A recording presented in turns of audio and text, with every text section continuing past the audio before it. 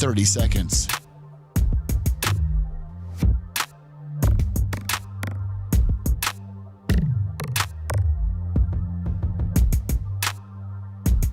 The show will start in 15 seconds, and this is your last audible warning.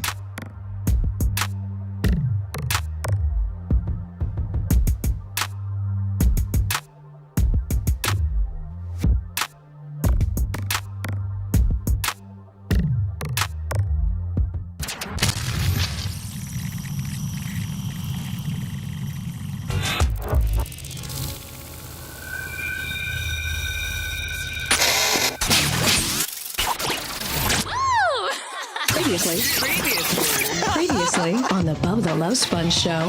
This place doesn't, well, Seth, I know you didn't lift a finger with regards to cleaning things. But I lifted spirits with my vocals. You did. And you know what? That's important. That's all that I needed to do. That's right. You don't lift, you don't use your muscles, you use your mind, don't you, buddy? I don't have any muscles. You're listening to the Bubba the Love Sponge show. Broadcast rights for the Bubba the Love Sponge show have been granted to this station by the Bubba Radio Network and is intended solely for the enjoyment of our listening audience. Any rebroadcast, retransmission, or other use of this production without the express written consent of the Bubba Radio Network is prohibited.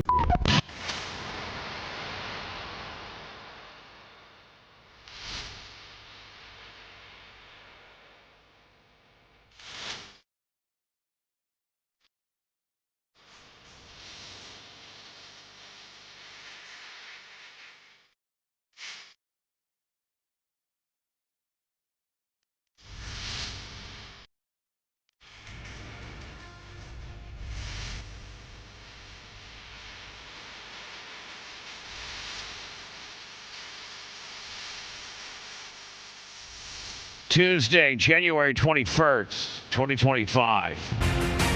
The Bubba the Love Sponge show. And this is just the start of my nearly 1 month. My nearly 1 month of craziness. As last night was the first night of the Winter Nationals at my track, open wheel modifieds and the king of the street stocks. And last night was just practice. But I'm working with Macho Man to not only are they working on getting the cream machine ready in like 2 weeks so that I can do go live after the Lucas late model feature each night live on Facebook, YouTube, and X live from the pits, the top three. So we're working on the cream machine is back and is fully functional. And my buddy Terry, which by the way, Dan was Terry was a no-show for the party. He was absolutely at the party. He was? Yeah, another oversight. Wow. Just another one of my guys I didn't get to see. Mm-hmm. He was there with his wife. He was? Nice. I missed. Yeah. I missed. Old Terry Run. Well, love that guy. He's taken so many thorns out of so many paws. It's amazing. He has taken, and he's the best.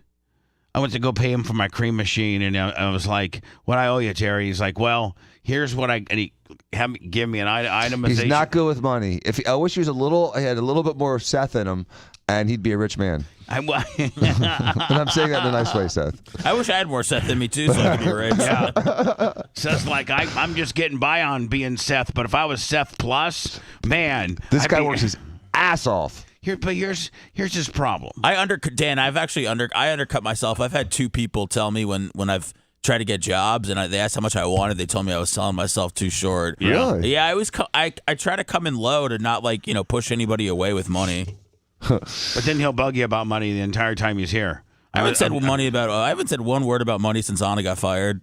Well, I mean, you say something about money every day, buddy. No, I don't. I mean, it's your base model. No, I don't, Bubba. You make that my base. You make that my character. But I don't say anything about money. I haven't said one word to you about money. No, not to me in life.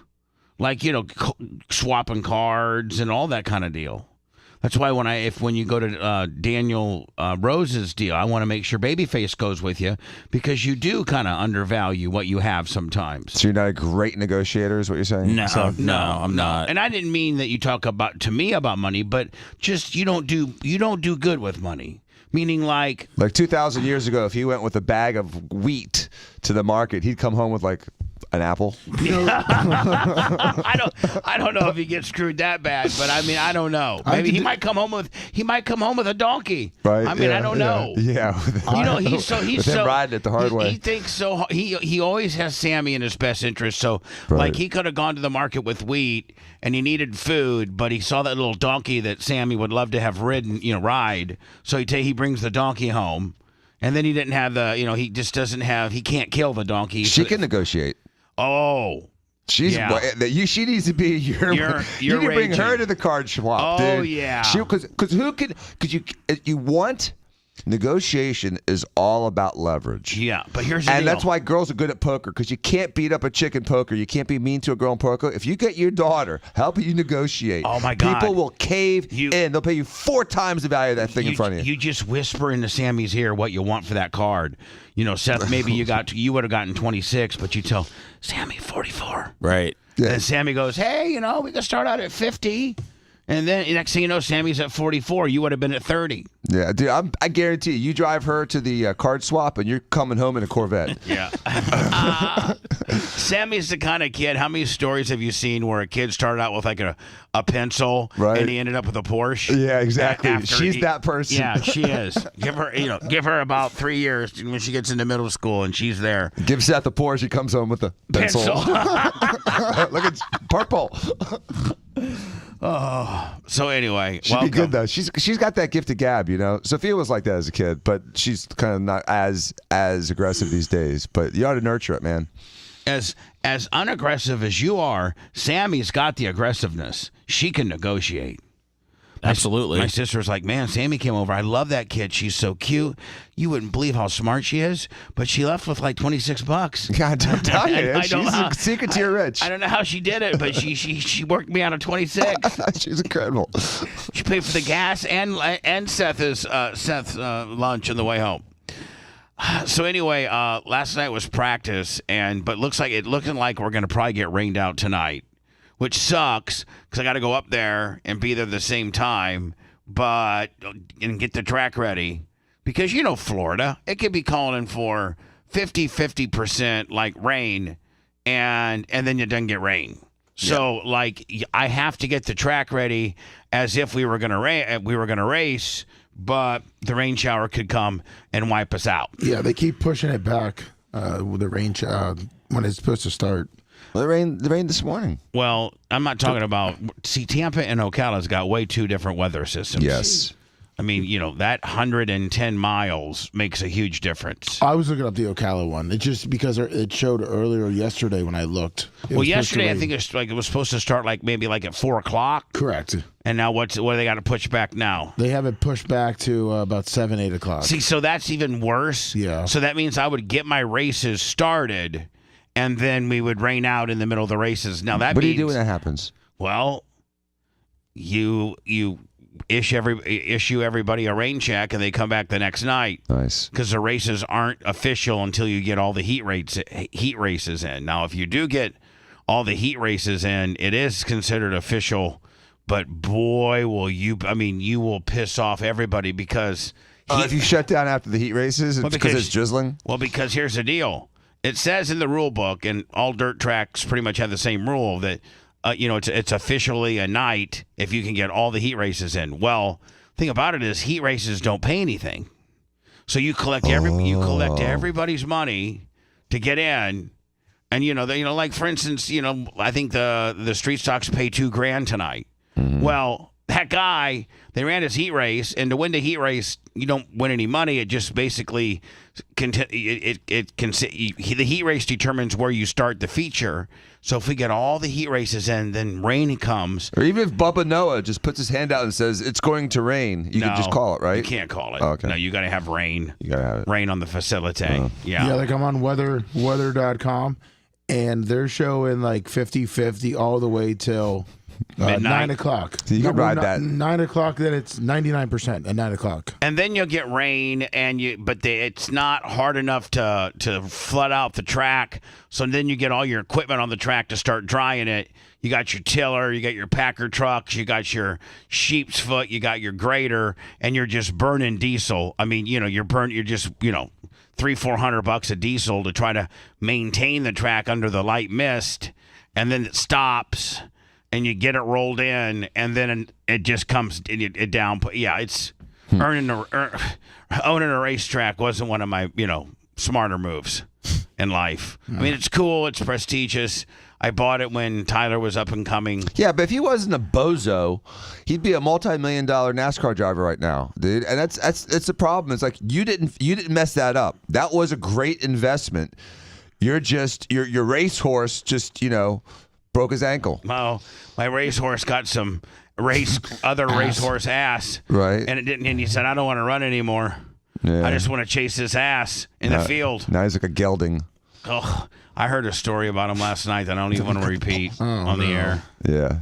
Yeah. I just. I'm sorry. I'm not trying to bring up bad stuff. Well, that's bad stuff. Okay, talk about it. Speaking of bad stuff, my good friend Larry Plummer, who's the biggest Notre Dame fan in the history of.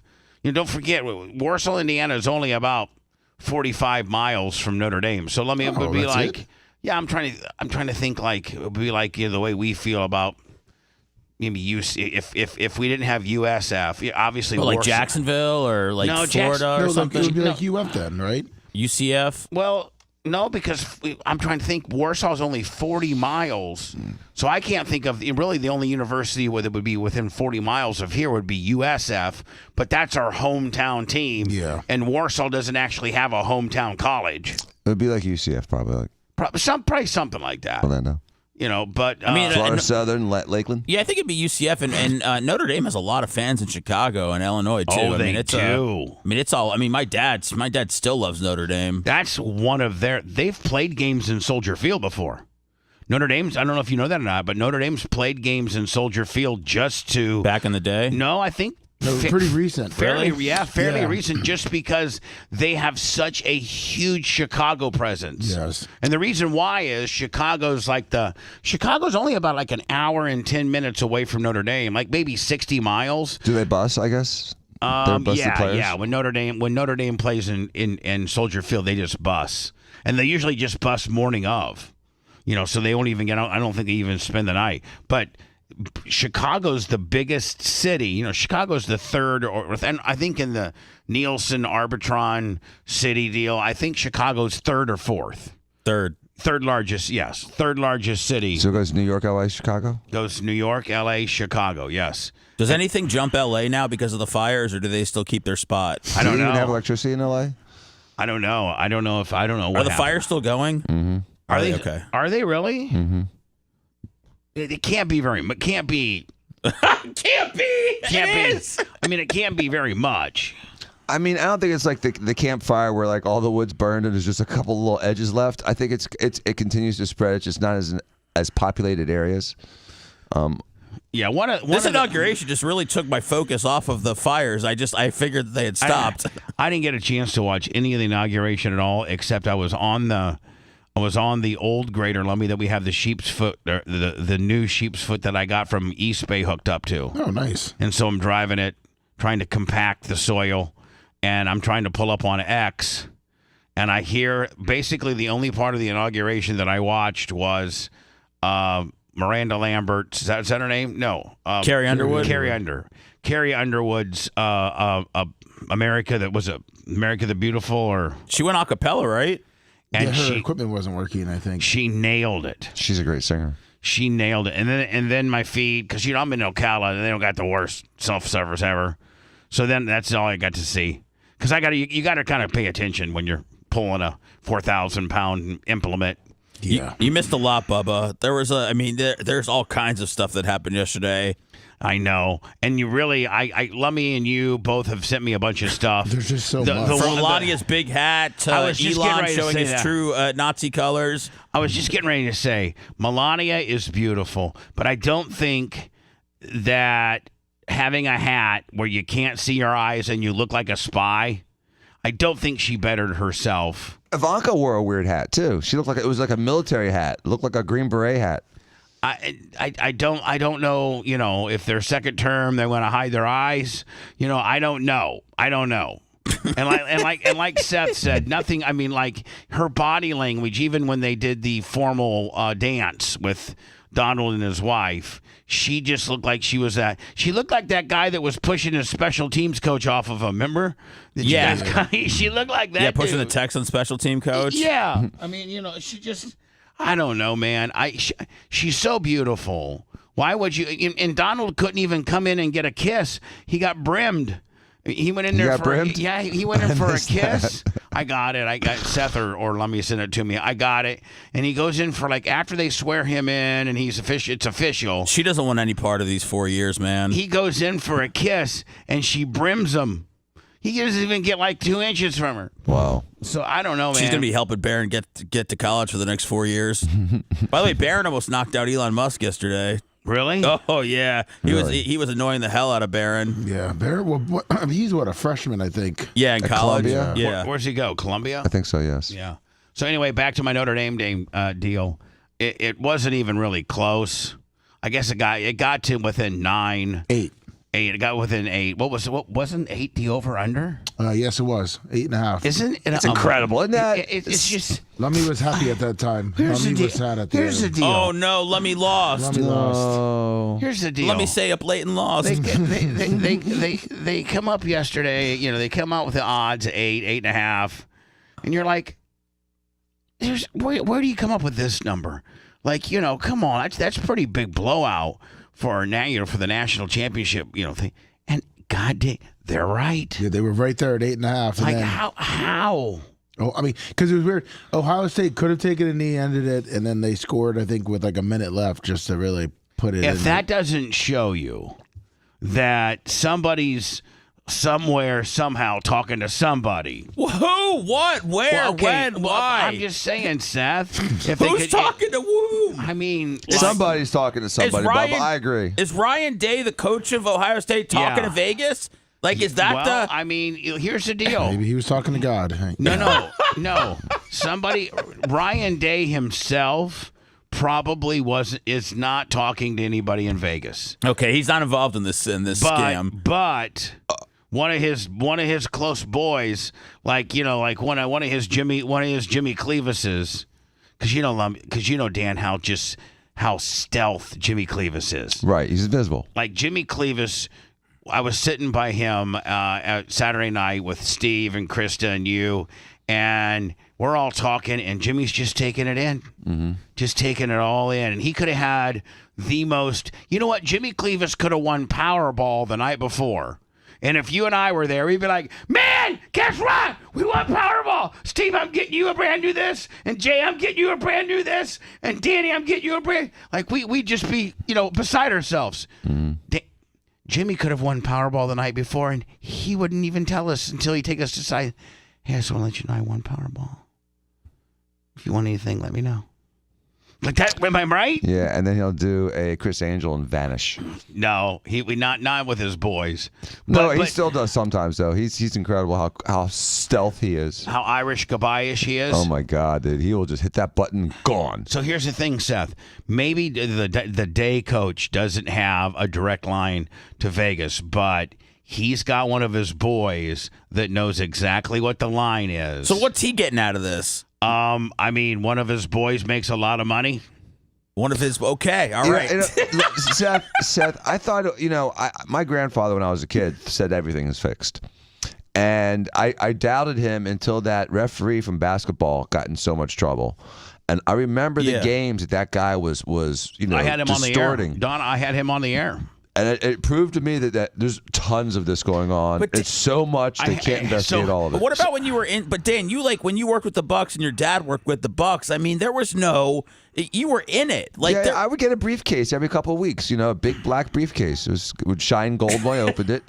There's no. And we'd take care of business. That's what I'm saying. You were in the mix. You were helping players get better. But he was so far removed to having. But that's like that's where Dan was, is where people from Vegas would want insight as far as our players healthy, our players going to play, like what's going on. So yeah, that helps them set the line. But what the line set, you got to get word. You got to steer to it. You got to get word back to the coach or whoever determines how much you score, what the line is. So Dan would be so far removed on getting word back to the coach. Like it would be like one of the coach's cousins or for real.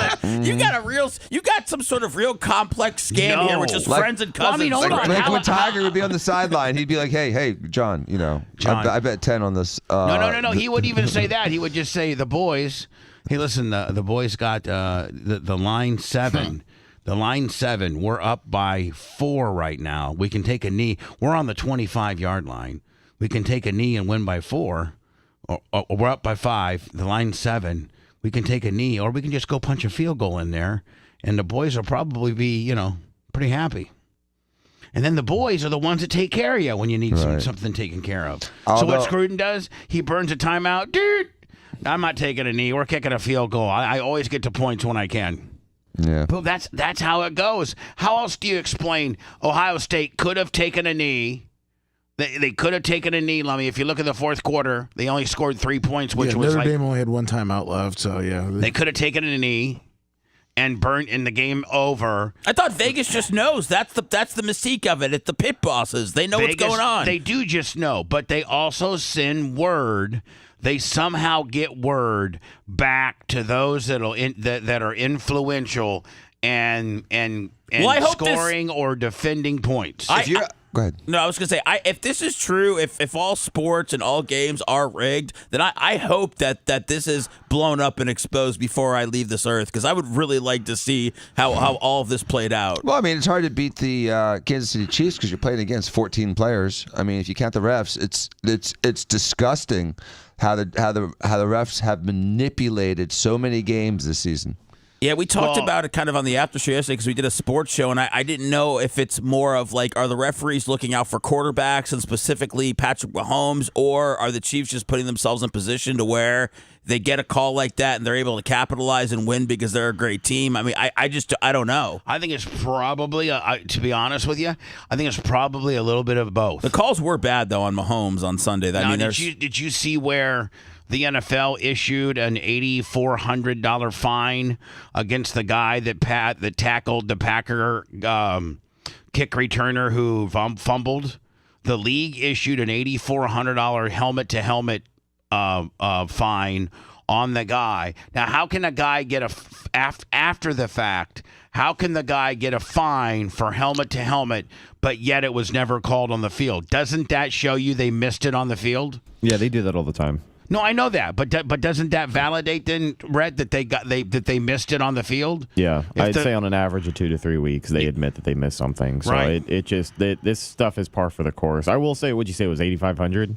Yeah, $8,500. That's kind of cheap compared to some of these fines they throw around. I don't think he got. I think because he changed the game. He tested. It did change the game. Changed the entire playoff picture. Yeah, that one play. Yep, that one play. But you know what? I don't think the NFL cares about Green Bay right now. I don't think that's what they're really focusing on. I think they're focusing on Kansas City.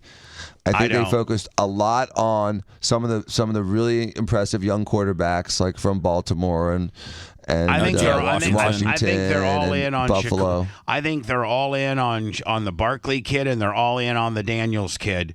And I think that they're maybe a little bit in on the Chiefs, but they can tell America's kind of getting tired of the Chiefs. And they're all in on the who plays the Chiefs? Bills. The Bills. I think they're all in on Josh Allen. Who do you hate more, the Chiefs now, or did you hate the Patriots like 5 years ago? I hated the Patriots because that's just you couldn't beat them. I appreciated the Patriots when they were winning, just because my team was so horrible. I appreciated the excellence of the Patriots, and I feel like a little of that's being sullied with the Chiefs and all the calls that they're getting. But I still feel like they're in a dynasty. They've had a little bit of help this year, but I still feel like what those guys have done and where Patrick Mahomes is going is nowhere but the top. And let's not forget that the Patriots got screwed on. They didn't get the calls as much as the Chiefs did. Remember, they got screwed on that Oakland fumble. Remember Tuck rule. Yeah, was that what they called Tuck rule? Yeah. They went on to make a rule about that, but they got screwed on that. Who did? The Patriots. Didn't the Patriots get I thought they ended up calling that they're not the a- ones that was their first Super Bowl that win. was. I'm sorry. The Raiders got screwed. The Raiders got screwed. Which got us John Gruden. No one likes the Raiders. Okay, so now that started their path on to like with how they're treating the Chiefs now. 2001. So Well, remember, Bill Belichick was full on out there recording other people's practices. yeah, oh yeah, he was. Yeah. I mean, there's Between a little that bit, and, there's a and little having 2 pounds less pounds, and listen, man, I got to tell you, if you know anything about football and you deflate a ball by 2 pounds, it is that much easier to catch. Yes, it is. And Dan and I know that because Dan didn't know it until when I helped coach his team. Of course, they had him pumped up to regulation 15. I go, Dan, give me an inflation needle. And I took 2 pounds out. Do you really deflategate the Little League games? Yes, I did. Oh yeah, absolutely. Yes, I did. And you know what? There's no rule. I bet you our drop percentage went down by 50%. Probably by 30. Yeah. Because it's just easier to catch something that's not inflated as much. Because the thing that you're catching has give to it, and your hands can grasp it better. But I mean, from Deflategate to, you're right, Seth. He was getting full blown practices from the Bills, he had guys going to the game and like taping the. I think that was Michigan. I think he had. I don't know what he had. Didn't he have a? Didn't he have somebody up in like a tower or something? Yeah, Spygate. Spygate. Yeah. Right. But Yeah. I mean, so the Chiefs don't necessarily have that. We don't know That about. Well, What about the Andy baseball Reid's- team? What about the baseball Andy team? Reid's oh, the an- Astros. Astros. Oh, they it was cast- like well, slap in the trash can. Yeah. Oh, now that. So, come on, that's You know what? That's For the life disgusting. of me, for the life of me, I can't see how they did penalize him. I know they did, but I would have just suspend the whole team. all those guys, Bubba, all those coaches, like the guys that they all got jobs back. Like they Yeah. got suspended for a year, but nothing really happened to those guys at all. right, and that was, that Because- was absolutely flagrant. Like That's- that was. worse than Pete Rose and anything Pete Rose ever did. It's because all baseball teams cheat. We had Sleeth Heathcott on. Remember, he was the runner for the Yankees. Oh yeah, he said a lot of, but electronically, I think is what the Astros were doing. I think And other not only teams were that, kind of but- doing old school. No, he was doing they were doing Were the they? Yankees had a computer set up. They were working with the camera guys. They were working with the score guys because if a light would flash and the scoreboard, or if a camera guy was standing to the left or standing to the right, it was an off speed. If a camera guy was to the left, it was a fastball. They all do it. That's why it wasn't. The Astros got caught, and they had to make an example But of the just that team. Astros had such a brilliant but yet egregious, way they were doing it, with somebody pounding a trash can, and so that Yeah. people were just thinking it was somebody hitting a drum in the audience and be like, it was like. Or it wasn't like 2 for a fastball, 1 for a curve, 3 like for a Paul slider. Revere. You know what I'm saying? Well, they just And were you know how much, obnoxious about it. listen, all of us know, everybody knows that baseball, all hitters, maybe the last real hitter might have been might have been Ted Williams, where they said Ted Williams could actually pick up the seams because he was a fighter pilot back in the day, but he could pick up the seams of a ball. Yeah. But most of it, because pitching has gotten so good, that most of it, I think that most of hitting is guessing the right pitch. It's guessing and looking it for helps. it's guessing and looking for a tell from the pitcher when his arm's coming up. Right, but how fast you can pick up the ball right out of the hand, and anticipating. Like if you think there's a 97 mile an hour a 97 mile an hour heater coming four seam, but it ends up being a 86 mile an hour changeup, you're going to screw yourself right into the ground, right? I mean, you're not going to hit that ball. No, you're going to over. Or if you think it's a big slow curve, like an 89, 90 mile an hour curve, and it ends up being, a 99 mile an hour, fastball, mid chest, you're not going to hit that ball. Nope. So I think baseball has become so specialized nowadays that I know when I had Evan Longoria on Lummy back in the day, he's like, listen, half of my hits come from me predicting or guessing what the pitcher is going to throw. Yeah. Looking for a specific pitch, and oh my God, here it is. I'm keyed up for it. I'm, timed for it, and I'm going to hit it, I think. Yeah, and they got to do a lot of studying now, a lot of game tapes. They got to just see what the order. Yeah, I had Aubrey Huff in the studio one time, in the time that he got in trouble for calling Baltimore a horse shiz town. Yeah, he got fined $50,000 for that. But he said, Jeez. I go, Aubrey would be smoking cigarettes and drinking beer in the off season, and I go, Aubrey, what type of training do you have? And he goes, see ball, hit ball. Yeah, he was old school. What? He goes, see ball, hit ball. That's it. Have you seen, as we get older and the generation below us continues to get more and more refined with sports nutrition and weightlifting and just different tools to get better? When we were growing up, an offensive lineman, you would be considered a big offensive lineman, D1. You'd even be a pretty big, you're 6'6". You're probably 6'5". Yeah, 6'5". 6'5". A mountain of a man. Yeah, but 6'5", what? Probably playing weight 290? Yeah, 290, 295. All right. That was NFL size at one point. Yes. Did you see the guard at 77 for the Eagles? Yeah, he's a monster. He's 6'8", 330, and he's a guard. Jeez. And he's a guard. But these teams. The tackles tend to be a bit taller, right? Tackles tend to be taller and have better footwork than guards. So a lot of times they'll take a tackle from college because, the NFL is so much faster and that guy on the edge is just so much faster that they'll take a little bit of an undersized guy. They'll put the bigger dude at guard and put the guy that's got better feet. Am I right, Lummy? Yes. They'll put the guy who's got better feet at the tackle. He could be, an inch or two. I think the Philadelphia Eagles, the 77 guys 6'8", 330 right guard, but the left tackle's 6'5", 305. It's you could also look at your legs and your arms, being fast with your legs, but also having long arms. You got to have long arms. Yeah. I'd have to be a center. Yeah, you'd have to be a guard or center. So we're an orangutan with big old giant arms. They want long arms. And it's Dan, when you used to go to the combine, you would poke and prod and stuff, but you guys couldn't really be. Now they're getting so specific where they won't draft you because your arms are 2 inch. No, Bubba. They did it back then. Back then, that was just like a horse auction. They would put that guy on the stage in a crowd with just underwear. Just underwear.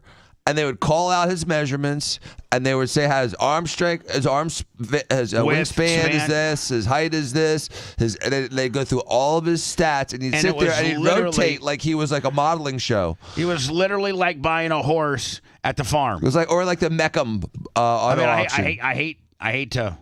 I'm not trying to be any which way or loose because the NFL's full of all ethnicities, but it was literally like a slave. Oh, absolutely. That's how they did it. That's exactly how they did it. Yeah.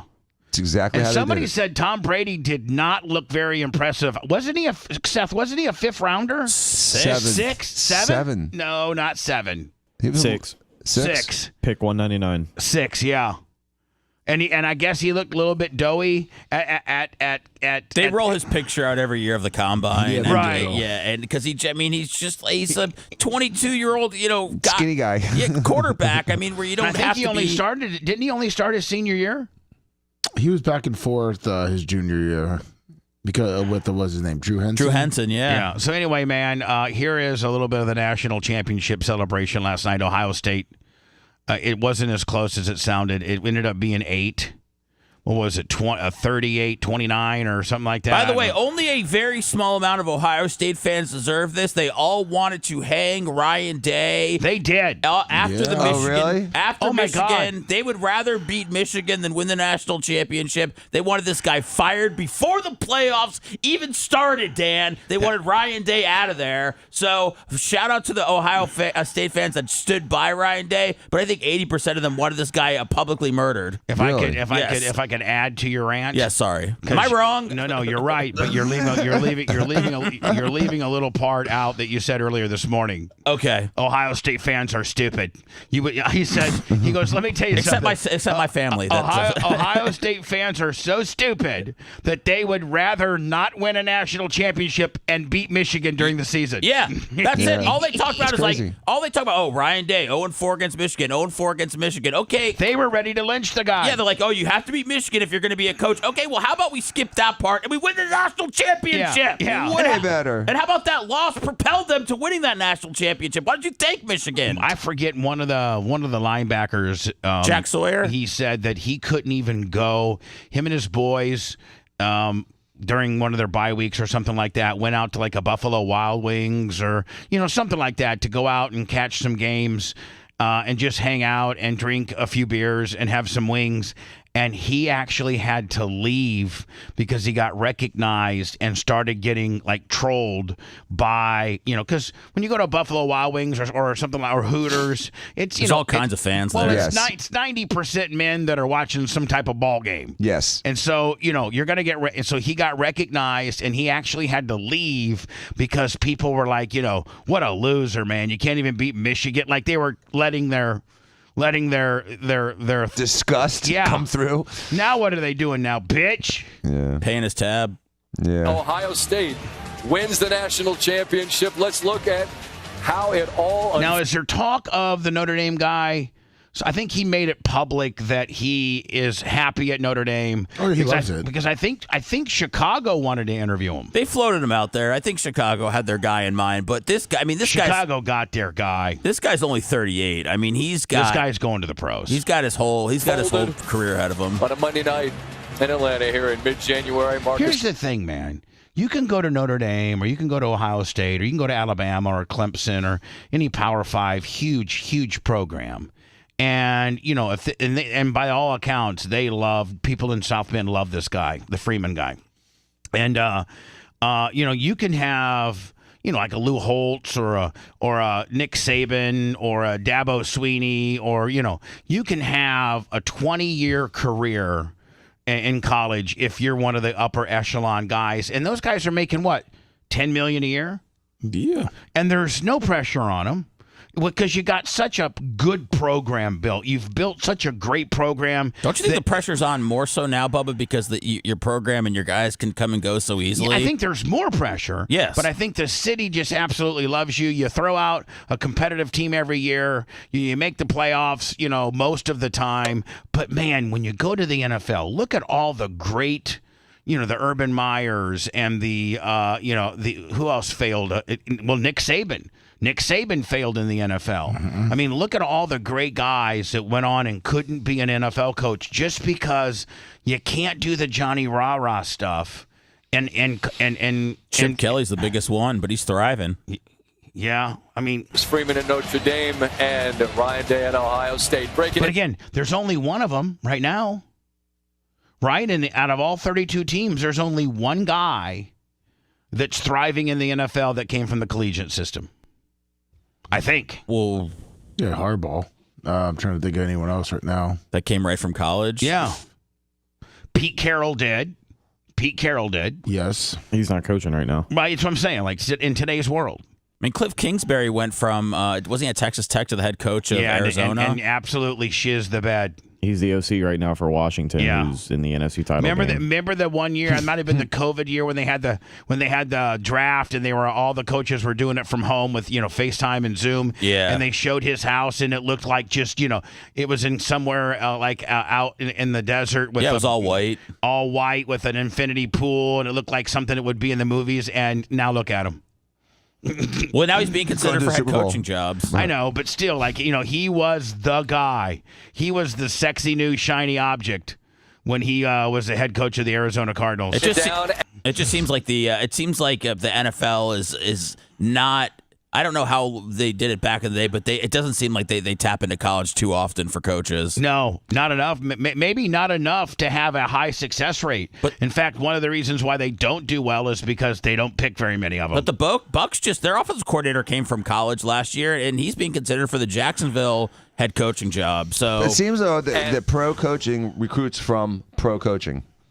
You know, guys will come up like as coordinators sometimes, but unless they've had like actual years of being like an assistant coach in the NFL. Well, it helps. I mean, just like any job industry, it helps to have those connections too when you're in charge of building your own staff. I heard someone else make this point, but it was a great point. When you look at all the coaches that just got fired, all the one-and-done guys, look at the staff that they assembled. It's a bunch of first-year guys because they hired their buddies because they don't have any real connections with any real coaches with experience. So, like, some guys waited out to build those connections. That stuff definitely matters. And, yeah, NFL recruits NFL for sure.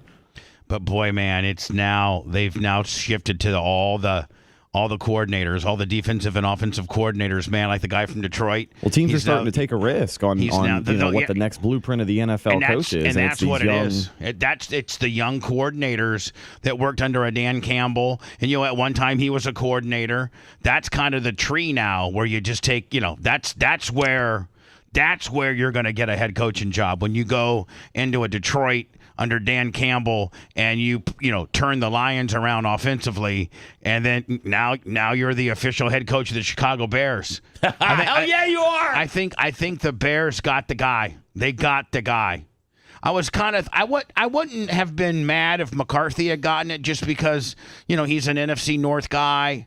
He knows how to develop quarterbacks. You got arguably, a top 5 skill set quarterback in Caleb Williams. He just needs the right system built around him. And the right nail color. But you think do you really think that the Dallas coach is a good guy?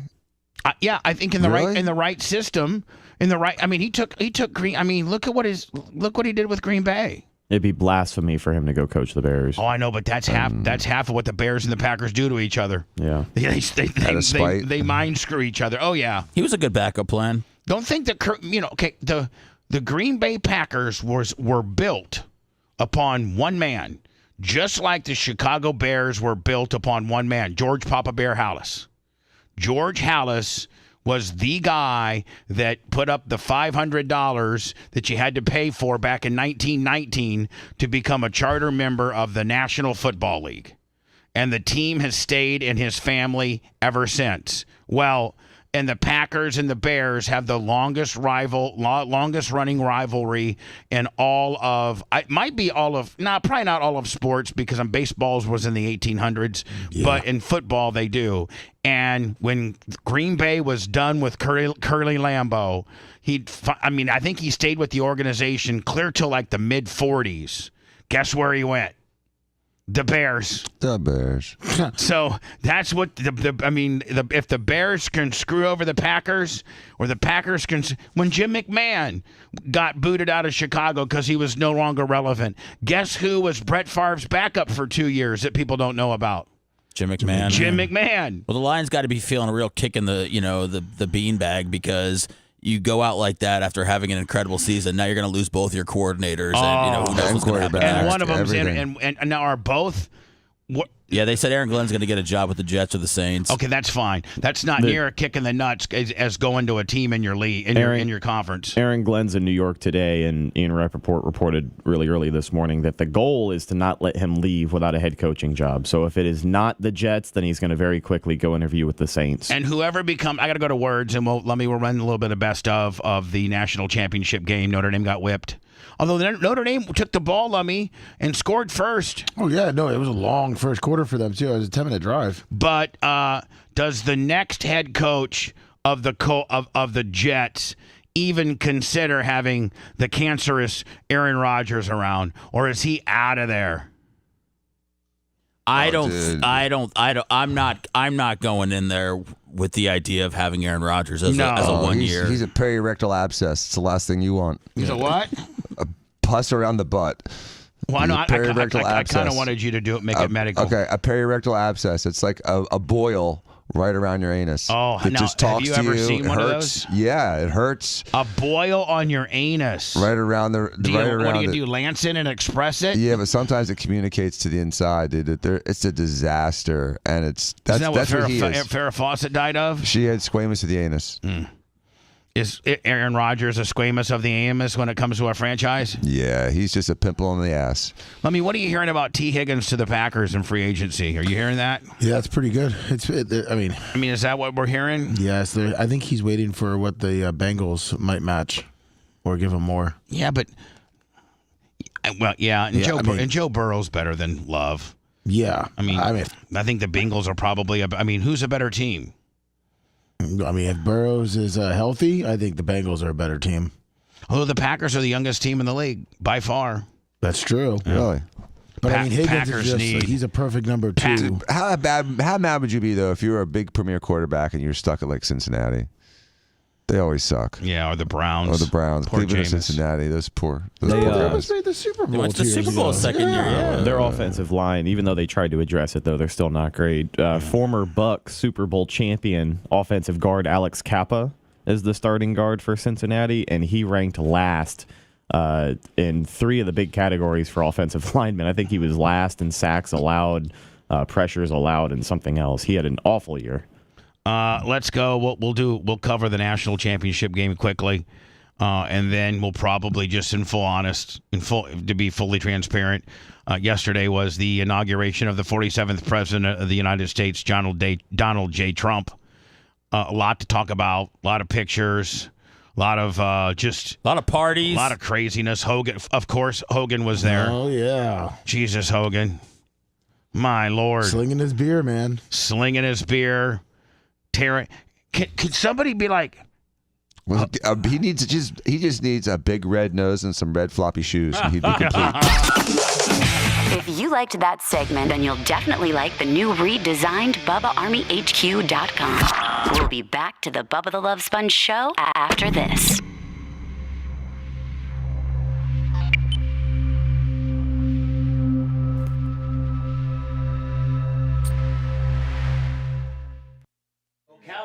Ocala might get snow.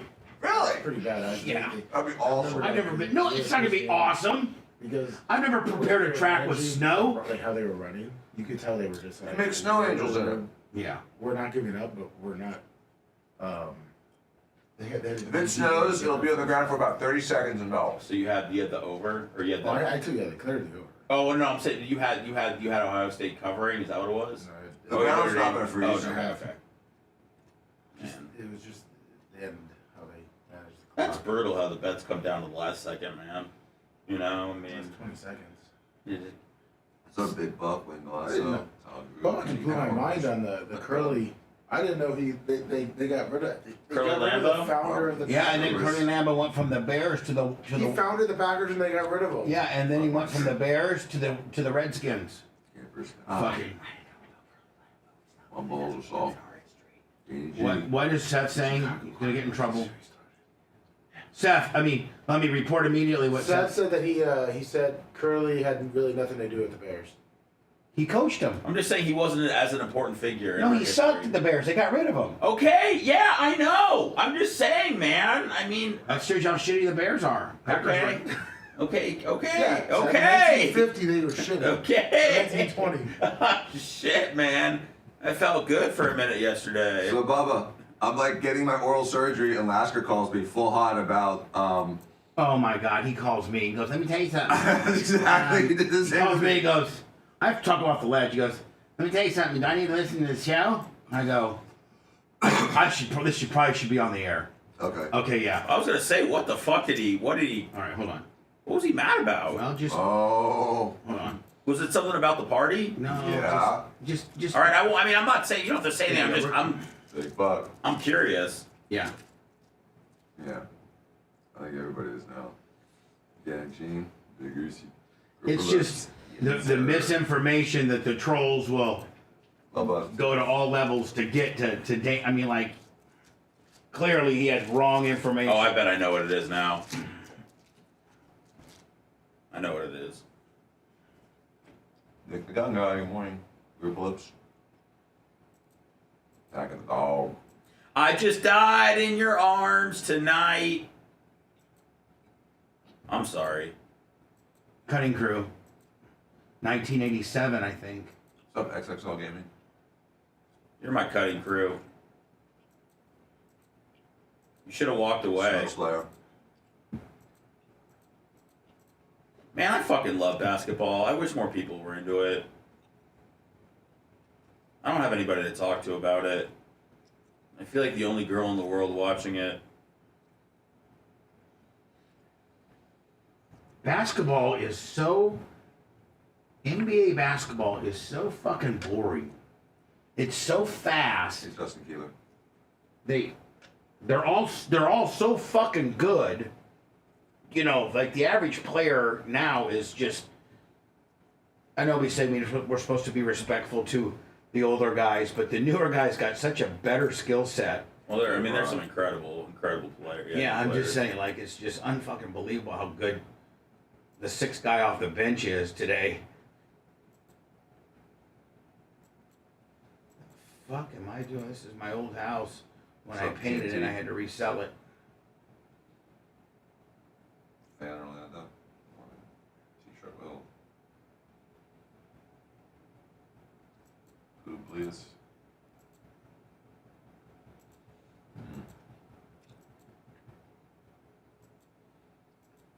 He didn't. He should have pardoned Tiger King. He still could. Who? No. Let's say that Biden should have. Yeah, Tiger King's more Trump guy. I agree.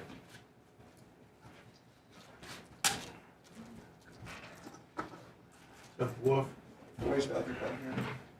No, it's gone. I don't know where. Oh, in the backpack? Yeah, it might be.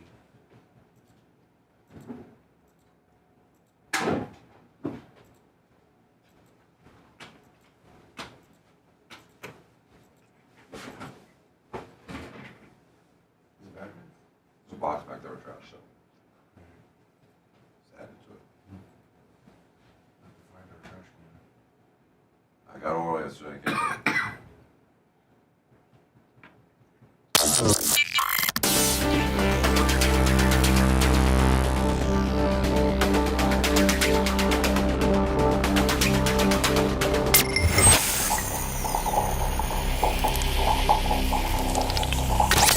Broadcasting live from the Aquabito studios, aquabito.com/Bubba. It's the Bubba the Love Sponge Show.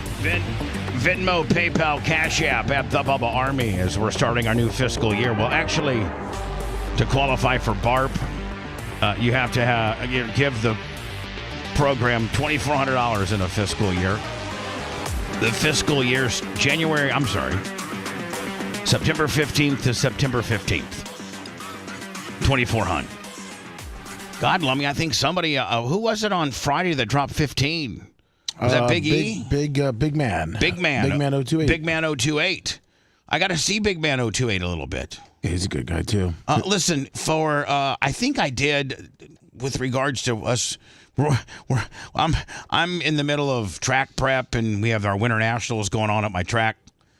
Where Macho Man is currently working on a way that I can do the show, my portion of the zoom in from my trailer, from my RV, from my fifth wheel up there, so I don't have to. Like last night, Lummy, I left at 8. I left at 9. Got back here at in this vicinity where my apartment is at 10:30. Yankee Jim, $10. Just went right to bed, but usually I'm in bed way before that, so it's really screwing my schedule up. So we're working on me being able to go live from up there. This week isn't nearly as crucial as it will be for the Lucas weeks. Now with the Lucas week, he's also trying to build. Mach, do you and Rhett got everything for the cream machine? Cameras and. Yes. And Lummy, do we have 4 of them? We're gonna steal 2 of those chairs from the from the stage. Do we have the other 2? We need to find them, I believe, in storage if they were not returned. Okay. And if they were returned, we got to find 2 more quickly. Yes. And then I think Macho Man, you have the soundproofing from Paper Towel Willie. Is that soundproofing going to work? Yes, absolutely. All right. And then once the soundproofing's done, I can have Merch Crit go in there and put the skirting in. But, I mean, you got probably... Is there a lot of equipment needed for to do that or not? Not really. Oh, okay. Great. And will you be able to teach me how to do it? Or I guess you're going to be kind of standing by to maybe remote in. Remote control Willie. Okay, all right. So not only is my schedule messed up from from the next 3 weeks for the I don't know, I think it's like the 46th annual Winter Nationals, but obviously we're recuperating from BARP, and it's come to my attention that there's some Bubba Army royalty that are mad that I didn't get an opportunity to spend. I didn't get a chance to see him, or I didn't see him on Saturday night, and I thought that I did a pretty good job of not shunning people. You were available and friendly. And here's the deal: if you didn't get a chance to see me or get a picture with me, and I listen, I humbly speak of all of this. I'm not trying to act like I'm all that. You could very well be a big supporter of the show and could care less about me, and all you wanted to do was a picture of Seth and Rhett. Or Lummy. Of course, everybody wants a picture of Lummy. So photogenic. I think Gary's the only guy that got a picture with me. It's fitting. I heard your wife was your girlfriend's one hell of a handler. She denied most requests. So anyway, I guess there's been this little scuttlebutt is that Bubba only paid attention to the Diacos, and he only talked to a few different people. And man, I know I spent a ton of time with Highway 73, and I could go through the list and tell you right now everybody that I thought that I talked to. I spent a ton of time with obviously Jimmy Clevis and the Diacos, and then I got up and spent some time with my aunt and uncle. But I know that I spent time with Joe from the West Side. You really just ate with us. You didn't really spend that much time the rest of the night. There's a good 20 minutes where we actually had your attention, but the rest of the night, I specifically wanted to leave you alone so you could mingle. And I thought you did. Here's a great deal. You were out there the whole time. I only really just ate with you guys, and so I'm going to eat with somebody. Happened to be my table got all jammed up with the Diacos with the Jimmy Clevis kicker. And I think maybe Big Man 028 might have been. Somebody else was at our table. I don't know who it was. We were a lady and a tramping pizza, but it was cool. But if you didn't get a chance to get a picture with me or to get a chance to talk to me for a little bit, then that's on you. Because all you needed to do, and I'm not being disrespectful. You pictureless bitches. I'm not.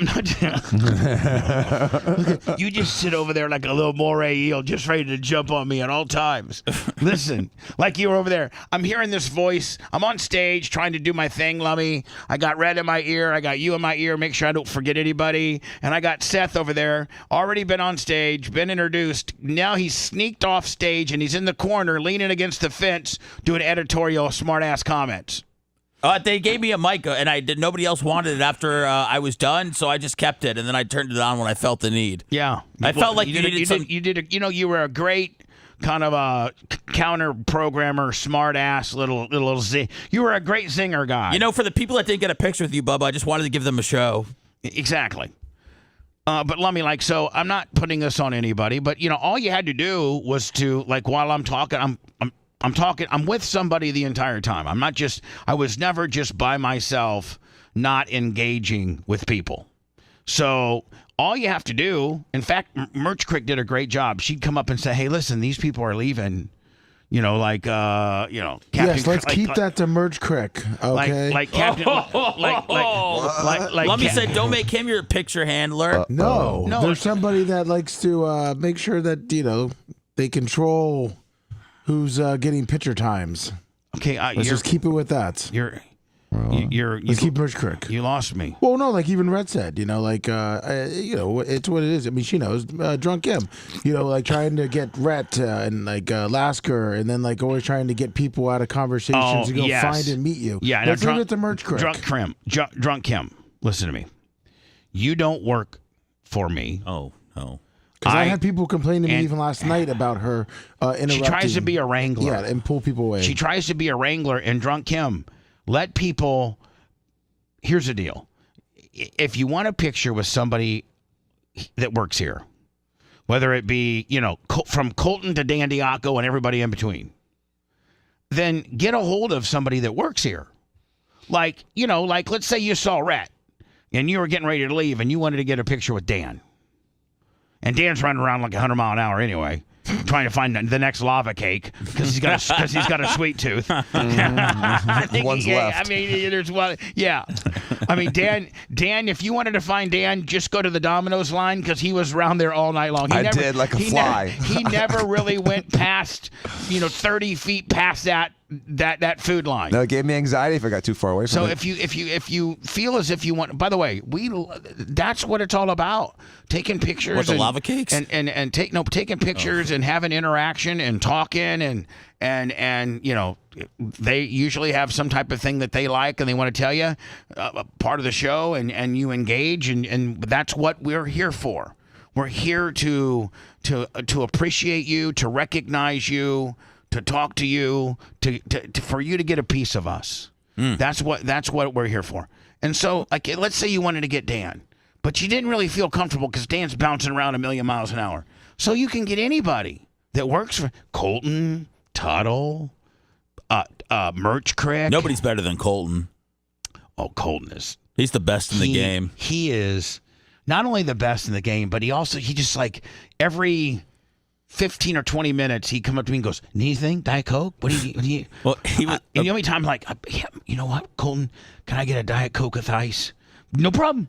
Bub, I'm not trying to. I mean, I'm not trying to call. I don't want to call anybody out here or anything like that. But, well, I guess I am. Colton did tell us that Brian from Philly was the one that fell in the ditch outside. Yeah. Oh, really? Yeah, he even saw that. I mean, his eyes all over the place. Is he okay? I don't know. I didn't get that part. Lummy, is he okay? I haven't heard from Brian from Philly. He's from Philly, dude. He's fine. He's He's from Philly. He's fine. Yeah, he's. I said if you got a wobbly guy, you got to lean him against the gate. Like, you can't just put a wobbly guy near a ditch. He was on the couch for a while. But I got to tell you, man, Brian from Philly must have got tore up because he's a sturdy man. Yes, he's not a paper tiger. Lum said he saw Brian from Philly in here leaning, and he thought that he was just like joking around. Yeah. All right. So he was Pisa. he was about to fall over. So back to the nature at hand, and that is, man, we want to take a picture with you. That's what we owe you, and then some, and more, and engaging and talking. But if you don't have the opportunity to speak to me or Lummy or Seth, you didn't ask. You didn't ask, and all you have to do is tap us on the shoulder and say, "Hey, listen, I'm heading out here in a few minutes, and I wanted to get a few pictures." Flick, bitch.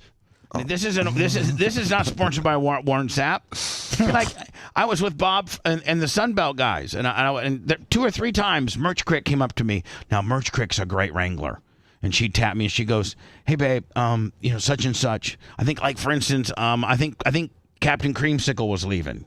Oh, nice. And Brad, and he was like, and so I got a couple pictures with him. And so if you didn't get a picture, it's not because anybody was trying to be rude or, we don't want to take pictures or Bubba just talks to his rich friends. This is some of the feedback I'm getting back. Or Bubba leaves early. I'll tell you one thing. I was one of the last people here Saturday night. Yeah. Well, I mean, I think I was here longer than you. No, I was one of the last ones. Well, would you admit, though, that this has been the longest? Yes. Yeah. Yes. By far. Yeah, you 100% were last 20 people. And I think that I did the best on stage this year, although I was late. No, I think second best. But you were definitely the best is about being available, being social, being present, not disappearing for 20, 30 minutes. You were there to be to give yourself to your fans the entire time. The only thing I did wrong is I should have Sethied out a little bit and spent some quality time with Seth in the studio, because Seth found the studio very comfortable. I heard that this studio had its own vibe. It was a pretty good vibe. It had a ball game on. It had some 80s music playing. It had a good bartender. You could step right up. There was no wait for a drink. Like, let me, a couple of the outside bartenders, they had, you'd have to wait 2 or 3, 4 minutes sometimes because there was a line to get drinks. So you step right up, get your drink. So I got to make sure, Lummy, that I split my time next year between. But it was just so nice out. It was so, my Lord, perfect it weather. was so almost borderline hot. So, do you think you need to institute the picture times like you had last year? Nope, did not do that, because I figured if if I don't want to make a guy stand in front of a step and repeat for 15 minutes. It's awkward. Whereas if you want a picture, just find us. Or, and Bubba, I think I was thinking about what I said yesterday.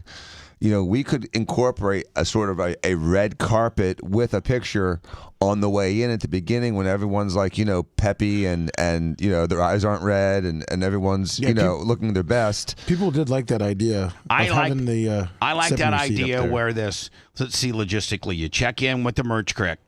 And then you make a right, and we got a red carpet with a step and repeat set up right there, right there. The backdrop being the fence with something behind it, on it. Yeah. Nice Bubba Army. Whatever. And if we had a chance to rig it all up, we can make it look nice. And then you get your picture with your significant other.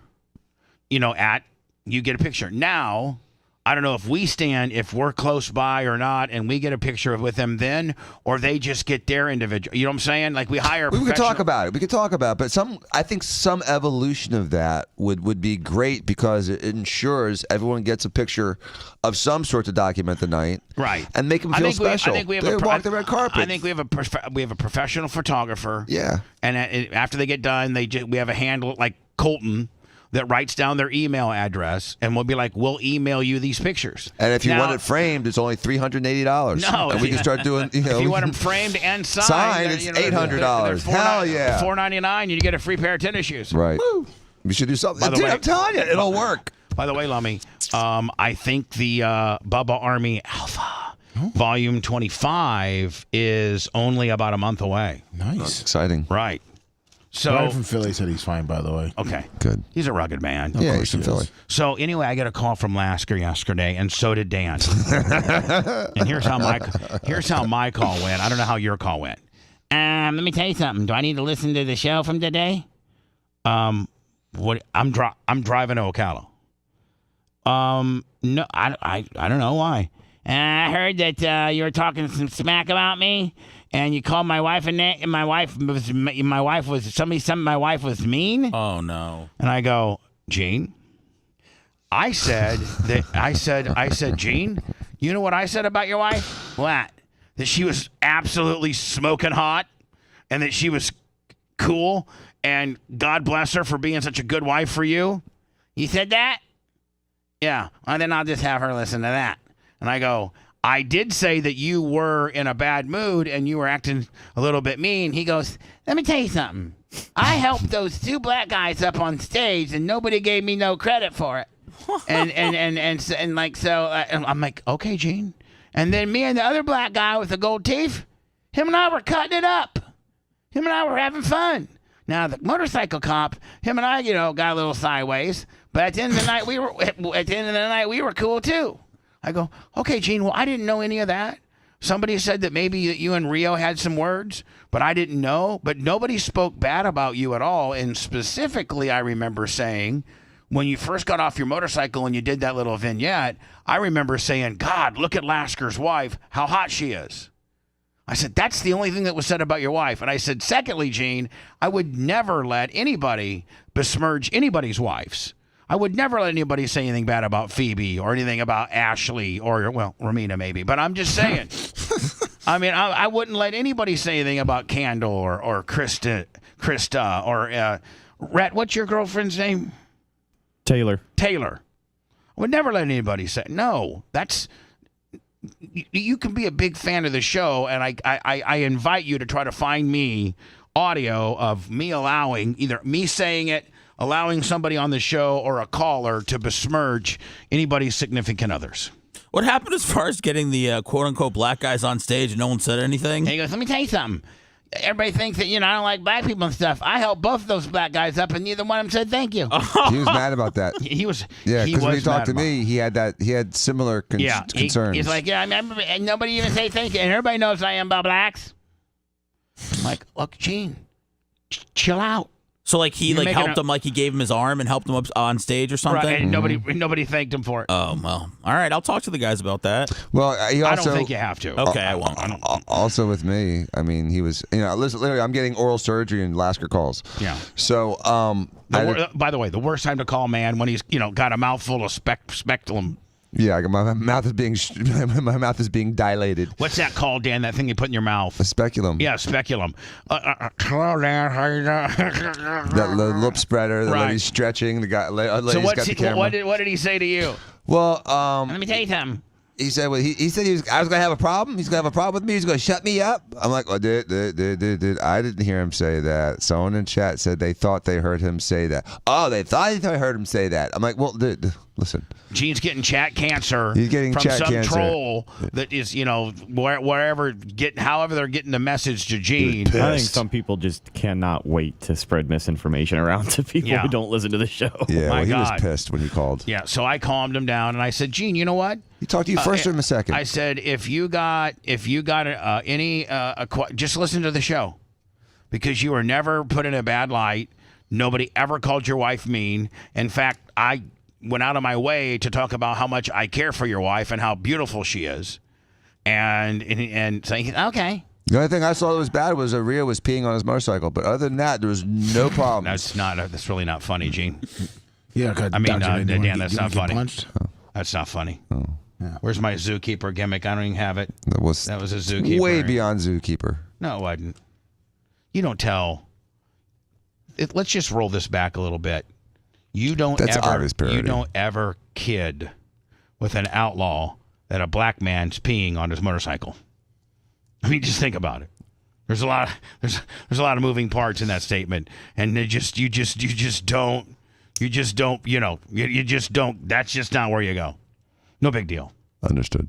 Ohio State wins the national championship. Let's look at how it all unfolded on a Monday night in Atlanta here in mid-January. Marcus Freeman at Notre Dame and Ryan Day at Ohio State. Breaking it down. Notre Dame scored first, Lummy. Yeah, they did. 9-minute drive. 4th and 1. Yeah, Notre Dame comes drive. out of the gate and a remarkable drive where Riley Leonard, time and time again on 4th down, moved the pile himself, lands on the football, but still got enough gas in the tank to take it to the paint. 18 plays, the longest drive in a BCS college football championship game. Notre Dame up 7-0. So you're thinking, man, Lummy, they just drove, a zillion yards, and their offense is dominating. It's going to be a long night for Ohio State. Yeah, but Ohio State's got so many weapons. And they usually win the line of scrimmage. I can't see how they got beat. Landed on the ball. So it was 7. It hurts. Wasn't it 7-7 going into the second? It was 7-0 in the first, and then Ohio State scored pretty quick in the second. So maybe you puke. It's fine. So at the end of one, it was 7-0. Oh yeah. So here we are, start of the second quarter, and Ohio State's driving. Looks like they're about on the 7-yard line of Notre Dame. You keep it going, and Ohio State didn't blink. That drive ate up more than 2/3 of the first quarter. So Ohio State gets their hands on the football, and what a play design. Chip Kelly in his bag tonight. There's Jeremiah Smith, the incredible freshman. Broken coverage. They said this guy's going to be a number 1 pick in the draft when he's ready to come out of college. The running back? The wide receiver, yeah. You can see Christian This Gray. kid right here? Yeah. He's trying to look Geno the Smith's Notre Dame cousin. defense and what's coming. And there's no... So 7-7. Did Notre Dame punt or they whatever? got stopped, yeah. Now Ohio State's back on the 10. Yep. Buddy in a blue uniform to slow him down. Missed tackle. After Notre Dame gave the ball right back, Quinshot Judkins into the end He's in. zone, and 2 consecutive drives result in 2 consecutive touchdowns for Ohio State. 2 minutes to play in the second. Notre Dame has been great in the middle 8, as they call it, and Ohio State flipped the script on him in this case. Man, how does 29 let that guy get by him? That's a great question. As here will Ohio State gets the ball in the third quarter, did he think he had safety help? Yeah, I think Did he that think was the he had, coverage. I hate zone. Yeah, because you could tell he was just playing his little zone. Yeah, area. he was playing his box. Take 12 for 12 to start the game, the most consecutive completions to start a national championship game all time. Can they cash it in with 7? They can. Oh, what a great play. Yeah. You get everybody sucked into the right like you're running. Right before the half. Yeah, and then boom, right before the half, you run into the locker room, 21-0. You get the ball in the third. I don't need to go through the rest of it. By the way, here's a tweet from November 30th from an Ohio State fan. Don't let anyone talk to you into keeping Ryan Day, quote unquote. They could still win the playoffs. He's won a lot of games. Stop it. Fire him immediately. Wow. For real. That's as late as November. I can't take it anymore. I'm a broken man. I'm dead inside. I hate sports. Fire Ryan Day. This is the worst moment of my life. You can't lose to Michigan 4 times in a row. Fire Ryan Day. That's just me getting started on Twitter. Now, is Ryan Day up for any, or is the NFL scratching at him at all? No, but he's got to be up for the biggest beanbag. I mean, to have what happened to him at Michigan and then to come back and win the national championship like that. And dominate Indiana. Everybody thought Indiana was all that. They smoked them. I think they've smoked everybody, haven't they? I don't think Ohio State played Indiana. I think Notre Dame beat them. I'm sorry, you're right. And yes, you're right. I'm sorry. How pissed off? No, hold on. Ohio State did play Indiana in the regular season. Yeah, it smoked them. Yeah, how pissed off would they be when they lose to Michigan again this year? You know what though? Here's the thing. I think this year potentially may have set, and Seth, you can agree, Rhett, whatever, that losing to Michigan doesn't necessarily mean it's the end of the world. So, I mean, like, they lost to Michigan, everybody flipped out because back in the Bo Schembechler days and all, all those days, like losing to Michigan could have determined, because there was not a college playoffs, it was a ranking system. So if you lose, and by the way, they always play Michigan late in the year. So if you lose to, usually back in the day prior to a college playoff system, losing to Michigan means you're done. Bucks got swept by the Saints in both years they won the Super Bowl, but I mean, in the grand scheme of things, in the history books, it doesn't matter. The ultimate prize is what you play for, and if that's what you get, then right. I think everybody's going to be happy with it. And now that we have a playoff system, losing to Michigan late in the season doesn't necessarily, one, take you out of the conference championship, and two, doesn't mean you can't run the table and win the national championship. Now that it's not just an AP and UPI and coaches polls. Remember, that's how it used to be. Yep. There was never a playoff system. They went through all the bowl games and figured out who was the national champion. I mean, at 1 or 2 losses, it was catastrophic. Right. Now there's especially late in the season. Yeah. Now, if you lose one, remember Alabama or Clemson would lose one early on, week 3, something like that, and then they would run the table. They'd win the national championship. Now we have a bona fide playoff system. Before I go to words, because we are late, do you think that they expand the national championship from 12? I think they keep it at 12. I think it worked out so well this year. I think they keep it at 12, and they change how they see the teams. Yeah. I don't think that's just conference champions get first week buys and they get the top 4 slots. Especially when your national championship game was 7 versus 8. Right? Yeah. Just go to show you that your seeding system didn't work. Well, because 1 through 4 didn't make it. I mean, who was 1 and 2? Oregon and who? Texas or something? Oregon. You had Arizona State in there. You had. I think it's. I mean, it's gonna not the 1 and 2 teams aren't gonna make it every single year. I just feel like they want to look at how they develop the buys and about reseeding after each team wins. Kind of in the NFL, they do that too, where the lowest seed will play the highest seed. I think they're gonna look to do something like that also. Yeah. But they love that the 7-8 seed or whatever. I mean, is in there it because proves that what they're doing is right. Right, you're Correct. right. You're The right. 2 best teams would have been excluded last year. You're right. if they just went off of conference championships. Right. All right, so we got to get into the inauguration of the 47th president. There's just so much, from Elon Musk looking like he's tripping on mushrooms to Melania Trump wearing looks like she was literally a Russian spy outfit, to just there's just so much. Brett said she looked like Inspector Gadget. She did, and you know what? Carmen Sandiego. By the way, her suit, the pantsuit that she wore was beautiful. It was just that hat. And the hat would have been okay had she not worn it like she was Sergeant Slaughter. Like she had it down like she was a state trooper. You know how the state troopers Get ready wear to write you a ticket. Well, when the state troopers wear it so you can't even see their eyes. Oh, and you get pulled over by that guy with the hat. Yeah. And You're the not strap getting for off his hat, scot-free. and the strap for his hat just goes down to his lower lip. Yeah. Doesn't even go all the way down to his chin. And I mean, You know she you're screwed. was wearing it like a state trooper. Now, had she just kicked it up a notch, where Donald could have swooped in and got that inaugural kiss instead of getting brimmed, it might have worked better. Hogan was there. He was in again. I think Dan said he's only a big nose and floppy shoes away from being like. Terry, can you ever get out of character? Or when you talk to Trump, is Trump like, I just want to tell you something. I got all these really important guys that don't, but I like when you get into your character, get into your Hulkamania deal. It kind of makes me laugh a little bit. Do you want? Maybe he says stay in character. He may say that to him. It may amuse him. I'm just saying. I never thought about that. We don't know the conversations or the direction that Hogan has been in character every time with regards to Trump-related events that I almost feel like, and Trump's a control freak. Right. Absolutely control freak. So, like, if he wanted Terry to be more like, let me tell you something, he's a good guy, but maybe he wants the tear off, maybe he wants to say your prayer, eat your vitamins, Hulkamania, real American beer, over the top, rip your shirt. Let me tell you something, brother. Trump doesn't care what this bozo's doing. Yeah, no. Every king has a jester, and so Hogan's become the jester of the court. Of the party, of the whole pary. He is. Think about absolute this, joker. Man. He appeared. Now this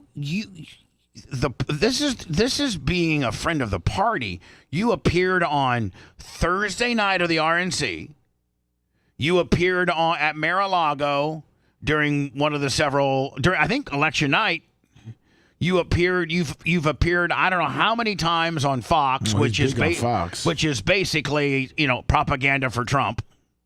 I mean, right? I mean, out of all the networks, let's just be intellectually honest. Out of all the networks, the network that's going to be cover Trump over the top and even more than fair is Fox. Yes. And Hogan's almost like a part-time contributor for that. He's a fixture there. And then, yesterday's inauguration, he's there too. He checks all the boxes of being a go-to guy for the party. Yeah, I sent you a picture. All right. Him on the red carpet. We'll get to that. We'll start breaking some of the Trump stuff down next. Hold on. If you want a deep dive into the Bubba the Love Sponge show from the past, go to BubbaArmyHQ.com. We'll be back after these words.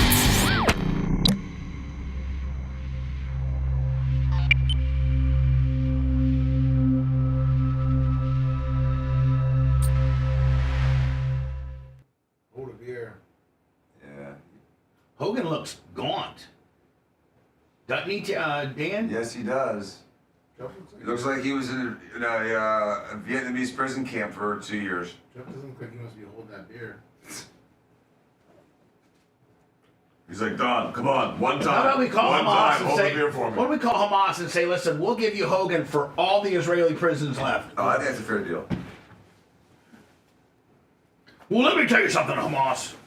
You wear them out. Yeah, they give him back. Like, take your clown.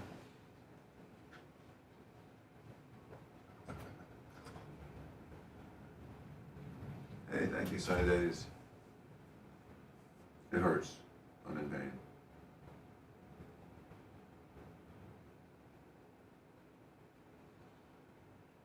I'm a little swollen, not too swollen. Hey, Sammy Autobus Travis, good morning. Jonesy, Quicker Ticker.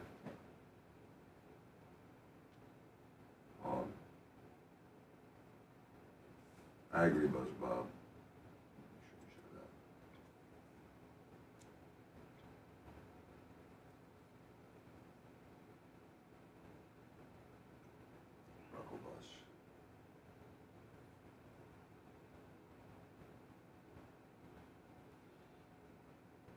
Jonesy.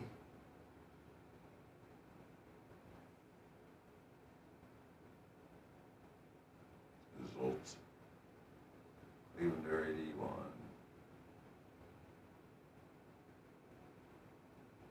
Mind control 747. The hamburger. It's fine.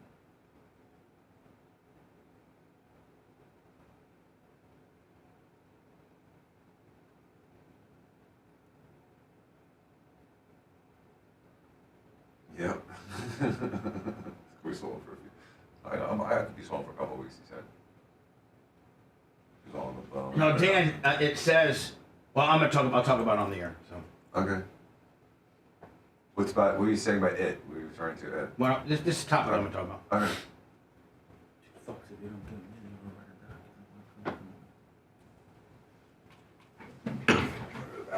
West.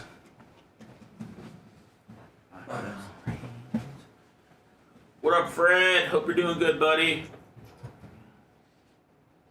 Clemson's coming next year.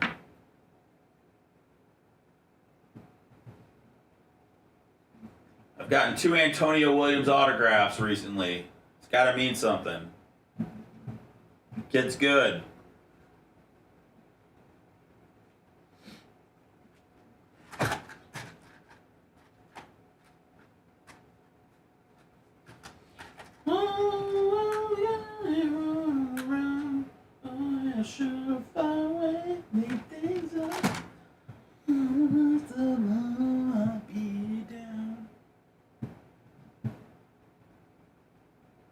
I got a couple autographs too of the backup, Chris Vizianana or something like that, but I saw Cade Klubnik's coming back.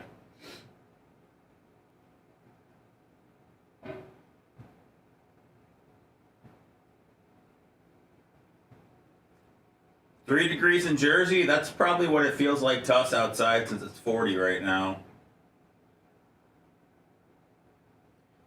Weird weather today, like it's actually the high is only like 50 or something, but it's supposed to rain too. We don't get cold weather and rain a lot. Ocala might snow. Oh, please.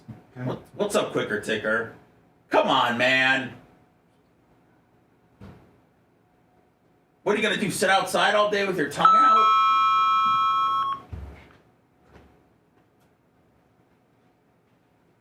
I'm not acknowledging your meaning.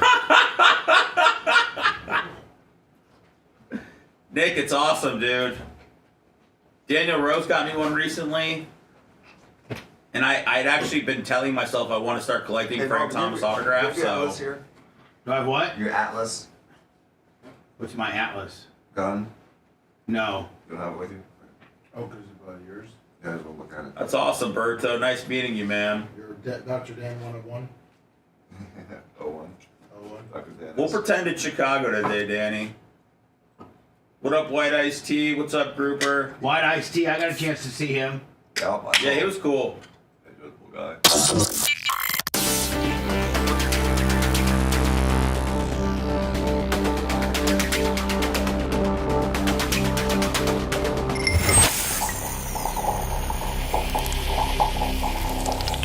Broadcasting live from the Aquabito Studios. Aquabito.com/Bubba. It's the Bubba the Love Sponge Show. We'll close out sports real fast. I know we've been a little bit sports oriented. People get pissed about that. But, hey, listen, we're men. And most of you are men. Best part is and men talk about sports, especially when There's national championships. Yeah, exactly. So, you know what? F off if you don't like what we're talking about. The best part about BARP was everyone at BARP wanted to talk about sports.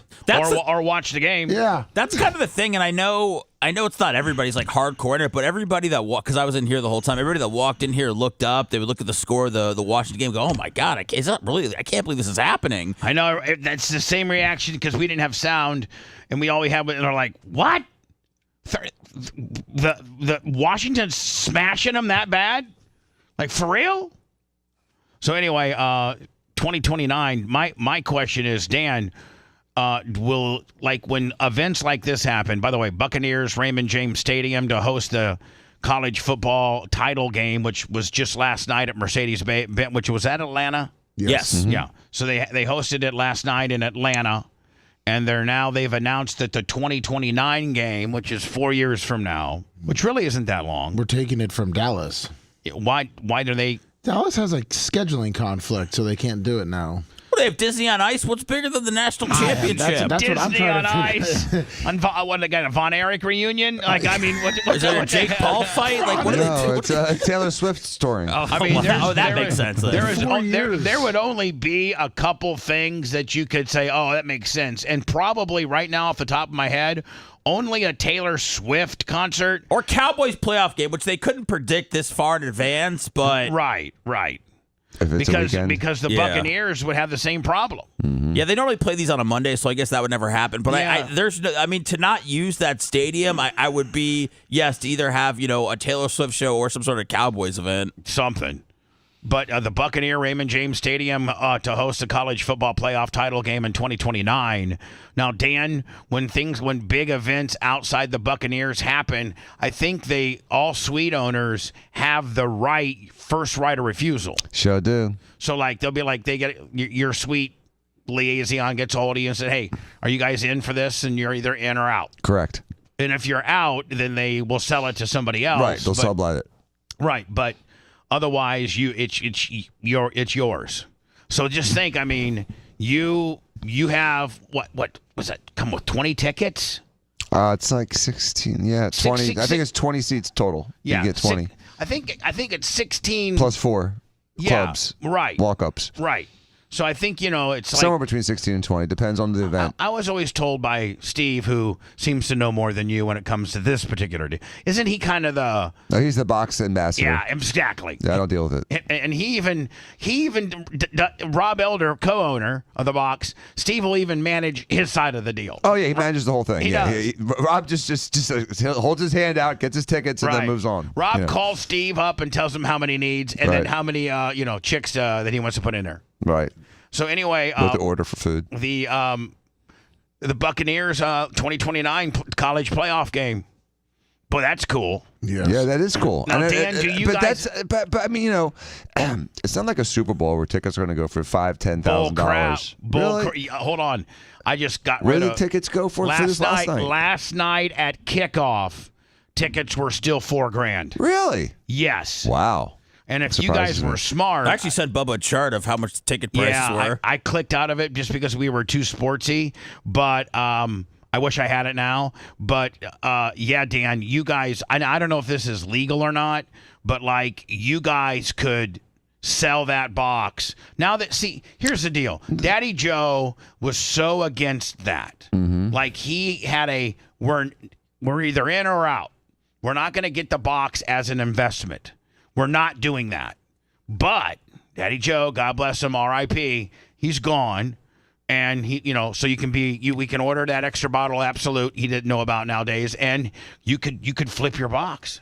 We could have made so much money at the Super Bowl and we didn't. And he'd always had that mantra, but since then we've paid so much that I really don't really express that same opinion at this point.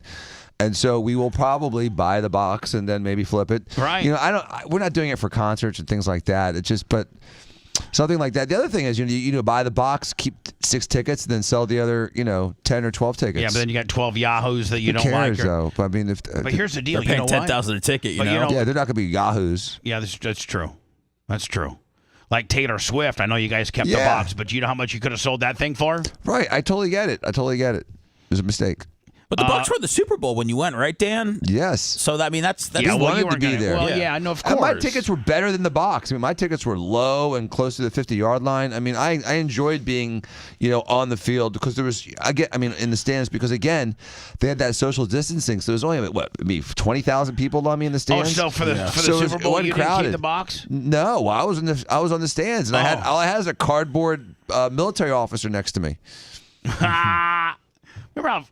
Talk about overreaction. You thought that was the epitome of the farcity of this whole concept of a pandemic. That was a year into COVID. Mm-hmm. The Super Bowl was a year into COVID. Do we still have that cutout?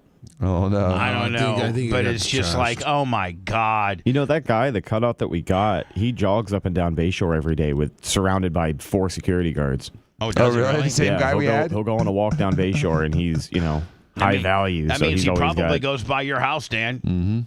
Mm-hmm. Bears finalizing deal to hire Ben Johnson, the offensive coordinator for the Detroit Lions right now, and it looks like I think this deal will get done today. That's what you were saying is the best thing for the Bears is this guy? Yeah, by far. So is Detroit completely hosed because they couldn't get out of the playoffs? Here's the thing, man. A lot of these teams, like Washington and, the Rams and the Lions and any team that makes it far down the playoffs and comes from like a Dan Quinn, newer coach type situation, newer mentality, these guys get picked.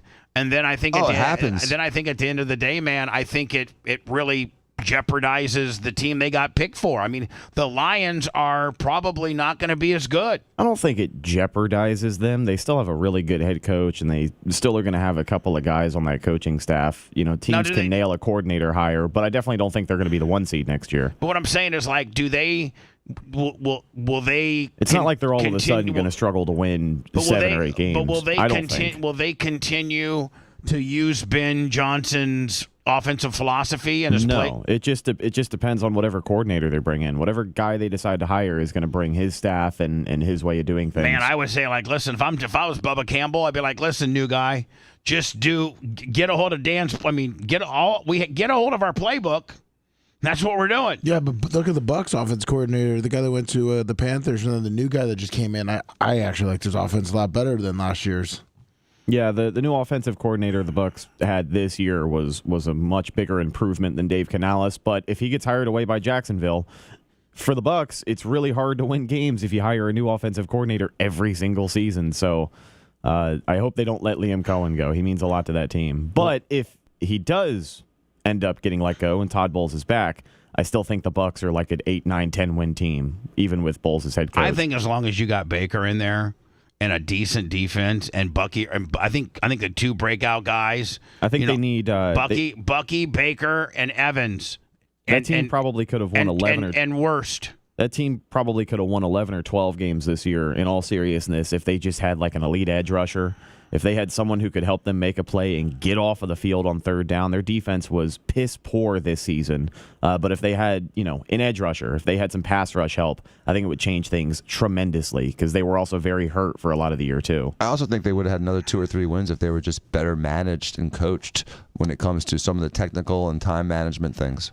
Sure. I mean, Todd Bowles is disastrous rookie-type mistakes of the coach. After 3 full seasons, we're going to see that some of that stuff, the clock management, like Todd Bowles is who he is. It's not going to go away. But a lot of it, too, is just execution on the players. You play with who you have. The Bucs injury list on defense all year was a mile long. But guys got to play better. The Bucs defense was one of the worst tackling units in the NFL last year. They would constantly turn a 3-yard gain into a 12-yard gain. And winning football teams don't do that. So does Godwin leave in free agency? No, I think the injury helps the Bucs keep him. It keeps his number a little bit lower than it would have been because he was off to an incredible pace. So listen to this, man. This woman in Brazil, she works at this market or something like that, like food market, but they sell, some hardware stuff and stuff like that. And her boss is a dick to her. It's sort of like a Walmart kind of thing. Yeah, it's kind of like it's like a small Walmart where they got a little everything. Yeah. And so she complains to her husband that her boss is being mean to her.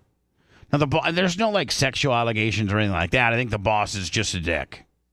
So I'm gonna make sure that all shovels are removed from the studios here because I can see Seth Kushner doing this to me. Oh boy, easily. When Kushner finally takes me down, it's not going to be anything like where he squares up on me and we fight. He's going to get me like I'm going to come walking around the corner and then I'm going to eat a shovel right in the face. Ooh. That's how he's going to get me. Wow. Thanks for writing it for me. That or like one of these, like I'll be out in the parking lot, he'll just put it in reverse and just, run right over me. And then run right over me again when he pulls out. I'm more of a put poison in your food kind of guy. Are you? Yeah. So this guy's wife works at this place. And here's the guy right here. This is her husband. And so she tells her husband, my boss is a real dick. He's mean to me, for whatever reason, whether it's I've asked for time off or, he's made me do stupid jobs or I've not got a promotion or whatever. For whatever reason, I don't like my boss. So this is her husband. He goes to the store. This is in America? No, this is Brazil. This is Brazil. And you're going to see it right here. You can see it right here. He's right here. Got it on his shoulder? Yeah, this happened on the 18th. Lummy, this is like 3 days ago. Yeah. Now, here we go. This is the boss. This is the boss. Oh, man. This is the boss of this guy's wife. They did in flip-flops, too. Impressive. Yeah, here we go. It's bad. Oh, no. All right. Oh, no! Yeah. Can you... You ever wanted to do that to someone, though? I mean, that's almost like Bugs Bunny Roadrunner stuff. You know what I'm saying? Like, oh my God. Bam! Pretty good swing. Yeah, he nailed him. I thought he was going to chop his head off, but that didn't happen. Ooh. Boom. Comes up lumberjack style. Gets a nice little thing. Knocked Boom. that phone right out of his Man, hand. he spun the shovel and then gripped it, and wow.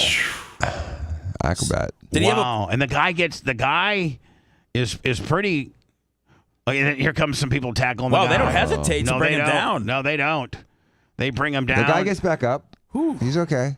The dude's He got the flat part of the shovel. Now look at the guy. He's putting him in. He's everybody from Brazil knows at least a rear naked choke. MMA guys. I think like when you're in kindergarten and first grade in PE, They teach you how to roll? They teach you a little bit how to roll because they go right for in Brazil they go right for some jiu-jitsu, you know. And so yeah, is that not brutal? Yeah, that is. Man, that could kill you, couldn't it? It could kill you. Yes, absolutely.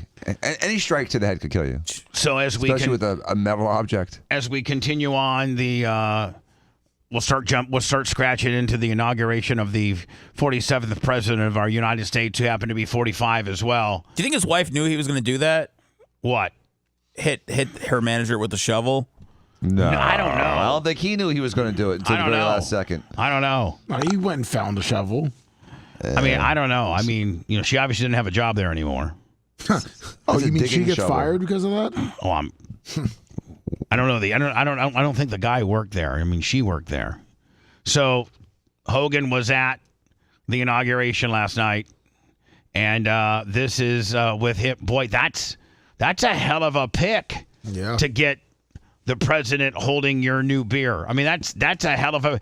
That shows you how much access Hogan has to the president, because the president is so highly guarded and has people all around him that you aren't going to get a picture with him holding your product unless he's genuinely your friend. You're just not going to do that. He's going to have thinkers about, is this good for the brand? Is this going to backfire on us? You know, he has... Dude, he's selling a Trump coin, and then there's a Melania coin. I understand He doesn't that. care. Well, I'm just saying, as much as he's handled, that just shows you how Hogan can roll right up on him and get a picture with his beer. I mean, Hogan is in. So Hogan appeared last night. This is one of the pictures. Here's various coverage from the inauguration. I just want to look. And is this Elon and he speaks? Yes. I just want to look. Elon speaks to Trump supporters at DC Arena. Look at that salute that he gave again. Just if anybody missed it, we'll just show it again. He's just wrapped up here. You can hear the. Now they're saying that this was like a Hitler kind of deal. Well, he's such an R. Yeah, he's just awkward. He was saying, "I give my heart to you." It's not a Hitler. It's not a Hitler deal. He's Jewish, guys. He's Jewish. He comes from a Jewish family, and he's not doing a Hitler deal, a high Hitler deal. But he's so awkward and beyond the spectrum that he's like, I don't even know that he thinks the same way we do. No, he definitely doesn't. He definitely doesn't. We'll just show it again. He's just wrapped up here. You can hear the. He's like, I give my heart to you. All right, so we just showed that. He did it like twice. Showed that. Turned around, did it again. I thought it was AI yesterday. So did I. It was quick. I think our viewers are smart and they can take a look at that. Now this is CNN now. Now Fox probably reported it as, I give my heart to you. I give. Oh no, they played the clip, and then Eli went on and said, "Why won't CNN actually play some of the sound bites from it?" They just muted it and said, "You guys can make the decision. You're smart." So CNN breaks it down, and just at the end, at the very, very end, and makes it a standalone deal as if it was a bigger thing than it really was. These are the same guys that spent 2 days talking about Trump moving the Martin Luther King bust on the first day of his presidency 8 years ago. Okay, these but at guys the same time, are notorious. Are we just going to sit here and act like this is an action that people do every day on TV all the time? Like, no, come on, dude. No, I don't think that we. It doesn't quite pass the eye test. It doesn't. But I mean, that's all CNN had all day to run with. Well, yeah, and that's what they're going to say. But it's just such a stupid thing to do on his part. Very awkward. It doesn't look good. It doesn't look good. So I can see where CNN, because they have nothing. They have nothing. And the best thing for CNN is for Trump to have won. Now they can sink their teeth and analyze everything he does. And there actually might be some people that watch it. You know, CNN didn't do well when Clinton was in and Barack's in, because when their candidate that they support, they're a left-leaning news source, obviously. You know, it's just, you really don't have people like adversarial news. Dude, if Herschel Walker did an okay sign, they'd say it was white power. Okay. These But ass it certainly clowns. it's not something that you typically see at American political rallies. and she's right. That way. No, it was not something that you usually would see. And it was quick, as you point out. It was very quick, but it was in a moment of intensity for him as he came out dancing, and then he did that. He is a hero here. And I just want to say thank you for making it happen. Thank you.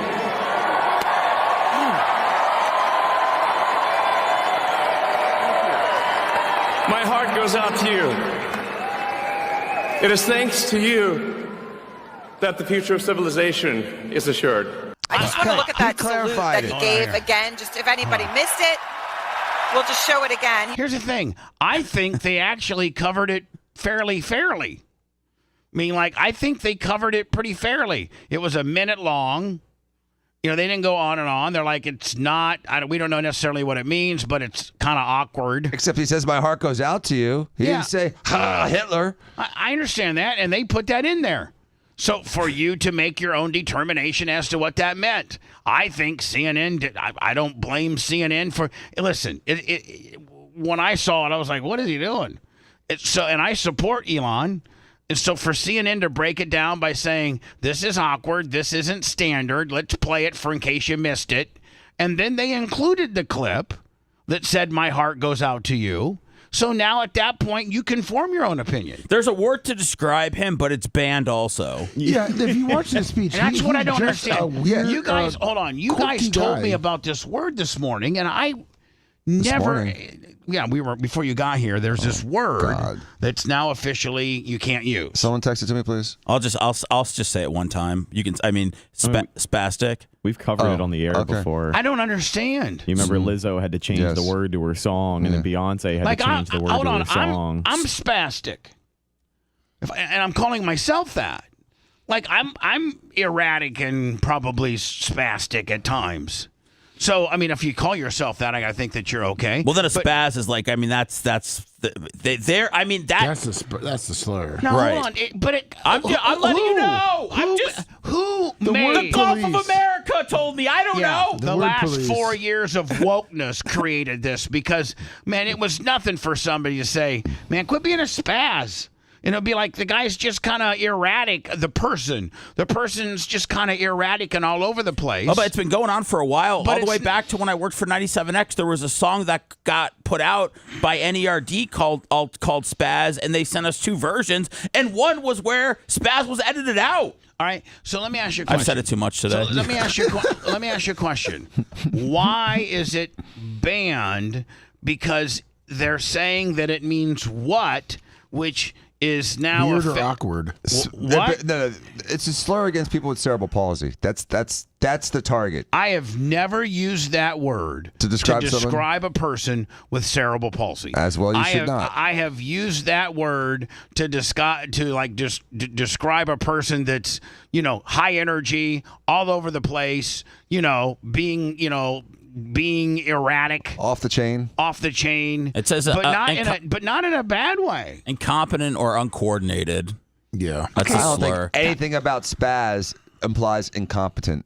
Uncoordinated, I agree with. But incompetent, that's weird. It's like, where does it stop? You know what? I'll tell you. There's only before too long. There's only going to be 3 words that you can say: fat, white, stupid. Right, just the things to describe us. Short. Right. Fat, white, short, and stupid.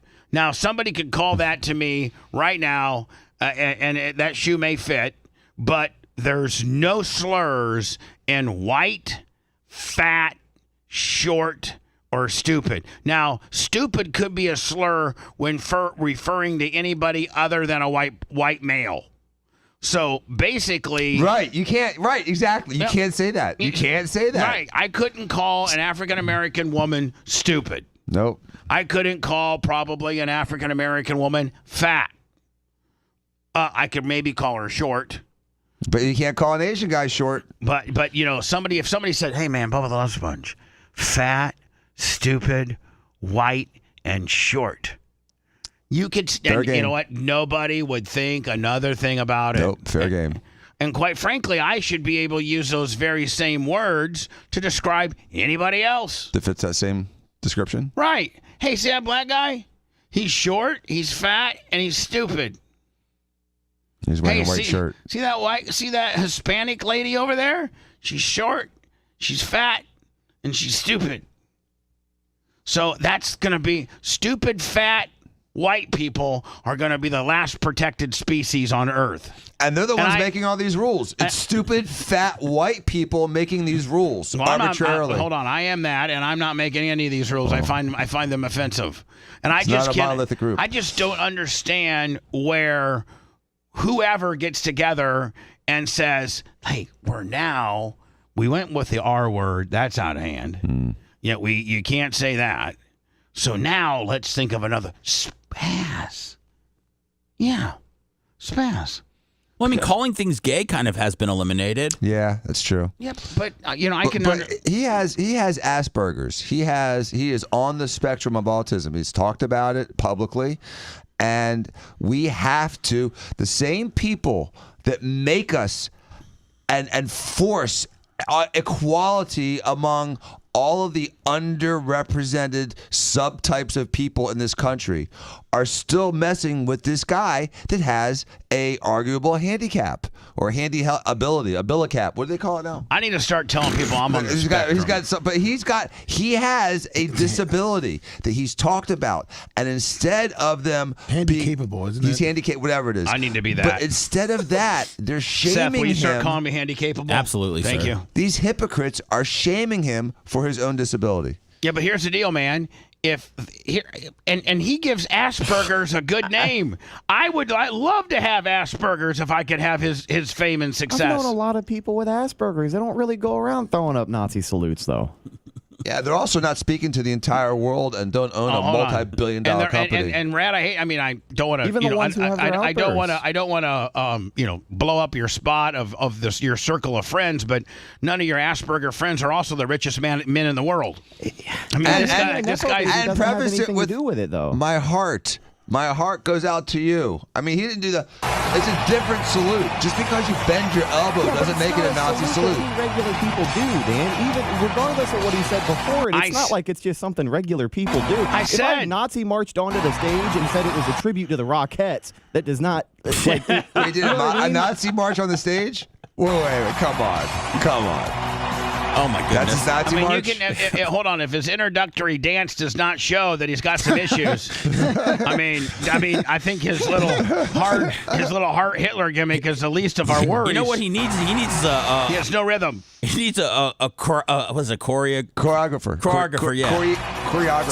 Somebody to plan out the moves ahead of time. And here's Just the give deal. him a number to walk through, and he'll figure it out. And here's the deal, man. Not a one of us is wired like him. No, Bubba, he's smart. He's a different guy. This is part of what makes him smart. But I'm just saying, when you get out into these moments where you don't normally see, my heart goes out to you looking like a Heil Hitler. I mean, that's what stands out about it. When you put yourself out there, like, people are going to take it whatever way they take it. But Elon also should have enough social awareness to know, for a guy who is allegedly on the internet as much as he is every single day. Well, he owns a part of the internet. You would think he would know better, regardless of him being autistic or not. That's what makes him so special. He doesn't care.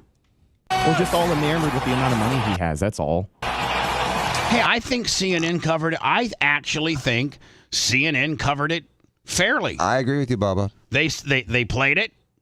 And they played it quietly, and then they played it with audio. They played it, and then they played what he said afterwards, describing what he had just done, and they didn't really get into him too hard. And he said, they basically said that's awkward, and we've never seen that. That's fair. That's in play by far. This is what victory feels like. Yeah. I mean, it's awkward. Even that's awkward. He's handy-capable. Sorry, guys. Stop teasing This was him. no ordinary victory. This was a fork in the road of human civilization. Okay. This. There are elections that come and go. Some elections are, important. Some are not. But this one, this one really mattered. And I just want to say thank you for making it happen. I mean, let's not forget that somebody very close to Elon, like one of his boys, happened to be friends with Alex's boy, and they were with Elon at lunch one day, and Alex texted the dude and said, remember, they were giving everybody their X back. Everybody was getting their Twitter back. Roger Stone had gotten his back. Yep. Alex Jones had gotten his back. And we were still not getting it back. Brian Matroni was writing legal letters, and they were in the middle of a turnover of he had just taken over, I don't know how long, and just almost fired everybody. There was hardly anybody left, and so because of our relationship with Alex Stein, Alex got a hold of this guy who was with Elon at the time and gave our name at the Bubba Army. And next thing you know, we got our Twitter back. I don't know that we would have ever gotten it back because we were in the system of not getting it back. They were wide sweepingly giving others back when they were not giving ours. Alex Jones got his back. Yeah, I know. Before we got ours back, Alex got his back. So, we were on the extra naughty, never get back list, unless we got ours back because somebody made contact with this man right here. I don't know who's moving my cursor right now, but please stop. Thank you. Oh! My heart goes out to you. Oh, he should have hit us with that first. It is thanks to you. See, now, if you would have hit it with you first, it would have been more Nazi. Well, he hit you with the Nazi side, and then he kind of just pauses, take it all in. He's Nazi lovers. He's in an awkward transition again of his speech. Hold on, listen. Say thank you for making it happen. Thank you.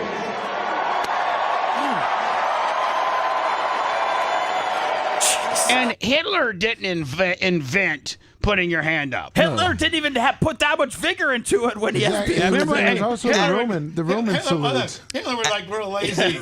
Sometimes Hitler was real lazy about it, and he'd just go. Well, Hitler didn't even put it over. Well, he would only do the big high spot gimmick, like when he was really wound up at speeches and stuff. Yeah, normally he just put it straight out, it's not a curve, and also it's almost like a limp wrister kind of. There's two versions of it. One is grabbing your heart and throwing it out, which I think is more like the Roman gladiator salute. And then the other one, the High Hitler one, doesn't go to your heart. It just comes up and goes out. Right, exactly. It's two different things. You don't touch your heart. These guys are confounding them. And again, he said, "My heart goes out to you." It's such a stupid. My heart goes out to you. It is thanks to you that the future of civilization is assured. Thanks to you. We're going to have safe cities, finally, safe cities. Secure borders, sensible spending, basic stuff. And we're going to take Doge to Mars. Now, don't forget, Doge is his wing of the government that him and Ramaswamy or whatever are in charge of, which is going to go in and start finding these agencies and stuff like that spend millions and billions and zillions of dollars and try to kind of come in as like a cost-cutting agency and see where we're wasting, profound amounts of money on stupid stuff. Ramaswamy might be out, though. He's going to be running for the governor of Ohio. Oh, really? Yes. Really? Well, that speech that we were just listening to, Bubba, was really filled with anti-Semitic hate. You could tell every word was, anti-Jew, the entire thing. Yeah, well, he's Jewish. I know it's a silly accusation. All right, well, listen. Let's move on because I think we're dwelling too much on it. Because I think that actually the CNN haters that made it a thing actually covered it correctly. Like they were very fair about it. As much as they maybe were trying to put, a high Hitler on him, I think that they played the clip, allowed him to describe what he was talking about with regards to giving my heart to you, and then said they didn't throw any anti-Semitic or any Hitler references. They just said, two ladies said, this is awkward and we've never seen this, which is true. We've not seen that. It's just a goofy action that's going to get people riled up. That's all. But CNN, you would think, probably what might have made a bigger deal about it if Don Lemon would have been covering it. But these two chicks covered it correctly. It's not a big deal. Elon said he's aspirationally Jewish. You're listening to the Bubba the Love Sponge Show. If you want 24/7 on-demand Bubba and the crew, go to BubbaArmyHQ.com. The Bubba the Love Sponge Show will be back after this.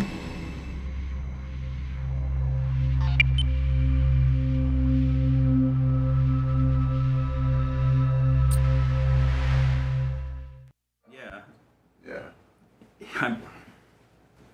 I mean, these are the same people that are supporting all the pro-Palestinian, really hateful anti-Jew stuff. It wasn't aggressive. My heart's with you, though. It was very aggressive. It was very aggressive. It was socially awkward, and that's who he is. Oh, yeah, he's no, socially he's awkward guy. I mean, it's. I'm just saying, he needs a choreographer for these things, man. That's it. Get Taylor Swift's dance team to give you a couple of moves, and you're good.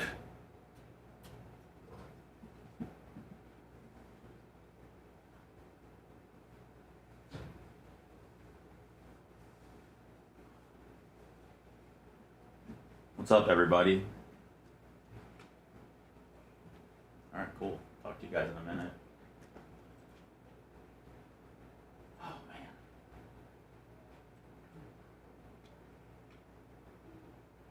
Bubba, are you out after the show today? Yeah. Okay. So why don't you do Clem Kush, less Clem? Or you do whatever you want, bud. I don't know what to do. I would just. Do you got your boys coming in? I got pigmentation. Then I've got the conspiracy theory podcast. After that, I gotta figure out what to do for Clem Kush.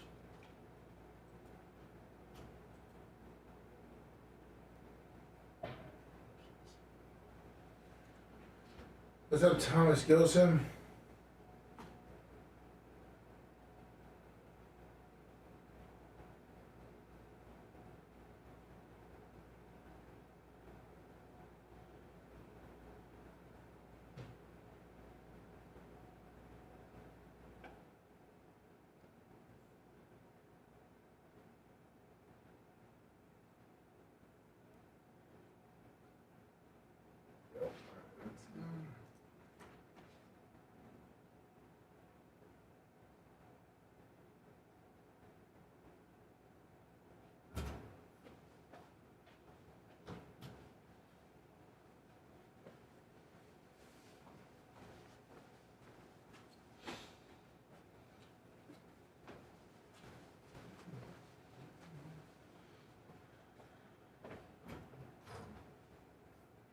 What's up, Bubba Skankles?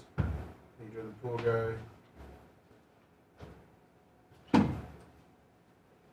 Hang on. What was that at? It's right there.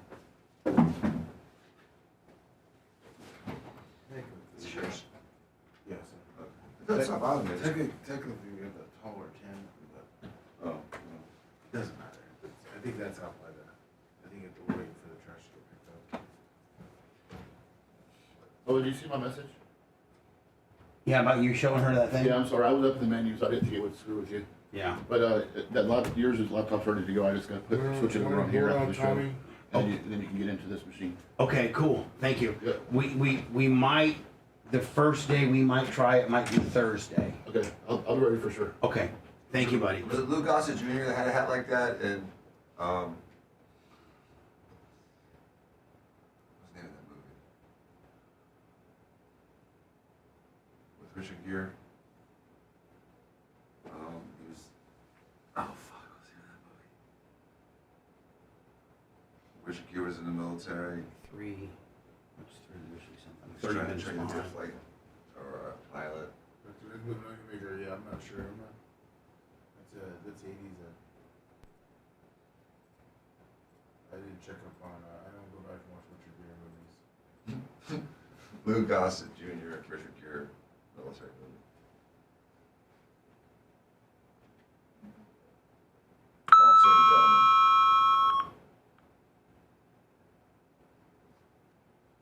Yep, it's exactly that.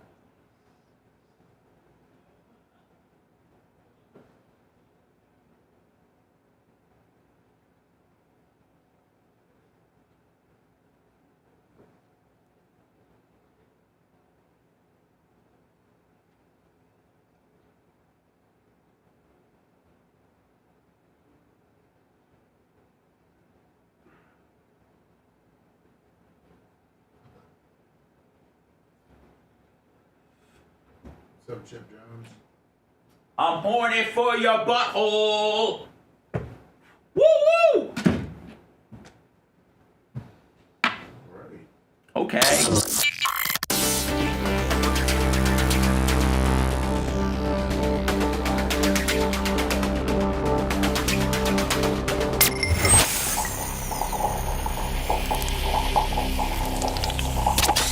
Broadcasting live from the Aquabeto studios. Aquabeto.com/Bubba. It's the Bubba the Love Sponge show.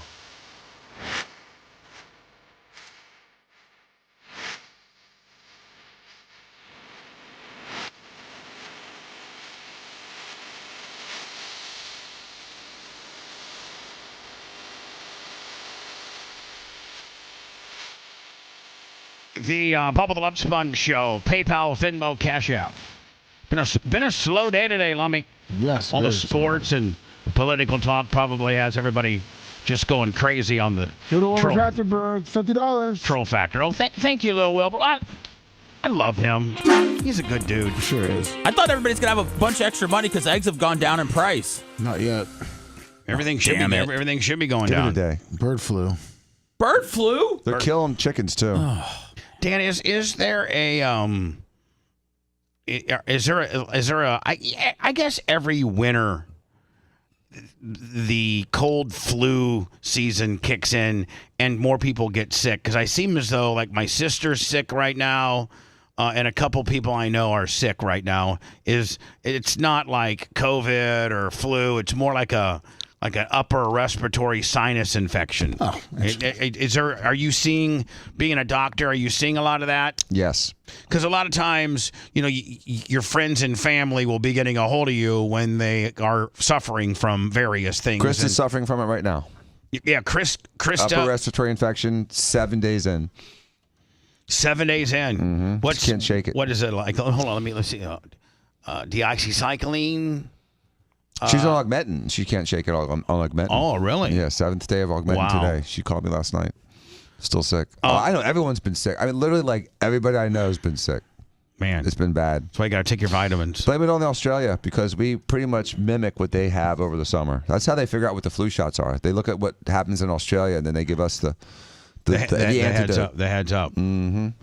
Lummy, I got to tell you, it's the first year that we've dealt with this new company, and they're building houses at an alarming rate in subdivisions in the Ocala area, west to west construction, and they lent us the most badass John Deere, I think 600 or 6,000 or 6,000 or 7,000 series John Deere tractor for our tiller.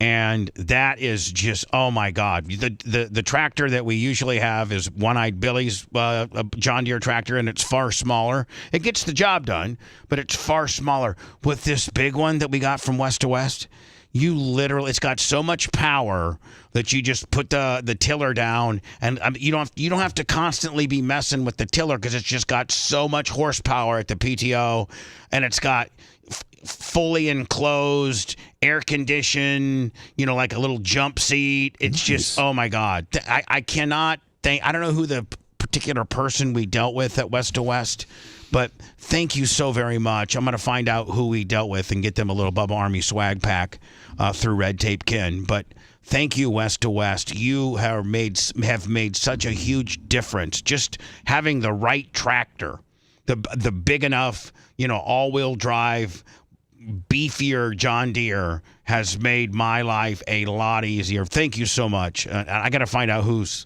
the main person over there at West to West and get them set up, but I just can't. It's all coming together. Beard Construction stepped up and got us probably. I actually drove the new grader yesterday, and Did you love it? Yeah, I didn't even want to get out of it. I just sat in it for a while, and it was just looking at all. It's just amazing. And then Sunbelt Rental, we got 2 new water trucks.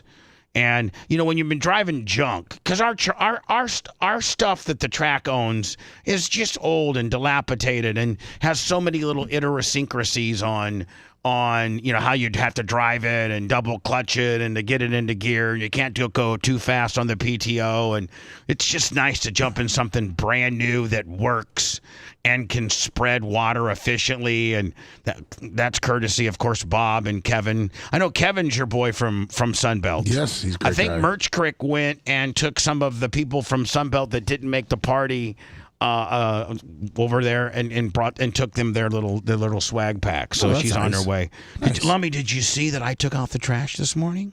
That was you? I did. Oh, nice. Thank you. I took out the trash this morning.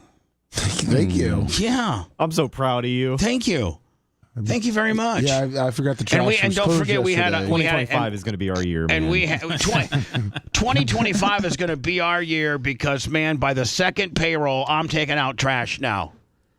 So anyway, but Lummy, I held some back because I don't know that they'll.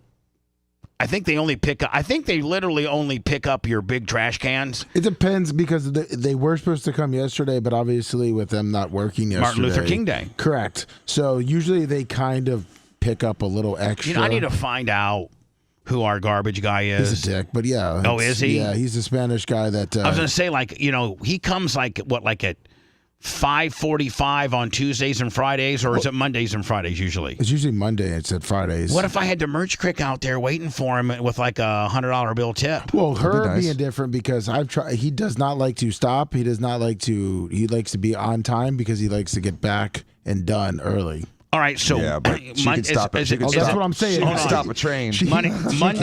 Mondays and Fridays, right? Yes. So if I had, and he's usually here like what 5:45 on the dot. Yeah, normally. No, you know the times more than I do. Usually, well, actually, he's usually coming through the street around 5:30. All right. So if I had her out there, like in the summertime, with like a little tank top, with those Dan Diaco, 625s. Dude, you can have her out there with a full length jacket on, but when he's pulling up, drop it. Well, I don't know, but just suck away. Well, I'm not. Hell yeah, Sponjo! Let's not get into to breastfeeding or anything like Let's that. get tape number 2 out there. No, let's not. No, let's not. I don't know that the guy that works for Tampa Waste suckling on my girl's boobs are going to do much for my career. Just to slow him down. Then certainly can't be any worse than what the other one did for my career. I mean, We right? could go viral on Twitter. Sucky's allowed. So, Lummy, what I'm saying is like, does he go up and beyond for us, or does he do the bare minimum? Bare minimum. Oh, he doesn't really.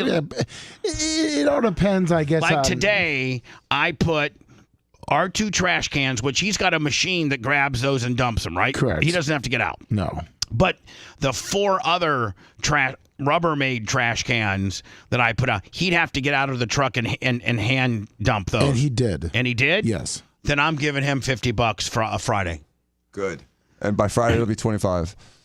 Well, I don't know. Start off at 100. I'm just you're right, but I mean, it was maybe 100, maybe 100. We find out he's so doing Dan, so Lummy, he did get out of the truck, and there were 3 or 4 really heavy Rubbermaid deals. Yeah, because he stacks them all in together. So I'm giving him. I'm giving him $100 and a couple Bubba Army swag T-shirts. Friday, I'm gonna have the Merch Crick out there waiting for him on Friday and say, hey, listen, thank you. So today, Lummy, why don't you just have him spin the wheel? No. Okay. I know I got it. He put it up there for me, and I can just. I thought that was a good idea, actually. You get a rubber duck or $100. No, that requires me to have the wheel out there, and then every possible combination of prizes out there. But that might blow his mind, Bubba, because I mean, there's this thing Well, going. you know what? Just put him in the goddamn cash So, cube. Bubba, Let's just put him in the cash I cube think so. right there at 4:45 Friday morning in the parking lot. We can get the generator going. We'll We get can 15 just, seconds. Might as well set up the tent. No hat. Rhett might as well go live with it. Jesus. Bubba, I'm on the wonderful Tampa Gov. I'm very familiar with this website, and they do a great job. I looked it up because there has been a change in schedules for 2025 on all trash. So if you are in the city, check it out. But looks like ours will now be Tuesday and Friday. And Tuesday they added yard waste, so we can, so he'll pick up our extra cans. Palm fronds. Yeah. Oh, okay. Just so you know, so it's all updated. So now it will be $200. Tuesdays and Fridays from here on out. But Fridays is normal, just trash. Right. Which what we usually do. Correct. Because usually you'll dumpster dive around here if we got other stuff. Yes, but they keep Now, taking my dumpsters though. What do you mean they're taking them? Take them away? Yeah. What are you down to now that you can dumpster dive on? No Name Willie. That's it? I mean, yeah, Oh, that's it. man. Yeah, but he don't have a problem. And he's always got a big one. Yeah, but he's got a big It's one. got a big one. President Trump got sworn in yesterday as the 47th president of the United States. There's only one other time. I think it was at Grover Cleveland or somebody like that Yes. did a gap. A sit out. Donald Trump becomes the second one. He was 45. He was not 46, and now he was 47. This is various pictures and a list of guests that attended. Here's his lovely wife, Melania, along with his son, Barron. Looks like Eddie Munster about to kill his mom. Well, now, see, in this particular photo, she did raise it up a little bit where you can see her eyes, but she didn't. Maybe one of the reasons why the media is so stiff on her is because she's stiff to the media. She looks very unapproachable. Well, Bubba, I agree. And I thought the media was really unfair to her during the first presidency. She's the only first lady that hasn't been on the cover of major magazines during the presidency. When I actually think it was Time magazine. All magazines. No one put her on a cover for 4 years. And this is a person that was on the cover of magazines for 20 years. And when she was first lady, they completely, literally shadow banned her from any kind of media exposure that's favorable. And again, never on the cover of Time magazine or People or anything like that. Newsweek, nothing. No covers. Glamour, nothing. Yeah, I mean but then again, she doesn't give out a very receptive vibe. Well, people of Eastern Europe don't really known for the warm hearts. Maybe Donald needs to say, listen, you need to first of all, you made me look stupid for trying to kiss you. I got brimmed. And secondly, man, the American public want to see your eyes. She's like the drill sergeant from Officer and a Gentleman, Lou Gossett Jr. I sent the picture and the video to Lummy. She was a couple steps late on the Bible swearing too. Really? Yeah, that's why Trump didn't touch the Bible, because she wasn't there ready to go. Yeah. They show the clip of him standing there with his right arm raised, and she's slowly walking into the frame. She was in the too busy background. super gluing her hat on. Yeah, they said the Chief Justice went super quick. So here are various people and guests that attended the 47th swearing in of our president. Oddly enough, Lummy, as much as Hogan made a splash and got a picture with his All-American beer, and we got a Hogan excerpt when he was on Jesse Waters last night. Prime time. They didn't report him in this particular article. They said, so here's family members: Melania, Donald Trump Jr., and Ivanka. Was Donald Trump Jr.'s wife not there? Is he married? I think he just got divorced. He's dating a new chick now. Wasn't he dating that Guilfoyle? Guilfoyle? Yeah, now she's, I think, the ambassador to Greece or Italy or something. Yeah. All right. So media personalities: Tucker Carlson, Laura Ingraham, and Lee Greenwood. Now, he's not a media personality. He's a country music star, but I guess they want to put him as a media deal. Trump appointees: Christine, is it Noam? Noam. No. Did she get now? Are these all have they been cleared? I don't know, but they all will be. RFK, Elon Musk, and Vivek Ramaswamy, who they're saying is the co-chair of Doge, but may not because he might run for governor of his state.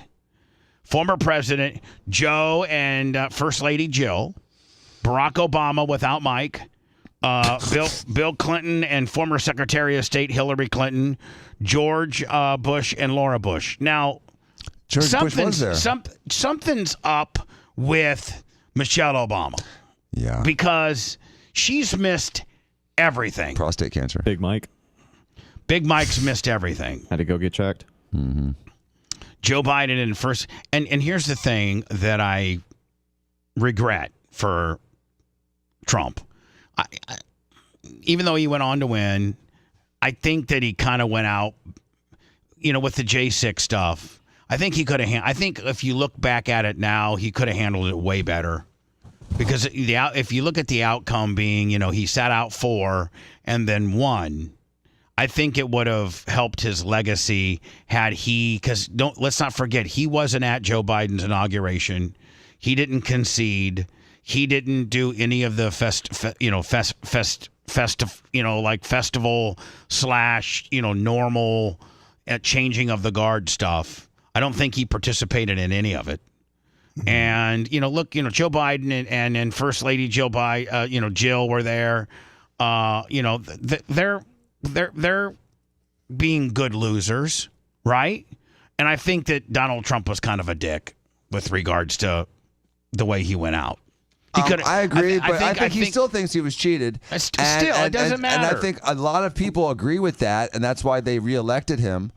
But I do commend both Joe Biden and Kamala Harris for being gracious during the transition. They were absolutely classy and mature and respectful. And I think that Trump, this coming time, will be that way. He needs to. Well, he has to. There's no alternative. Because the little bitch got his way. Right. See, I'm saying, right. He got his way. He's a little bit of a bitch about it.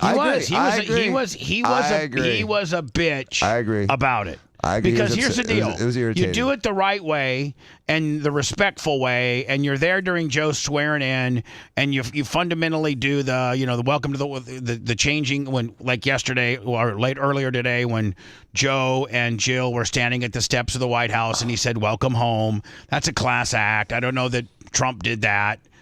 He may have, but the J6 stuff he could have stopped, and he could have not asked Mike Pence, Kamala, even though that was his opponent. She went in and oversaw the Electoral College with no bubbles, no troubles. She fundamentally did it the correct way, and they went out with class. Joe Biden and his wife and Kamala Harris went out with class. Trump was a little bitch about it, and in today's environment as to what happened, if you go, I bet you Trump I don't know. He's probably so narcissistic that he probably doesn't even. Yeah, so I don't give a crap if I didn't do it or not. I don't care how I look. I'm the man now. Like I really think that 4 years down the road, it ends up being a bad look when he wins and they do the right thing because they got their ass kicked. He didn't get his ass kicked. It was, and maybe that's why he didn't do all the formalities because he felt as if it got ripped off from him. But still, I think you act presidential and you go, I don't know. Can somebody tell me, like historically, when the last time a president lost and wasn't there for the new guy's inauguration? I think that Trump might be the only. I mean, obviously JFK couldn't be, people that he didn't lose took a lick, but he didn't lose. No, I know. I'm just saying, was Gerald? Here's the deal: was Gerald Ford at Jimmy Carter's? I don't know. Probably. And was says there were 5 in history that didn't show up. 5 outgoing presidents. Perfect. Who Thank you. Can you name them? John Adams, John Quincy Adams, Martin Van Buren, Andrew Johnson, and Donald Trump. Okay, so Andrew Johnson, what year did they give you a year on that? Give me a second. It had to be in the 1800s. Right, long ass time ago. Yeah. So anybody. Well, they're also saying Nixon.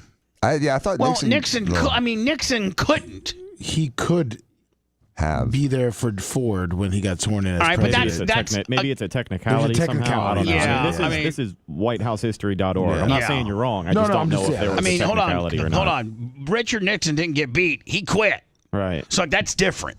Like, he didn't want to be there because he quit, and he looks like a real horse's ass. Yeah. But what about John Adams and John Quincy Adams not doing it? Well, I mean, damn, we're not going back to those days. Trump was the first American They probably president. had a duel the night before, too, behind the old oak tree. Trump was the You know first what I'm saying? American president in more than 150 years who didn't attend his successor's inauguration. That's a bad look. The last time it happened was in 1869, 4 years after the Civil War ended, when Andrew Johnson refused to attend the swearing-in ceremony for Ulysses S. Grant. Yeah, and that's all about slavery and that kind of nonsense. This was all about Donald not winning and not getting his way. Him being there, he could have still contested the election. He could have still thought he got ripped off. But if for 150 years, fundamentally, the president, the winner or the loser, he shows up and he's presidential and he's there. So I kind of hold that against Trump a little bit. Former Vice Presidents Kamala Harris, her husband Mike Pence, Dan Quayle. Dan Quayle, man, he's still hanging on, not being able to spell potato. I know. From Huntington, Indiana. Major tech executives. Boy, look at. Obviously, Elon was there. So Elon, Tim Cook, CEO of Apple. Jeff Bezos, CEO of Amazon, Zuckerberg, CEO of Meta, and what's Alphabet? That's Google. Oh, that's Google. Did you see Zuckerberg getting thirsty over Bezos? Yeah, I saw that. Yeah. Over what? But I mean, over Bezos's girlfriend's cleavage. Really? But I mean, wow, those, and if you put Elon in there, those are the 5 people that pretty much run the world. Yep. 100%. I mean, for real. 100%. Yes, those I agree. 5 most powerful people in the world. Put Elon in there. Right. And those are the most 5. Those are the most 5 powerful people that determine what you see and you buy. Yeah. Apple, Google, Amazon, Meta, and X. Yeah. / Tesla / SpaceX. Yeah. That is / whatever. everything. There's nothing else, dude. Foreign dignitaries, the guy from Vice President of China. Zheng. And the President of Argentina. I wonder how highly guarded they are. I mean, boy, this has to be a Secret Service nightmare, does it not? Oh, God, yeah. You're kidding me. Senator Fetterman arrives. Dude, he owned it yesterday. You talk about presidential. This is just disrespectful. It really is.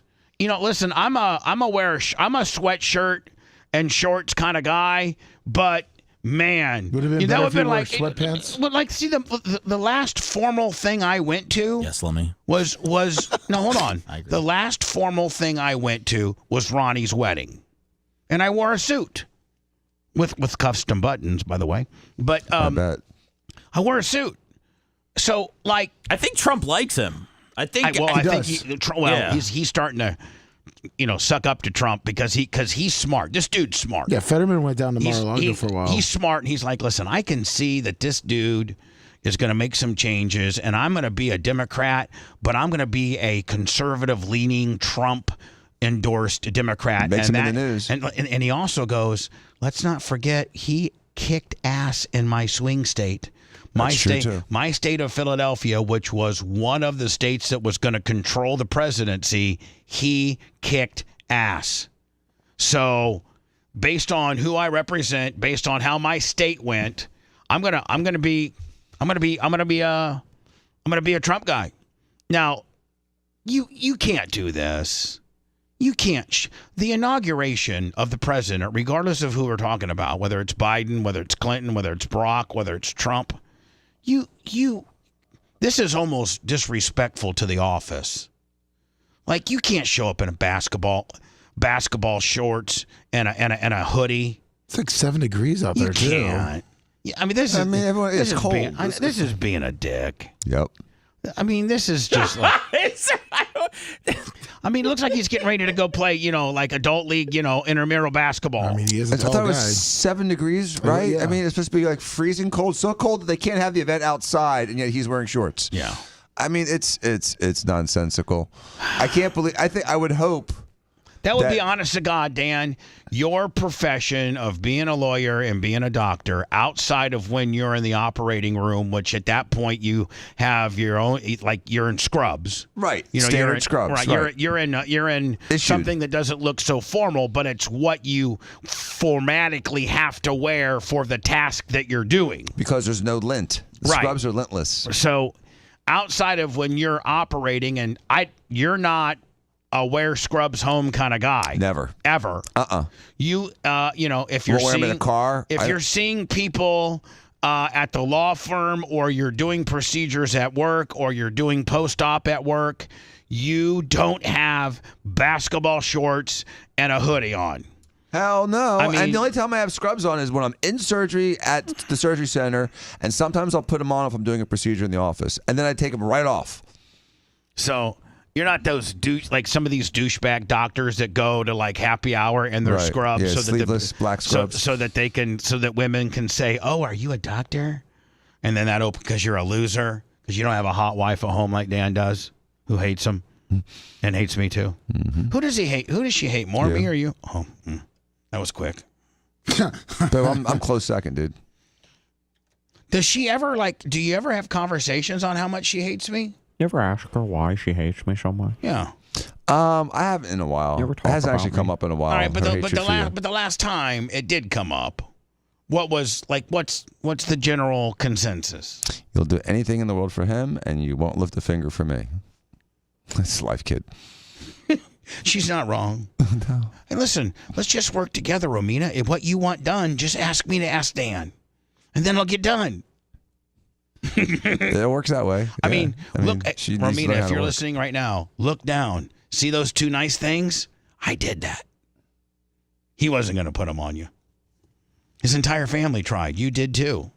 I said, Dan, you got to put some knockers on your wife. I mean, you're the knocker doctor. I mean, you're the guy that's like breasts in Tampa are named Diaco because of how good you are at breast augmentation. And of all people not to have them, your wife.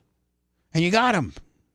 Thanks to That Bubba. should give me a lifetime pass. You absolutely should, Bubba. And I should be going over for dinner tonight. Yeah. A big Mexican soiree. We'll have a piñata and everything. The piñata will be of me, though. If you love that segment, then check out BubbaArmyHQ.com and do a deep dive on past shows. The Bubba the Love Sponge Show will be right back.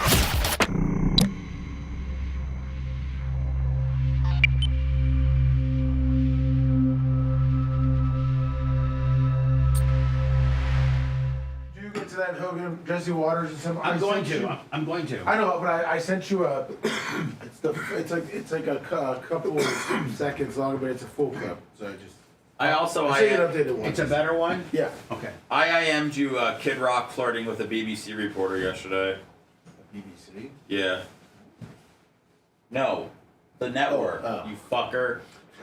This is why Pornhub's banned, because of your dirty mind, Lummy. Get a VPN. I haven't figured out how to even log in yet. It's been very distressing. I know, you have to upload your ID, that's why. Which is very uncomfortable. Yeah, I know, So yeah. I'm not doing it. No. So I gotta go back to like what's in my head. It's not easy. Then our door slammed. I know. We should Sorry, address Bob, that. I didn't mean to slam the door. I made to slam the door. I apologize. We'll address it. Okay. No, we won't. No, we won't.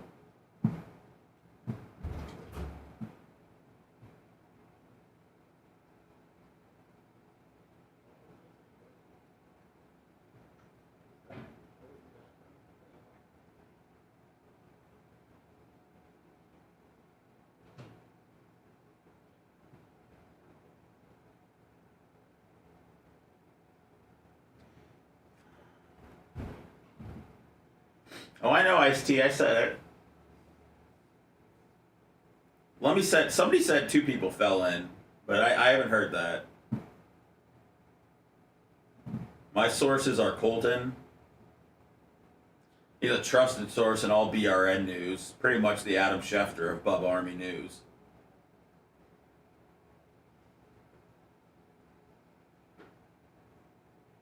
And I revealed my source, which I shouldn't do. What's up, Ellen Closeman? Good seeing you. Hope you had fun in Miami. Or you might still be there. Yeah, Sonny, I saw. I was standing on the outskirts of the rocks, and I didn't think that I didn't think that you needed as much as help as you did, because you got on the rocks. I think you just stopped, and people were like, "Oh shit, she's gonna fucking take a tumble." But it's a dedication. It's dedication to the outfit.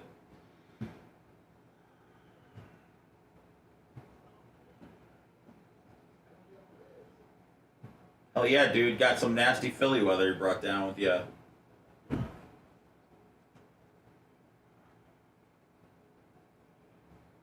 don't think he's gonna say it. Seth, I didn't get anything from you. I am?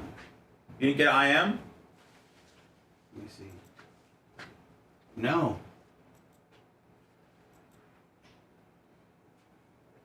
You're not signed on. No, I am. I sent. I'm sending it again right now.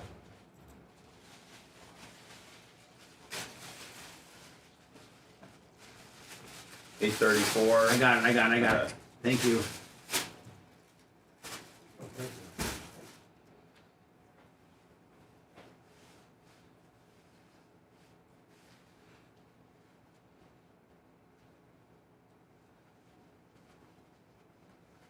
That's Seth playing golf or is it going?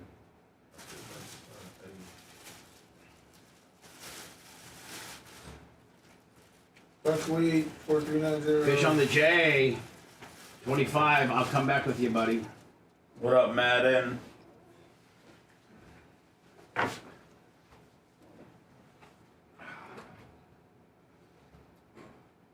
creamsicle, $50 will be enough. The guy will be cleaning around the trash can if he's a good trash guy. All right, Well, guys. I didn't leave two of them. I left two of them out because they were too. I figured they're too jobber, so I figured we'd empty those into the empty. You know what I'm saying? Yeah. I'll take that over to the other place. No, just empty those two into one of our big containers. We're not going to fill 2 containers by Friday. Okay. Would you guys take our 40-degree day where it's supposed to rain later? It's like Stringer Bell says, you can't do shit with a 40-degree day. Live my life by Stringer Bell. Oh, that should be just from the trauma of the procedure. Oh my god. And implants and periosteal elevation and sinus lifting. I have a superior sinus.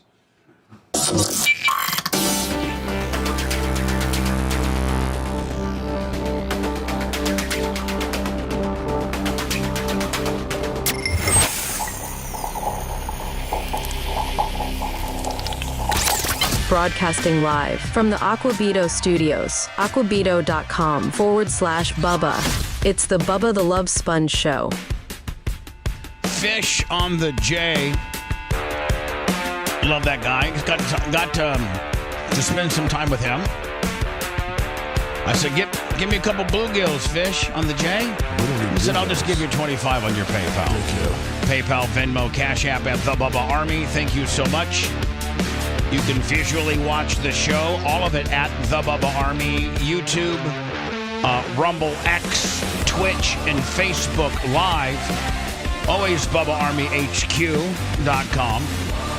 And then any place that you go and get your podcasting downloads, whether it's iHeart, Spotify, Google Play, look for our roster of podcasting, if you will.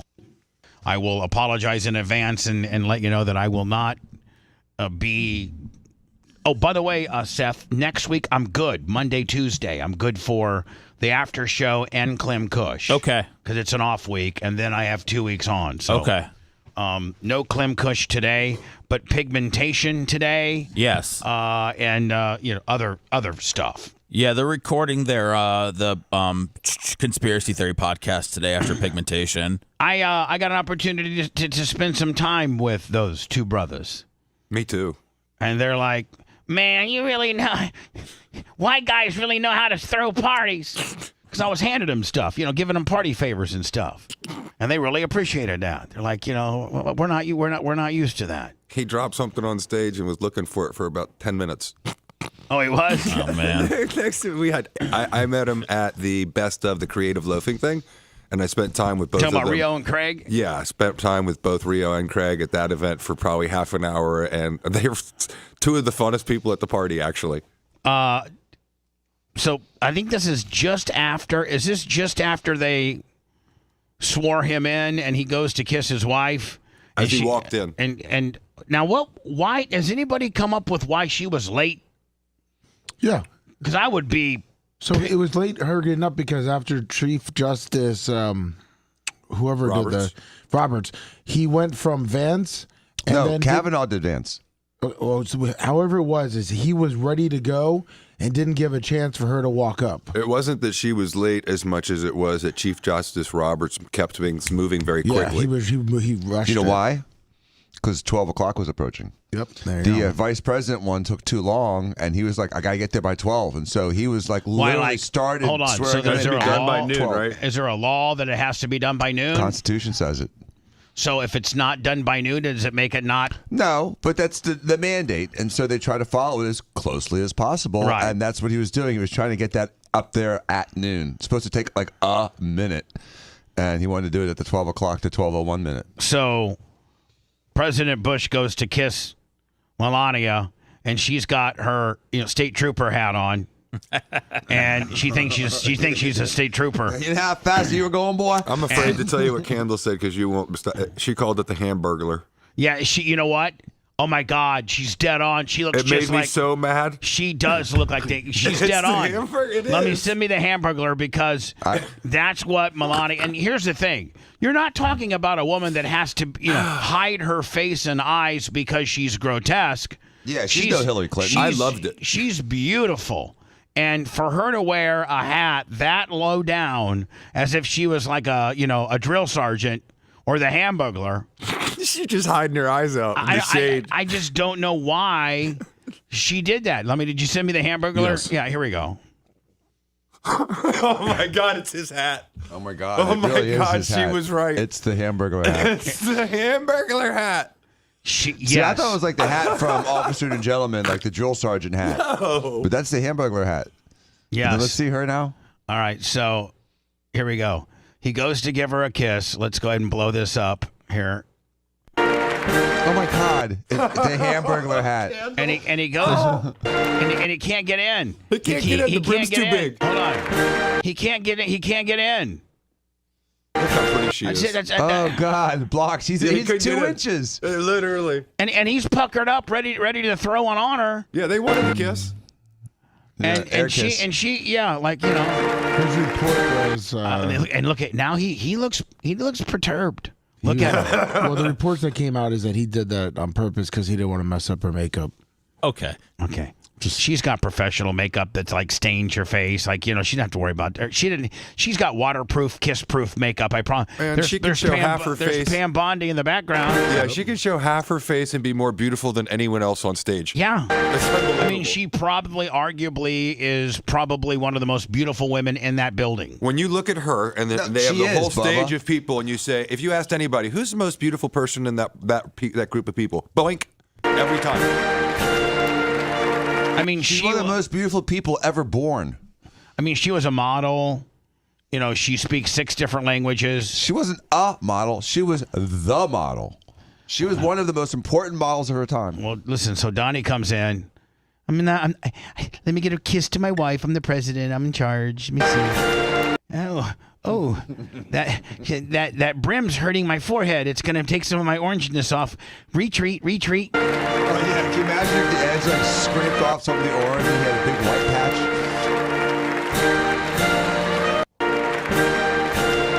That's as close as you're getting. That's Dan trying to kiss Romina. She speaks like Romina, too. And she happy probably birthday, gets honey. Cheerios. This is the closest you're getting, Donnie. Now write that big check for my dinner bill.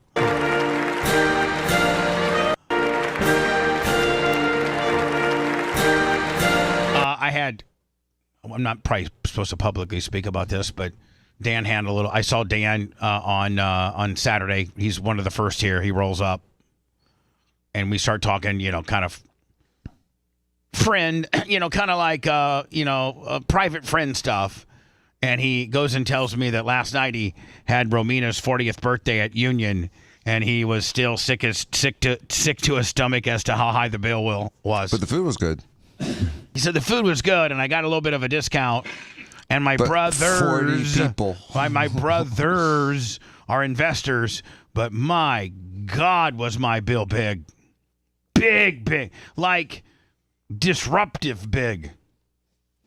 And is the part of the story, Dan, where you gave them Steve's card true, where they came back and said, "You're not Steve Diaco"? You're like, "Call Jeff!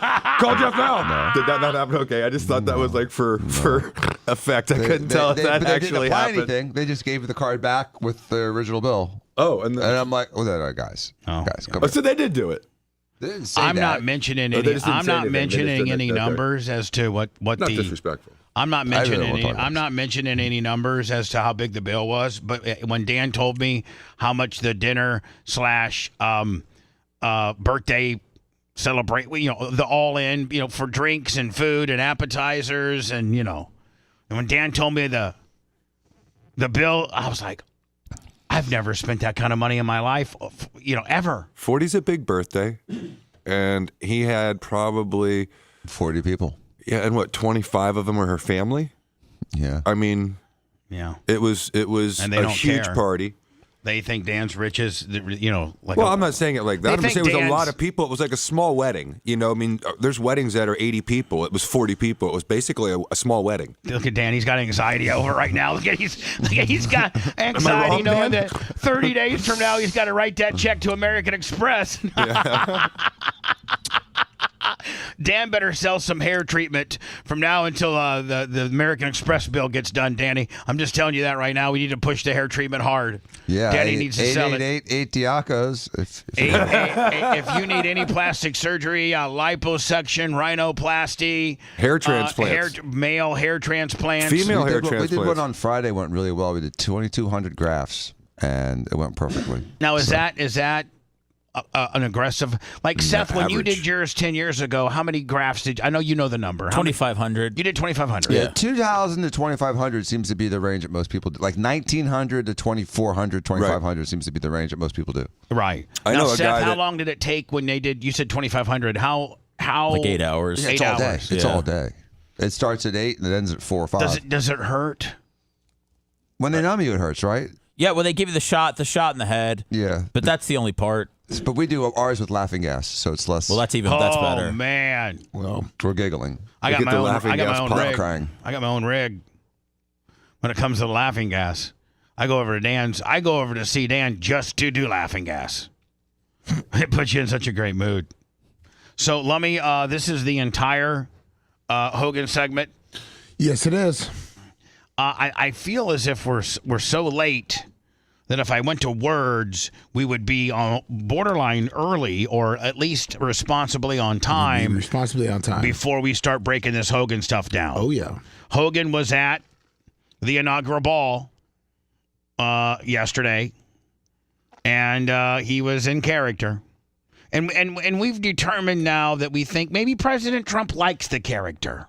I think he loves it. I think keep the funny man around. I think Donald Trump is such a micromanager that anybody that he's associated with knows their role, and so I think, as we saw earlier, Hogan had a one-on-one picture with Donald holding his beer. If you're that really, if you're that close to the president where you can get him to hold your product at the inaugural ball, I got to think that you are pretty damn close to the president, and he may have said, hey, Terry, I got Elon, and I got, all these people that act, normal and, professional. I need the Hulk Hogan gimmick. I need, I need the cartoon character. That's what I like when you tear off your shirt and you do all that. I that's what I like. I got enough normalcy in the people that I hang out with. I want you to be Hulk Hogan, the one that I grew up watching. Yeah, he's like, make me a balloon clown. So Anyway, we'll get into Hogan. He took tearing the shirt off to a whole nother level. He sure did. Did you did. see that? Yes. We'll do it next. If you want 24/7 on-demand Bubba and the crew, go to BubbaArmyHQ.com. Right now. The Bubba the Love Sponge Show will be back after this.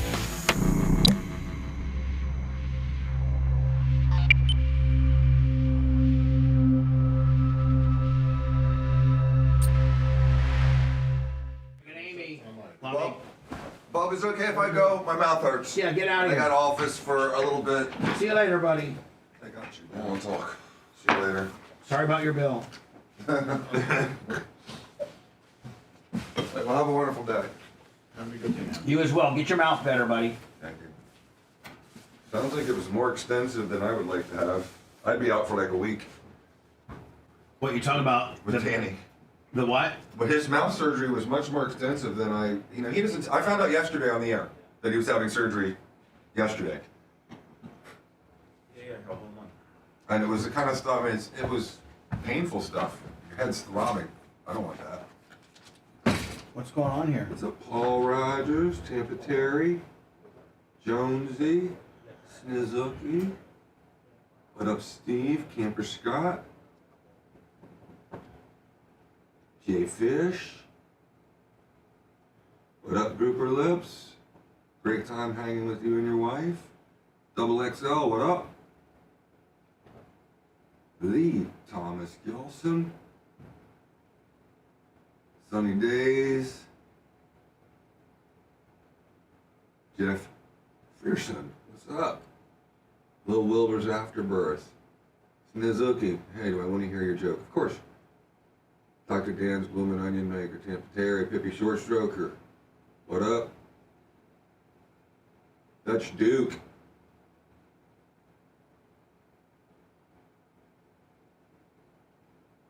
Thank you, Sammy Autoglass Travis. I had a good time as well.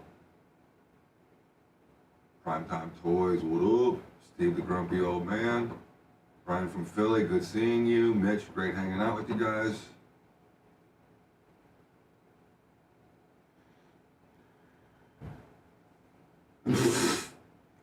That's funny, sort of. Snizuki. You know what I heard is the reason that he wants to rename the Gulf of Mexico the Gulf of America is because that is a loophole to drilling in the Gulf. My son told me that, so I'm going to look into it today. That's what the little kids are hearing, not the little kids. That's what the young generation's hearing on X and whatever. So I'm going to look into see. It sounds right. What's up, Berto Perez? Man, it's fucking raining. Man. Shaka, right back at you. Some freaky weather. Neil. Freaky. Mom says you.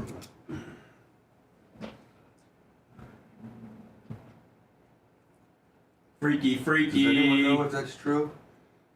What's up, Permacrom?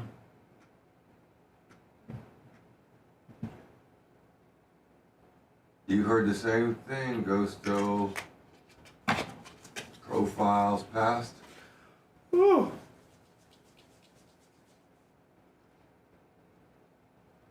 That's exactly right, Snizuki. Soupy John, what's up? Good morning. What up, Paul Rogers? You did, Dave Rock. I didn't have a chance to look up anything last night. I had to work, but it sounds so like accurate. Dan and his I'm sure it's out there somewhere. Yeah, this car made a noise. Weird Yeah, noise. Jonesy, supposedly a way to get around all those Biden restrictions that he threw in at the last minute is, that's all in the Gulf of Mexico. But if you call it the Gulf of America, then those don't apply. So I don't know if that's true or not, but I'm going to look it up today. Or if someone else can look it up, tell me what's up with that.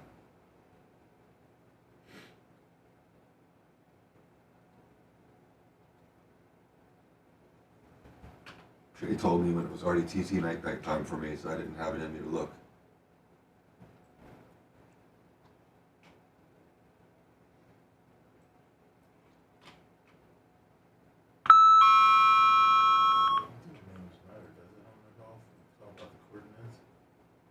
I don't know, that's what I'm saying, but that's what was the rumor for, Trey's, I don't know, almost 18 years old. He gets his stuff from Instagram and X, and, and it just made sense to me, but I don't know if it's true or not. That's what I'm saying. I'm asking if anyone can figure that out.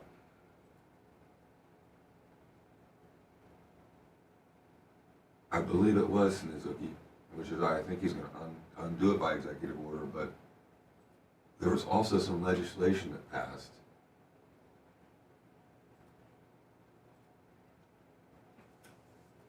I think they snuck it in the new Green Deal one.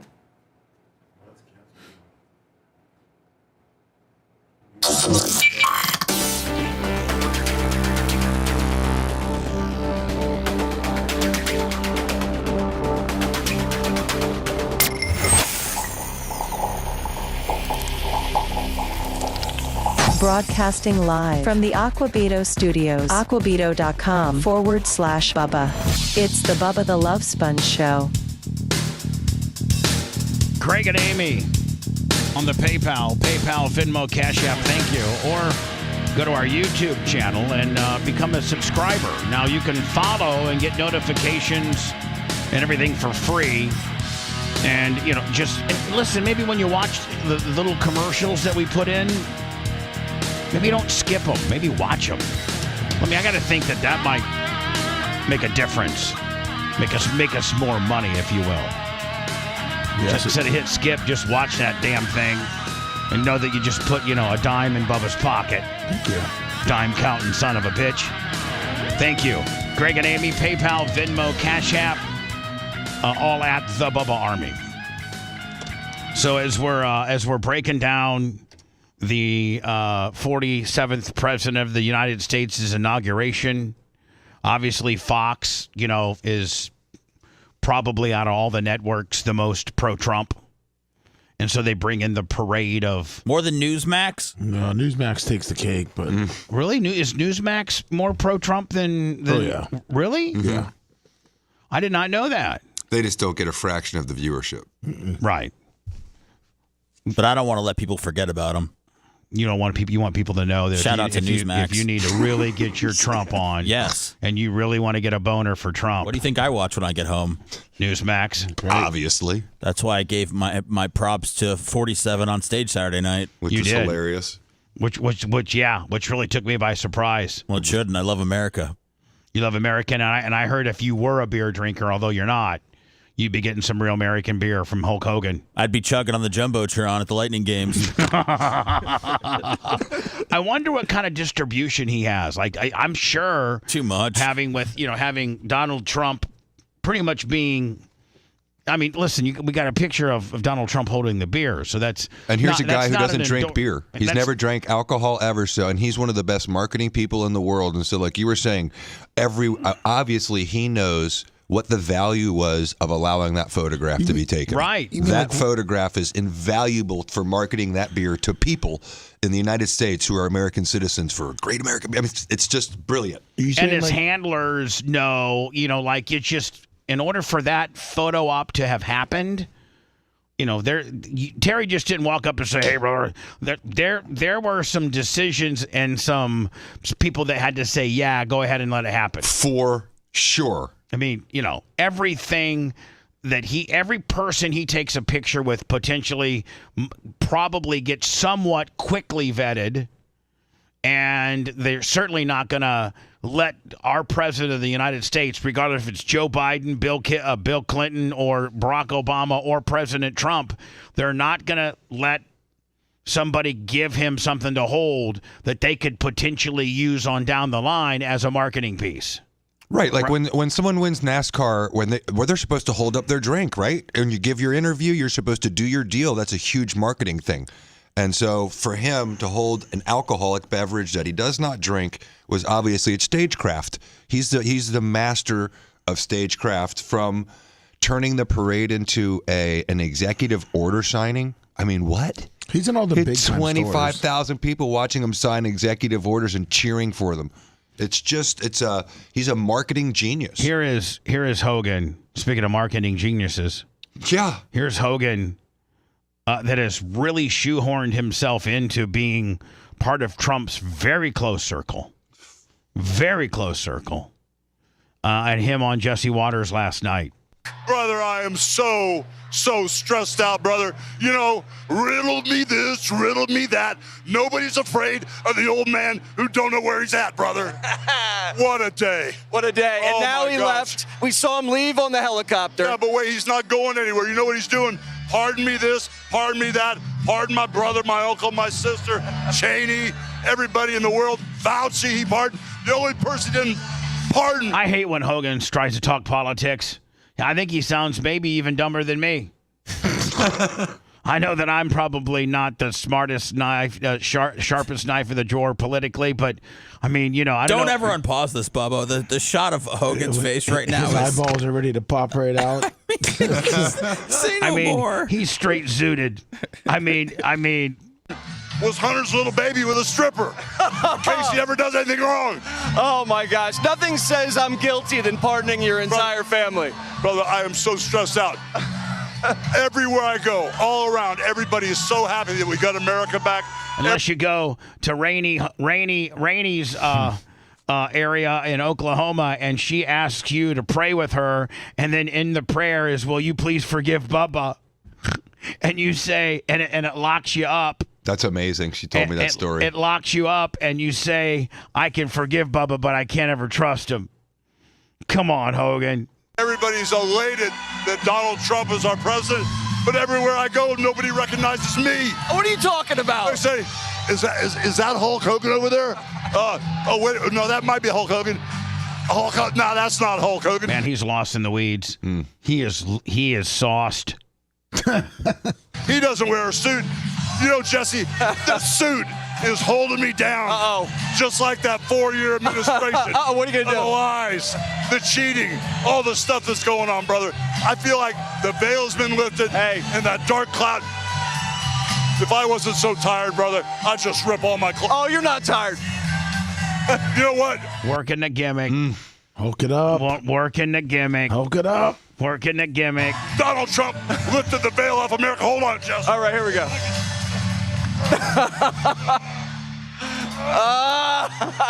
More border. Lower gas prices. Yes. We got real American beer in the house. I wonder how sales are going with that, because you couldn't ask for a bigger push than what he's been doing. I mean, They said it's up, and they're gaining a lot of traction. For sure. They're in Sam's Club, Walmart's, Total Wines, ABC's, Publix. I wonder who owned. Like, I wonder if it was that. He's in big with that one dude that bought Ryan Howard's house. Oh yeah, the real loudmouth, Ben Mallard. Yeah, Ben Mallard. I think he's the one that's the investor on Hogan's Hangout, and Bill Mallard was the one that was the investor on Hogan's Beach out here on the Causeway. I wonder if he's the one that invested in the beer. Let me do a quick Google search real on quick. the. I mean, it says obviously Terry Bollea. That's who they have it as. Right. But it was created by Terry Francis, Chad Bronstein, Adam, and Terry. Does it have like investors or anything? No. Trump-a-mania, brother. We've got Trump-a-mania running this country, brother. One nation under God. Jesse Waters, this is your world, brother. Yeah, baby. I know a tuxedo can't control you. Man. I knew there was no way Hogan was looks like he's blown up from tearing off the sleeves. coming in here with a tuxedo for that long. He doesn't have you cutting his stuff anymore for him. Just had to do that. Thank you. Amazing job. You are one of the biggest icons in America. You were of the generation of Donald Trump. You spoke at the convention. You're here now at the inauguration. What has this movement been like for you? Brother, it's like when I was a kid and I could ride my bike around all night long until the streetlights came on. It was like I used to be able to go to the movies and not like my bicycle out. We have our country back. We're going to get everything. Well, I still think you probably should lock your bike up in today's environment. I mean, especially if you got an expensive one like the way Dan and Jay ride. Back to where it should be. I like what you said about. Let me. If you got a junker, Pee Wee Herman beach cruiser, it's all rusted up. You might be able to. I don't know, man. It's still gone. The homeless black guy that lives down the street would probably take it. You cannot lock your bike up. You trust your neighbors. We're in a good place again. This country has ambition. We're getting back to our roots, what made this country great, and we're not ashamed of who we are anymore. But you know what is really cool? There are a lot of good Democrats out there, brother. The Democrats are stepping up too. The good ones. All those four left. Hogan knows, Lummy, you got to throw a baby face onto the heels. That's right. To get them, get them to start dancing with the baby face, to get them to flip. Rebel, crazy ones, those liberal ones, those radical left, they're the ones that are still whining and crying and trying to put a roadblock in America's future, man. I can't believe it. We're actually hearing rumors, and I think you like this Democrat. Fetterman Look at this. might actually switch parties, we're hearing. Yeah. Now, I don't know if that's true or not, but that's something that's been kicked around a little bit. That would be huge. Right? That would be huge. I mean, obviously, he's well-liked in Pennsylvania, enough that he can wear basketball shorts and a hoodie to the inauguration. But, that would be, Tulsi Gabbard switched, but she was out of politics. And Fetterman still is very much in play probably for quite a long time in the Pennsylvania world, probably. Today. Well, if Fetterman does... Did I mention Greg and Amy? Yes, you did. Greg and Amy on the PayPal. Thank you. Switch parties. I know some place called the WWE that he could be great at, brother, just as long as he keeps that hoodie on. All right, this is where it happened. Hogan, Fetterman in the ring. Cage match? Who strokes out first? Well, all I would say, brother, is what you gonna do when Hulk Hogan, Jesse Waters, Donald Trump, and all of America run wild on you. Love you, Hulk, man. What in? I mean, like, Jay, if you're Hogan's handler, do you tell him to turn the cartoon down a little bit? I mean, I don't know. And all of America run wild on you. Love At this you, particular Hulk, man. juncture, I want to say nothing but love to Terry. I got nothing. I wanted to say he, if you look at what it is, it's okay. You got two perspectives. Obviously, the Democrats think it's a clown show. They think it's way over the top. It's stupid. It's overdone. If you think about messaging for simple things, he touched on virtually everything that's going on, from the pardons to everything, and talked about the future in a bright way, and even talked about Democrats joining. And so it's a Rorschach test when you're on either side and you look at it. So everything you're saying is absolutely true if you're a Democrat. If you're a Republican who doesn't necessarily care, you just think this is a caricature to get a message across to a whole different demographic of people. And you're on the winning side of the ball. Right. And so they're letting him spike the ball. Yeah. So, but I can see both sides of that equation very easily. If you're a liberal and you're looking at this, you say, what the hell is this? This is a clown show. And then when you're a Republican and you see that he won the common man again, and he won the working class regardless of skin color, religion, race, gender, sexual orientation, regardless of all of it, he won them all in the middle class. There's a strong argument that Hulk Hogan is one of the most iconic heroes of the middle class ever. Yeah. Now, this part may be a little too much for me. All right, we gotta go. Hulkamania's running wild, baby. Ragged, brother. We're running ragged. All right. Running ragged.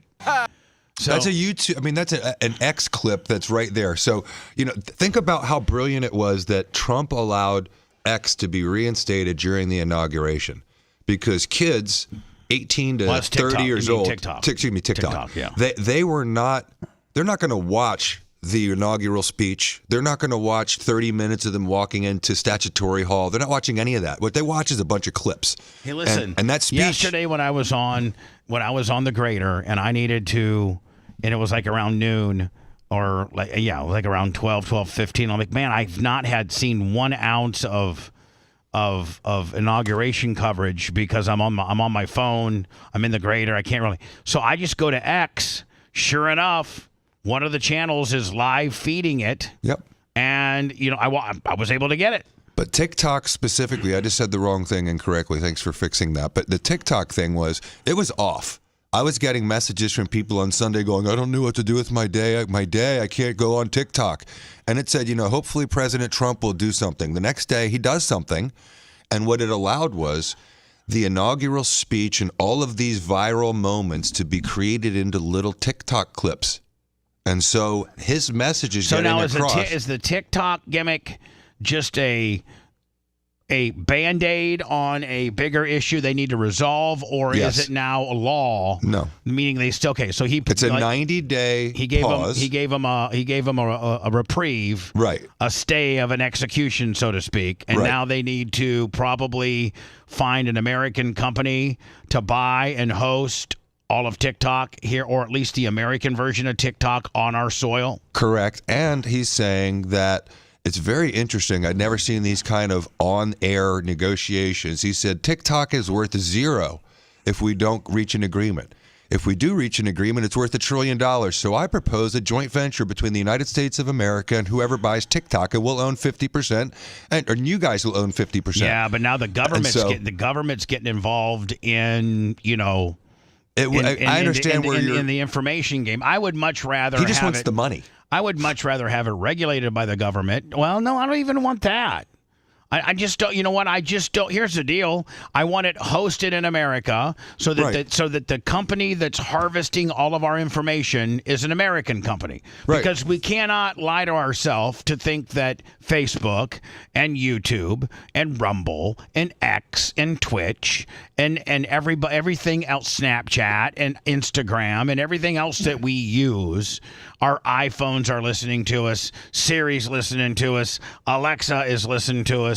So, but all the reason none of those are problematic is because the information they gather from us is an American corporation, and they very well could sell our data to other countries. But I think the problem in TikTok is the fact that China, who is positioned to be the bad guy for us, it's a China-based company, and we don't want China being able to obtain our listening, viewing, swiping habits like all apps that we use do, harvest all of our information. We just need an American company to buy the American version of TikTok and say, listen, you can have a Chinese TikTok that you got, and it's hosted in China for Chinese people in China. And we're going to have an American TikTok, and we're going to sell it to an American company, and they will, obviously harvest the data and algorithm the data and things like that. But the government can oversee it, just like they oversee Facebook, just like they oversee everybody else, but not get involved into the ownership. I think that's a slippery slope when our government is owning something that powerful of a news and or information mechanism. It's an interesting point. I don't disagree with that necessarily, but I just thought it was interesting that he was saying basically you have 90 days to make a deal, and it's either worth nothing or you make a deal. And if you make a deal, the government's got to get a piece of it. And so maybe it's just the money. Will you give us 50% of the money? They don't have any control, over the day-to-days. I think Elon should buy it. I think they said Mr. Wonderful may buy it. That's Mr. Beast? No, Mr. Wonderful, the bald guy, Kevin O'Leary. Yeah, from Shark Tank. Yeah. Oh, really? Yeah. He's a Canadian who's, he's very pro-America, pro-North America, really, specifically. We don't want Cuban to buy it. No. And so, I think he offered $20 billion because Mr. Wonderful? Yeah. TikTok's just being difficult. Well, TikTok needs to realize, man, you either step up and, kind of play the game the way that the big man wants it played, or you're not going to be in here. And I got to think that the U.S. market is probably their largest market. For sure. And, because in China, they're not allowed to see what we see. They heavily edit and restrict. Do they? Yeah. China, they were celebrating that the Americans were gone for the 12 hours. Well, I'm just saying they said what a nice place TikTok is. Well, because they're not allowed to see near the stuff we do. The Chinese government is very regulatory. I think there's a Chinese app called Red Note, I believe, that people were going to for those hours as well. Red Note? Yes, when people were desperate for apps. Is there a Bubba hater page on that too? We're getting it started. What about you? What are you doing? Kid Rock. Kid Rock. What about you? What are you doing? Where are you at? Well, I'm standing on a rooftop in these very, very chilly conditions. I will be on air for 11 or 12 hours, so I don't think I'll have anywhere near as fun a day as you have planned for yourself there. That sounds like you got the better deal here, indeed. I mean, I can't see you right now, so I don't know what you look like.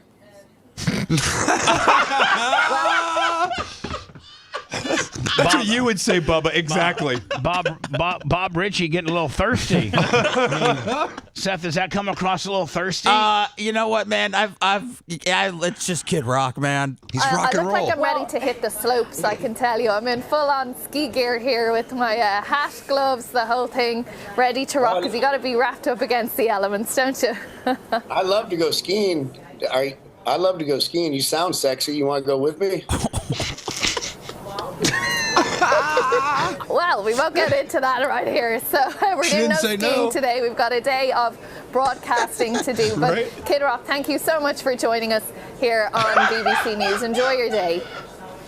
What about you? What are you doing? Man. Look at his smile at the end. He knows. He's like, we can't do that today. I think deep down he didn't want to do the interview, so he's like, watch how fast I can get this thing canceled. He did it. But she didn't say no. No, I mean, she didn't. He's probably got his handlers reaching out to her handlers. Well, first of all, he's probably got his Lummy getting him a picture of her. First thing. And now he's going to either extend or decline or take back the skiing invitation. I think he lives full-time now in Nashville. Yeah, I thought he lived in Alabama. He has a huge compound over there. Yeah. Not in Alabama at all? No. Oh. I heard like he has a replica. Lummy, you might be able to research it. I heard he had a replica of the White House on the hilltop in Nashville. He sold his big. He might still have his place in Detroit, but he bought what is like a replica. It's true. Of the White House in Nashville. He calls it something too. Hold on. And I forget. Yeah, it's like. Lummy, you gonna get it to me? Yeah, I'm trying to find that video for you. And his bar in downtown Nashville does like $2 million a month, and it's 5 or 6 stories. I sent you, and he'll like just do impromptu concerts and things like that, and then let me find me his bar in Nashville. It's I think it might rock and roll, I think it might be the most. It might generate, out of all bars or nightclubs in America, it's the busiest, most profitable, or highest grossing bar in America. This is Kid Rock's old house, and this is Kid Rock's new house. And if you think that it's totally bananas, wait until you see what's on the inside. I'm Addison Hager, and we actually got a tip that Kid Rock had built a replica of the White House in Nashville. And then that was my own little plane. I have a little prop plane that flew up there. You got like 2 minutes and 6 seconds. Really fun. Flew over Kid Rock's house. 2 minutes and 6 seconds. Yeah, it shows gold toilet. I mean, so now is this like his old house right here? Yeah, that's what they tore at down. $89,000 a piece on the spot. Then he had it wrapped in camouflage, kind of like you do your truck. It's where he's lived for over a decade. Talking to Fox News and Tucker Carlson, Kid Rock appreciated the irony of moving from a double wide into the White House. So he was in a double wide, Lummy. Yeah. Friends like Joe Rogan had been to the house, describing a 20-person jacuzzi in detail after sharing amazement that the 27,000 square foot pad has only 2 bedrooms. Quote, the rest of the house is party, Rogan said. Yeah, that sounds like Kid Rock, doesn't it? I mean, what? 2 bedrooms on a 28,000 square foot home. A church? That means, you know what? I don't want a lot of guests spending the night, but the one that does is going to have a big room. But I want to have a lot of area to party. But at the end of the night, you need to go home and not stay the night. Inside, you'll find a bowling alley because apparently Kid Rock loves bowling, and there is actually a church he owns nearby, but he turned into horse stables. There's also a bathroom made out of gold. Literally, he has a gold urinal, gold brick walls, and, per Rogan, a golden shower. Okay, now no jokes, please, because I do not want to get demonetized. 2 more things. Oh, God. Zach Brown is a friend of Kid Rock and apparently both like antiquing, so it was Zach who found his bed for him. Zach also found this eagle, which was brass, but Kid Rock needed it to last. All right, enough of that. So, yes, I was correct. White House, yes. Let me. Did you find Kid Rock's nightclub? Yeah, the big ass honky tonk rock and roll. Did you send it to me? The website, yes. I don't have it. Okay. You see if you can resend it because supposedly the big ass. Oh, there it is. Yep. The big ass honky tonk steakhouse is the most profitable, highest grossing nightclub in America. And he just goes and performs there all the time. Yeah. Pitty's wife, Wendy, and the daughter went to Tennessee, and they ended up hanging out there and said it was an incredible night, one of the funnest nights they've ever had. My sister went, I don't know, a while back. She had some kind of Nashville's turned into a real destination spot for conventions and bachelorette parties and things like that. And here, photos. I think this is just the maybe the food portion. But it's look at the nightclub part, the club right there, about 4 photos down on the right. They'll show like the interior bar. Yeah, he'll just go perform in that little intimate setting. Yeah, I heard there's 6 floors of it. It's 5 or 6 floors. Here that, I guess that's a few floors, but there's some basements and upper floors and things like that. So, and I heard it did like $2 million a weekend or something. What? So here's Trump. Is this like the top moments? Yes. Yeah. So it's 10 minutes of the top moments of Donald Trump's acceptance speech. Yes, because his speech was about 40 minutes. Okay. A crisis of trust. For many years, a radical and corrupt establishment has extracted power and wealth from our citizens while the pillars of our society lay broken and seemingly in complete disrepair. We now have a government that cannot... Now, do all presidents tend to tell you how messed up the last 4 years are? Does that set them up then for what they're going to do? Like, I've historically not analyzed, like the last president would have been Biden. I didn't see Biden's acceptance speech. And then before that would have been Donald, and then before that would have been Barack. Preserving democracy, and so the thing that bothers me about this is the first few minutes of his speech was very uplifting and very conciliatory. Of this one, the first 3 minutes was beautiful. This is the golden age of America, and this is and he went through a whole thing. It didn't start off with blasting Biden. It took a few minutes to get there. And so I just, he said that. But that was not the tone of the speech. A simple crisis at home, while at the same time stumbling into a continuing catalog of catastrophic events abroad. It fails to protect our magnificent, law-abiding American citizens, but provides sanctuary and protection for dangerous criminals, many from prisons and mental institutions that have illegally entered our country from all over the world.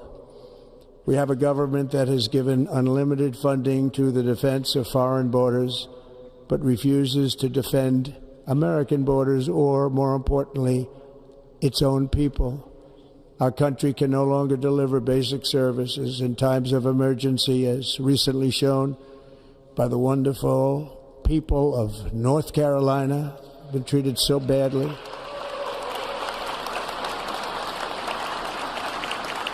And other states who are still suffering from a hurricane that took place many months ago. Or more recently, Los Angeles, where we are watching fires still tragically burn. From weeks ago, without even a token of defense, they're raging through the houses and communities, even affecting some of the wealthiest and most powerful individuals in our country, some of whom are sitting here right now. They don't have a home any longer. That's interesting. But we can't let this happen.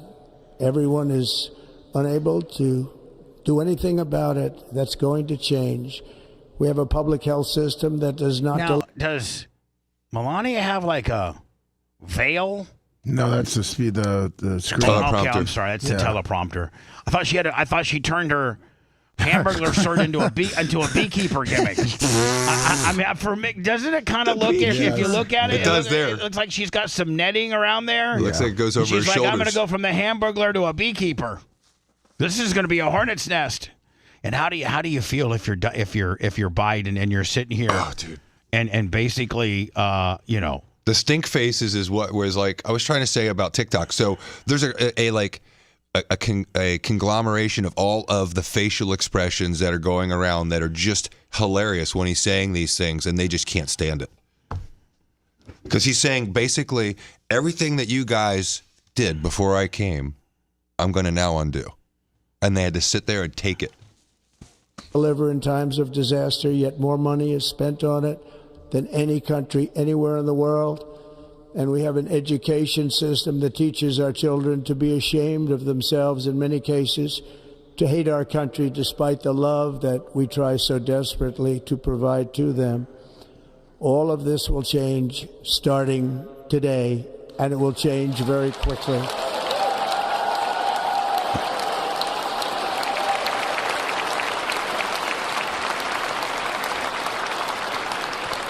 And again, this was, again. That ear's looking nice, man. It is, man. Looks good untouched. plastic surgeon. Again, this has been moved from the outside to the inside. Usually there would have been, maybe 100,000 people? Oh, yeah. Multiples. My recent There's that little election nick there. is You in- see it up there? Seth, it's Oh, tiny. yeah. That's where it is right there. Those two little nibs up top there. Right here? Yep. Yep. That was where it was, between those two things. Man, how lucky. Yeah. Joe Rogan said, I looked at it, I saw it, it was real. He's like, he was trying to squash all the rumors that, it was a piece of glass. He's like, I looked at it, I saw it. Completely and totally reverse a horrible betrayal and all of these many betrayals that have taken place, and to give the people back their faith, their wealth, their democracy, and indeed their freedom. From this moment on, America's decline is over. God, since you said that, I haven't heard a single word. I've just been looking at his ear. I can't stop looking at it now, Seth. Our liberties and our nation's glorious destiny will no longer be denied, and we will immediately restore the integrity, competency, and loyalty of America's government. Over the past 8 years, I have been tested and challenged more than any president in our 250-year history, and I've learned a lot along the way. The journey to reclaim our republic has not been an easy one, that I can tell you. Those who wish to stop our cause have tried to take my freedom and indeed to take my life. Just a few months ago in a beautiful Pennsylvania field, an assassin's bullet ripped through my ear. But I felt then, and believe even more so now, that my life was saved for a reason. I was saved by God to make America great again.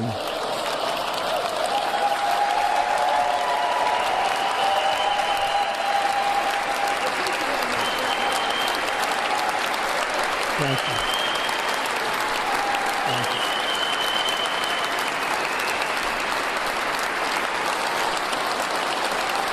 Thank you very much.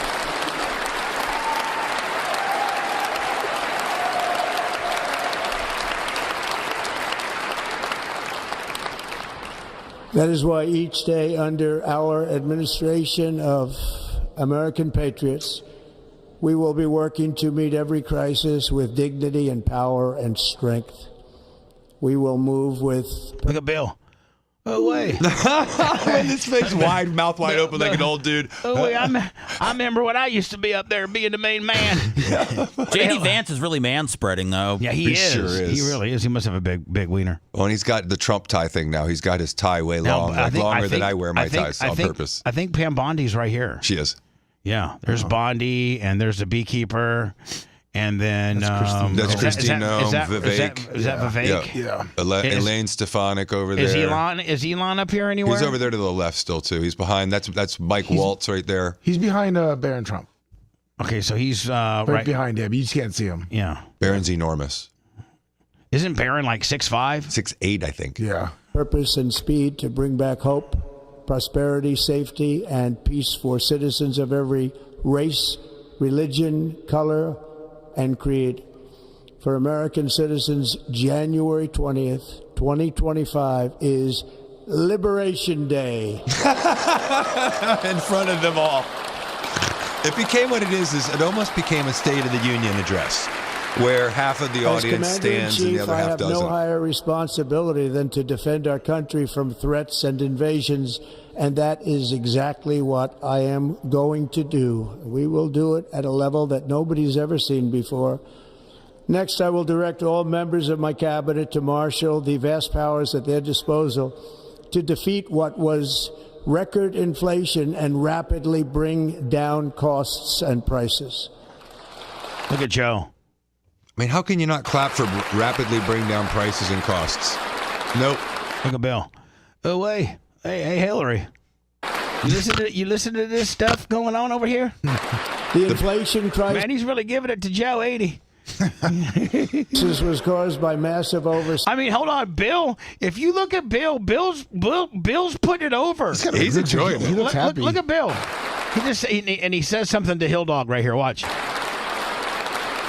Oh wait, man, he's really giving it. The inflation crisis was caused by massive. Man, he's really giving him hell. He's doing overspending good. and escalating energy prices, and that is why today I will also declare a. He's going, hey Joe, you're really taking it, buddy. I love the people watching behind because that's the way I've been watching it because his face looks right. You're right. It's hilarious. Bill's the only one, even on the Republican side of things, Bill is the most animated. He's fully engaged in this speech, every word. Where's George W.?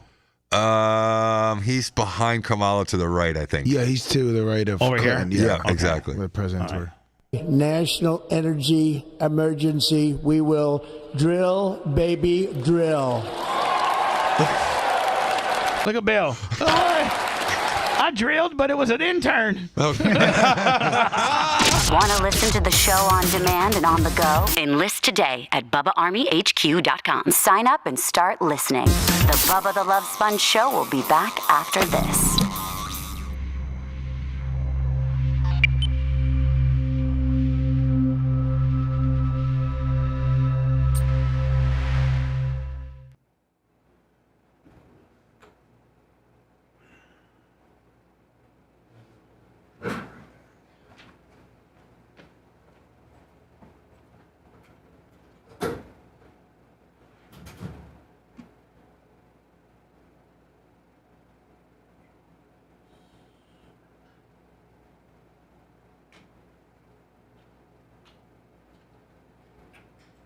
Did you do the Michael Rucker on Cash App, Lummy? I think you missed it. I did. You should have your two.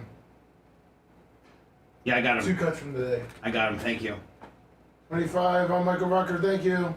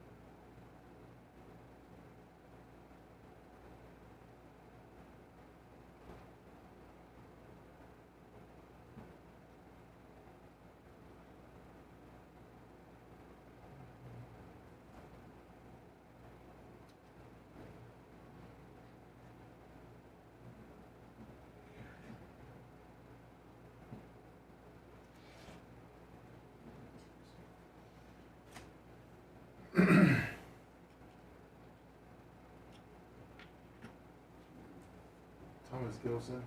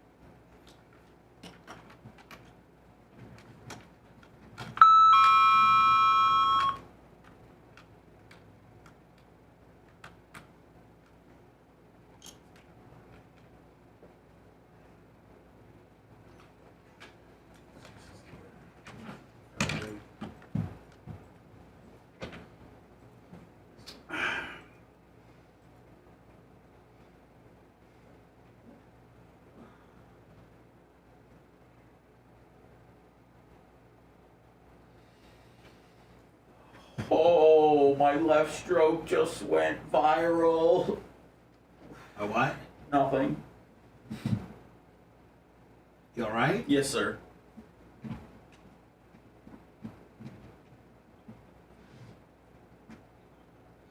Well, whoever's got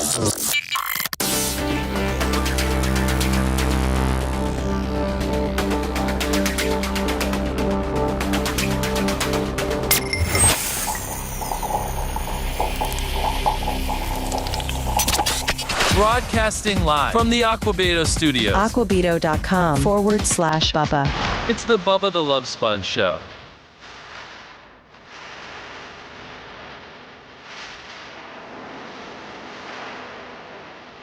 Again, Lummy, the West to West construction. This guy's name's Levi. He's the one to put together that badass deal for me to have that tractor. So thank you, Levi. I appreciate you, my friend. Makes a huge difference. Levi and West to West. Appreciate you. Michael Rucker, 25. Yeah. What was that, Lummy? Michael Rucker, 25. And Neil Malplaisir, 25. Thank you, Neil Malplaisir. Go back. Well, it's kind of like. Go back, go. I mean, like if you're basically if you're an NFL football fan, basically your team's probably out of it. You know, Seth's team's out of it. My team's out of it. Lummy, your team's out of it. Red's team's out of it. My team's winning the offseason. That's all I care about. Is that all you care about? That's all you can care about. Well, I mean, you got probably a huge victory in the signing of your new head coach, which is supposedly is going to happen today. I cried. You did? Yes, sir. That happened yesterday. Is he signed? Signed, sealed, and delivered? He's just. I mean, when Adam Schefter says he's going, it's happening. I don't know if the ink's dry, but Aaron Glenn and the Jets is what's happening today. Really? Is Aaron Glenn going to keep Rodgers? Probably not. Why? Yeah, I know he's a cancer. They're saying if there's any place he goes to, it might be Pittsburgh. And aren't you kind of feeling now the Dion to Dallas deal kind of dwindling down? That's. I think you're right. I think that's gone. But can you see? I mean, Russell Wilson had a pretty good year. Why would they bring him in there, Rodgers? Yeah, that wouldn't make sense. I know. I think Russ offers more at a similar age. Do they keep Justin Fields? Well, Russell Wilson had a pretty damn good season. I think they should, depending on what they do at the OC position. If they address it at all, they could hang on to Arthur Smith for another year. But if they make some changes, I think that roster is going to need to be revamped. I think we said that last week at some point. Yeah. Like the Steelers are, if they're going to hang on to Mike Tomlin, then they need to revamp that roster again. It is time. Is Tomlin on the hot seat? Yeah, he is. Is he really? Wow, he is all. Really. I mean, he's the longest tenured head coach in the NFL, and the only team with only 3 head coaches. I'm sorry to talk over you, Rick. No, you do that a lot, though, Jay. You're good at it. I'm sorry. You're really good at Sunny it. days, $100. Because you know why? You're not used to not being the lead guy. So when you're, not the lead guy. You just blurt it out. People, you feel people will eventually shut up around you. Well, everybody here is shooting, is shooting for territory. Guilty. What were you going to say, Rhett? Isn't he the longest tenured head coach? Currently, yeah. God, you would never. I mean, like he's made the playoffs all, but like maybe what, 2 or 3 years. He always gets a positive record. He's never finished with a losing record as a head coach. What tree did he? Don't. What tree did he come from? Did he come from the? Did he come? Dungy? Dungy It was tree. Dungy. Did He he come started from off his first job. He was an assistant to Dungy in Tampa. Really? Yeah. Wow. And didn't Dungy win a Super Bowl there? What? No, Dungy did not win a Super Bowl Did he here. lose a Super Bowl there? No, In Dungy Pittsburgh? didn't make it to the Super Bowl with the Bucks. No. Colts. I meant as a player.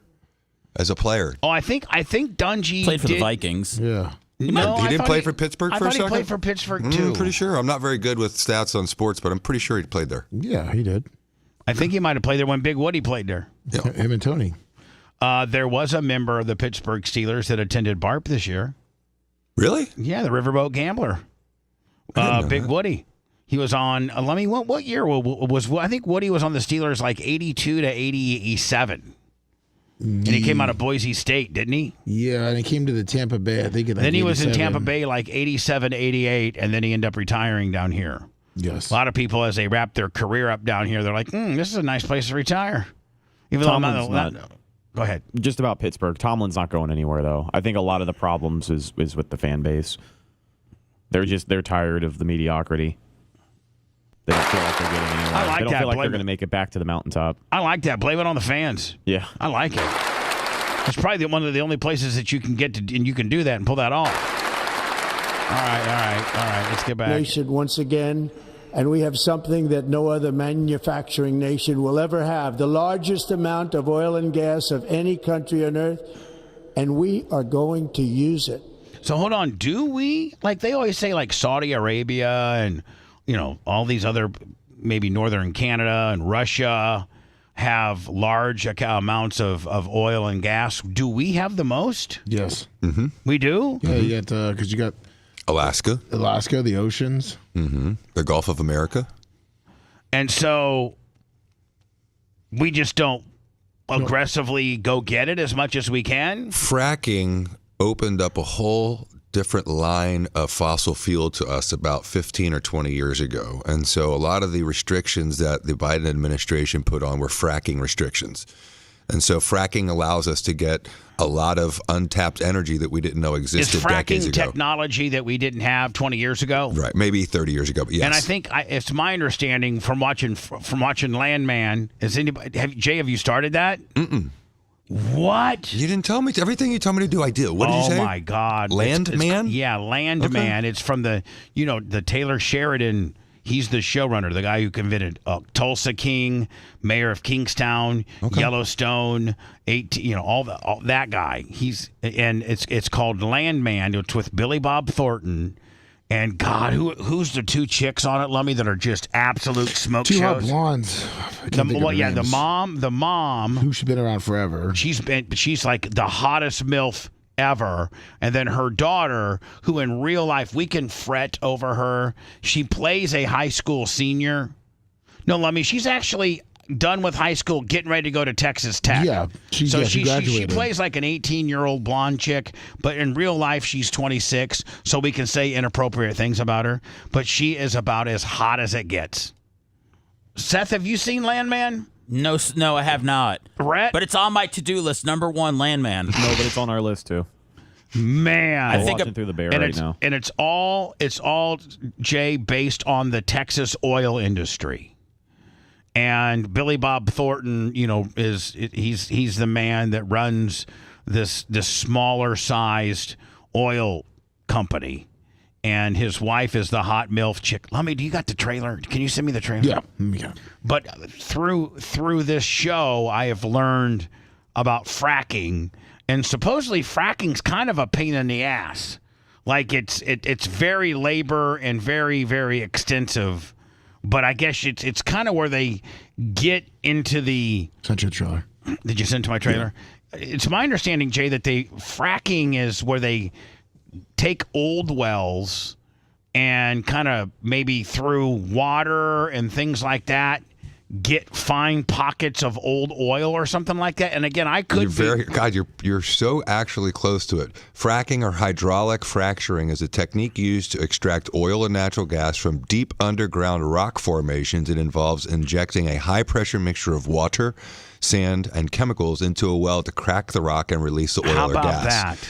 And so, how about that? I bet you a lot of people really don't know what fracking is, and I just nailed it. I couldn't have described it like that. I looked it up. I sent you a 1-minute video because I knew it was natural gas, and I knew it was a new technique. And so when we figured out this technique, now we realize that we have so much natural gas, and natural gas is much cleaner than crude oil. Well, in a lot of these wells that they thought were, done, they now can go and frack these wells and bring them back to life based on this new technology. Here, is this fracking? Yeah, it's real quick. What is fracking? It's short for hydraulic fracturing. It's different from the traditional way of getting at oil and gas reserves. First, a well is drilled to reach shale. That's the type of rock that traps natural gas and oil. Then, a cocktail of water, sand, and chemicals is pumped in at high pressure. That fractures the shale, forcing natural gas and oil back up to the surface. That's often brought on economic booms for regions that weren't doing so well. So what's the controversy?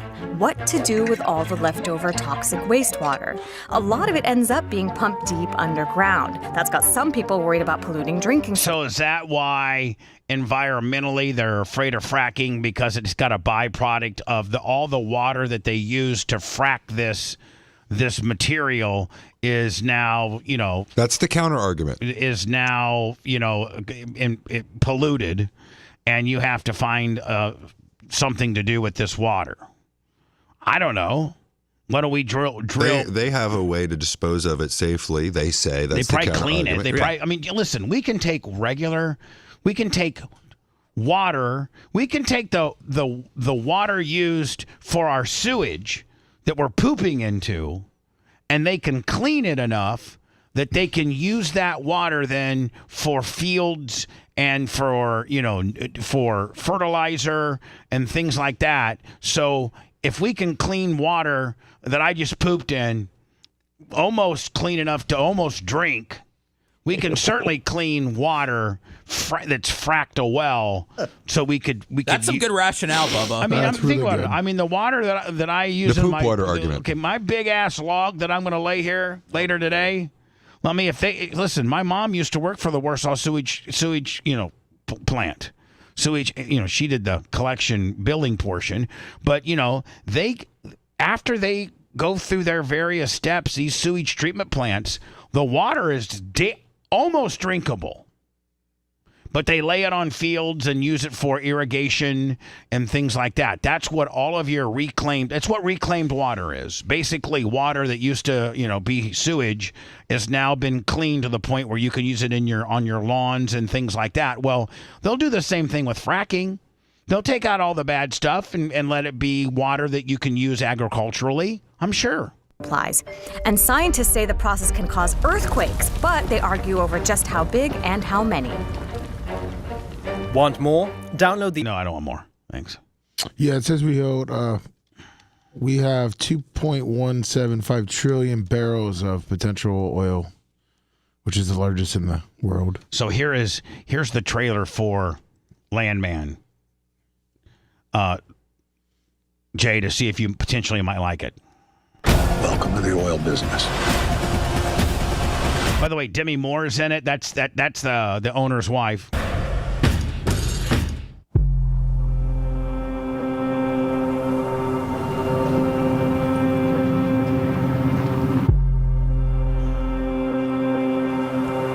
Oil and gas industry makes $3 billion a day in pure profit. And it's only getting bigger. But before any of that money is made, you got to secure the land, then manage the people. That's my job. First part's pretty simple.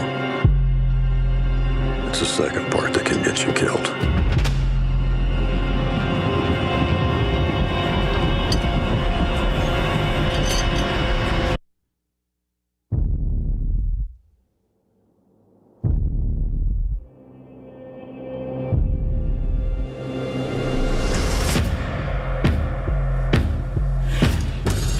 has already That's his wife. convinced itself that you are evil and I am evil.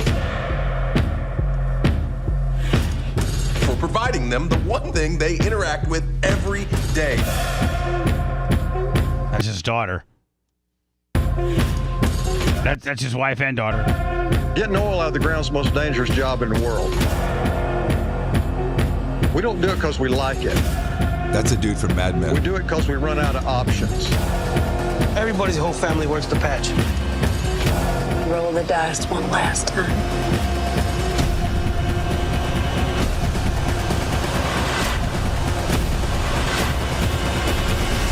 Sticking with beer, you want something stronger? I quit drinking, I'll stick with beer. Welcome to the oil business. You're gonna love the character. Are you on Landman? Yeah. You're on Landman. I've not met one person that has not liked the show. How do you watch that on your? Because we have the same setup, Bubba. Do you go to is there just like a TV show area, or do you need to go to Paramount, or I don't know. I'm Is it Netflix? Where is it? Shazam Briz.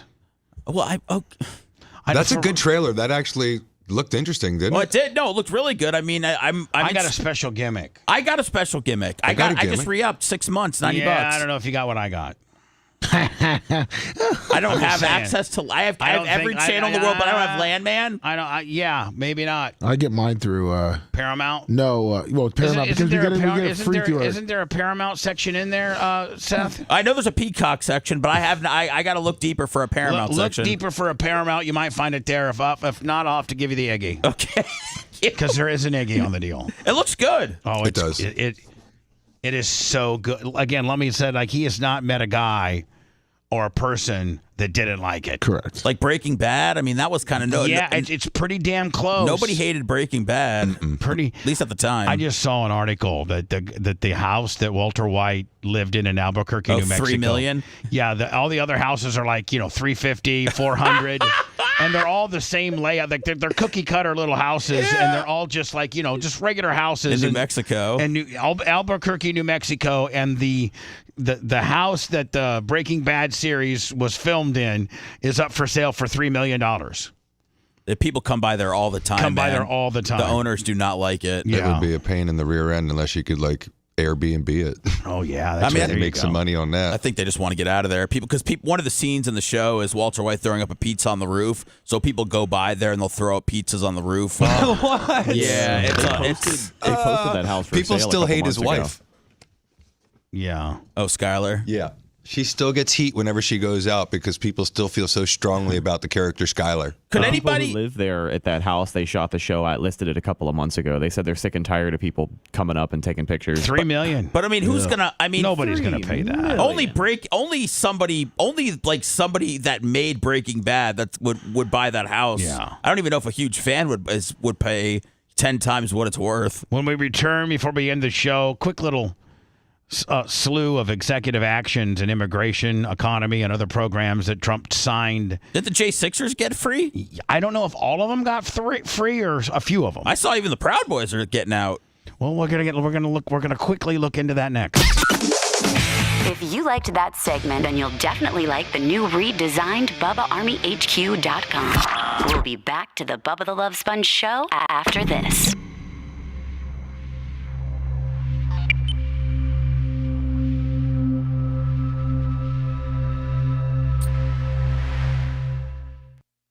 You listen. All I said is I got You just gotta know what to fucking ask for, you stupid fuck. I didn't ask for anything. I just That's why you didn't get it. I said, hey, Mike.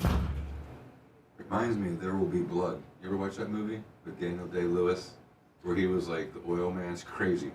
Yeah. The last scene where he beats that dude's head with the bowling pin.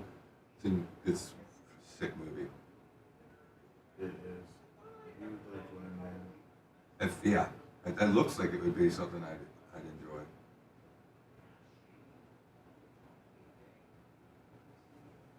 It's like No Time for Old Men and There Will Be Blood are some of the best movies from about 10 years ago.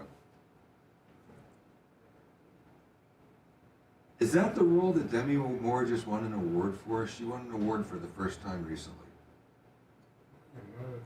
Sure. I think it may have been a Golden Globe for that, Demi Moore.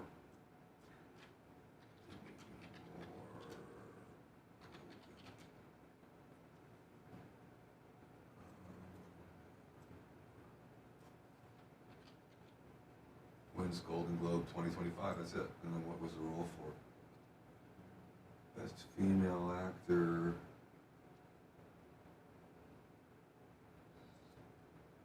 The Substance. Okay, different thing.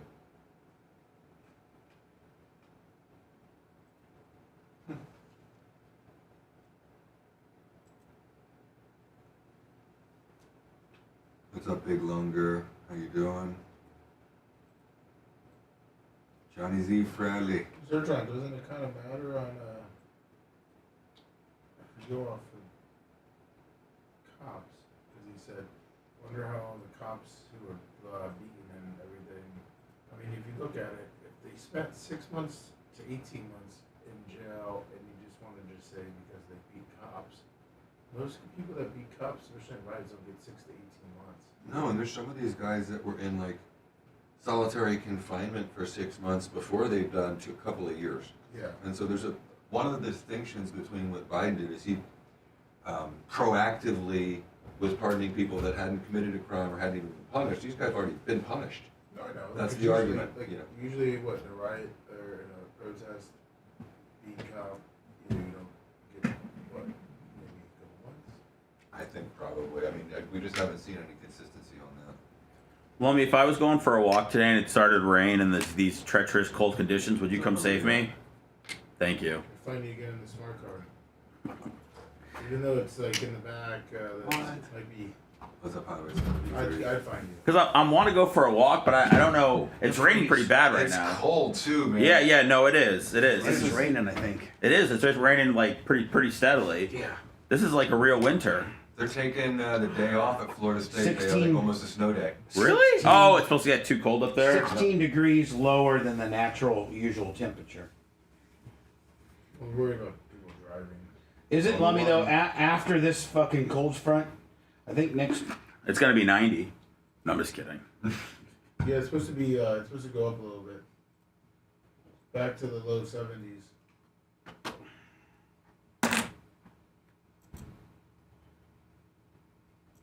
Yeah, I walk every day, BS profile. That's a super healthy ritual to do, by the way. Because you're getting sunlight, you're getting exercise. It's a great way to start a day. Yeah. For sure. Only fuckheads don't understand about walking. No, I mean, there's 20 minutes being out in the sun. The whole deal is like it's a really good Especially thing. when you're I've inside read a all lot day. about like certain ways to get your metabolism working and just to have like a better outlook on day. Melatonin's really important in the sun. It's just a great ritual.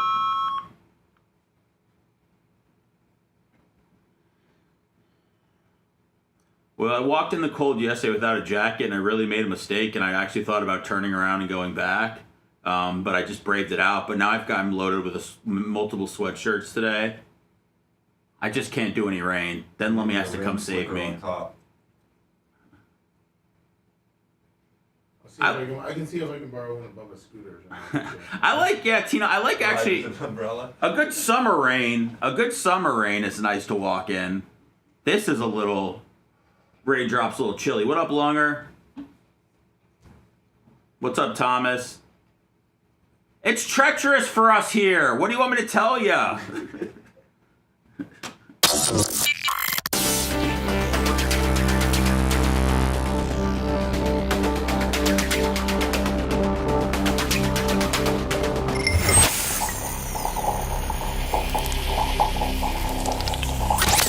Broadcasting live from the Aquabito studios, aquabito.com/Bubba. It's the Bubba the Love Sponge Show. 843 Bubba. Lummy stepped up. $100. Love you, my friend. Thank you, 843 Bubba. It was good seeing you. So sorry. There's blizzards going on in Louisiana. Is that standard? It doesn't seem. No, this is a very much a non-standard weather event happening globally. Yeah, this looks. Or at least I should say happening within our country. Okay. Is it like should we stay inside? Do we need to bring our plants and animals inside? Because plants and probably cover them. Yeah, bring them inside and cover them. Yeah. Oh man, that's really cool. Bring them inside and cover No, them. like cover the outside ones you can't bring in, and bring in the ones that you can bring in. Yeah. Do you cover the outside pets? Are you Yes. that guy, Lummy, that you cover the plants? I have to. I'm the plants I haven't planted yet. That haven't been planted because Average Joe's waiting for it to warm up. Why don't you just bring him in the garage and talk to him all night? That'll keep him nice and heated. Lummy, I don't know that I have an opportunity to go through the bills and the things that Trump signed. I will say this: it says Trump grants sweeping pardon of all of January 6 defendants, including rioters who violently attacked police. It looks like he's vowed to dismiss the cases of all 1,500 plus people charged with crimes. I don't necessarily agree with that. There are some people that did some pretty egregious things, including some violent attacks on police. There's a couple people that were facing 18 years that are getting out a little early. But, if they got their guy, maybe they're not ever going to do something like that again. I don't know, man. I think there's probably a happy medium from letting them all out to letting most of them out. You know what, Bubba? I mean, I think you got to let them all out, or you got to keep them all in. Yeah, I mean, it's tough to decide which one. I know some people just had misdemeanors and all that, but I mean, I think for all the people that went to jail, it'd be hard to cherry pick some over the others. Donald, looks like it is 1,100 out of the 1,500. Then they have 6 or 8 that they're still waiting to decide if they're going to commute or if they're going to do a full pardon. But Seth provides very interesting insight. And one of the things that's a big difference between what this pardon is and what Biden did by preemptively pardoning his family from 11 years of any potential crime is all of these people paid the price. They were convicted. A lot of these people have been in jail. Some people were in jail for solitary confinement for months. And they're still in jail. And so it's been years for if you violently attack somebody and you hurt them, what's a reasonable punishment, Bubba? 3 years? I don't know. But they Melania can't go within 50 feet of the White House, okay? Melania doesn't look like she wants to be there either. Look at that's the formal dance of the inaugural ball. She looks beautiful. She just looks like she's not into it. It looks like he grabbed her by the kitty cat. You grabbed her by the pee? Yeah. We can get into more of the stuff that the laws and then all the pardons that Joe Biden basically gave every relative that's related to him a blanket immunity for anything that they could potentially come up with. Which has never been done in history. Right. Preemptive pardons has never been done. So we got that going for us as well. Seth will be doing several podcasts today, including Operation Pigmentation and then the Conspiracy Show. So you look forward to that. And please go download it if you could, please. Spotify, iHeart, wherever you get your podcasting. Just type in the Bubba the Love Sponge or Bubba Army, and it'll take you right to our podcasting world. You can always go to BubbaArmyHQ.com. We'll see you tomorrow.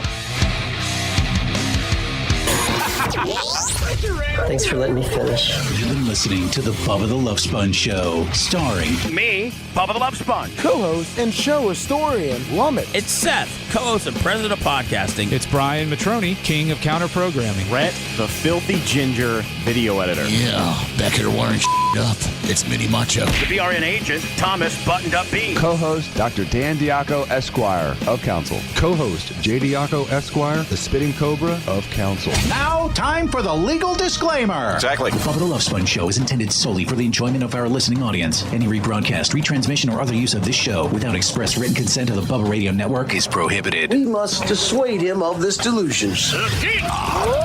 Until next time, always remember. I'll repeat hello.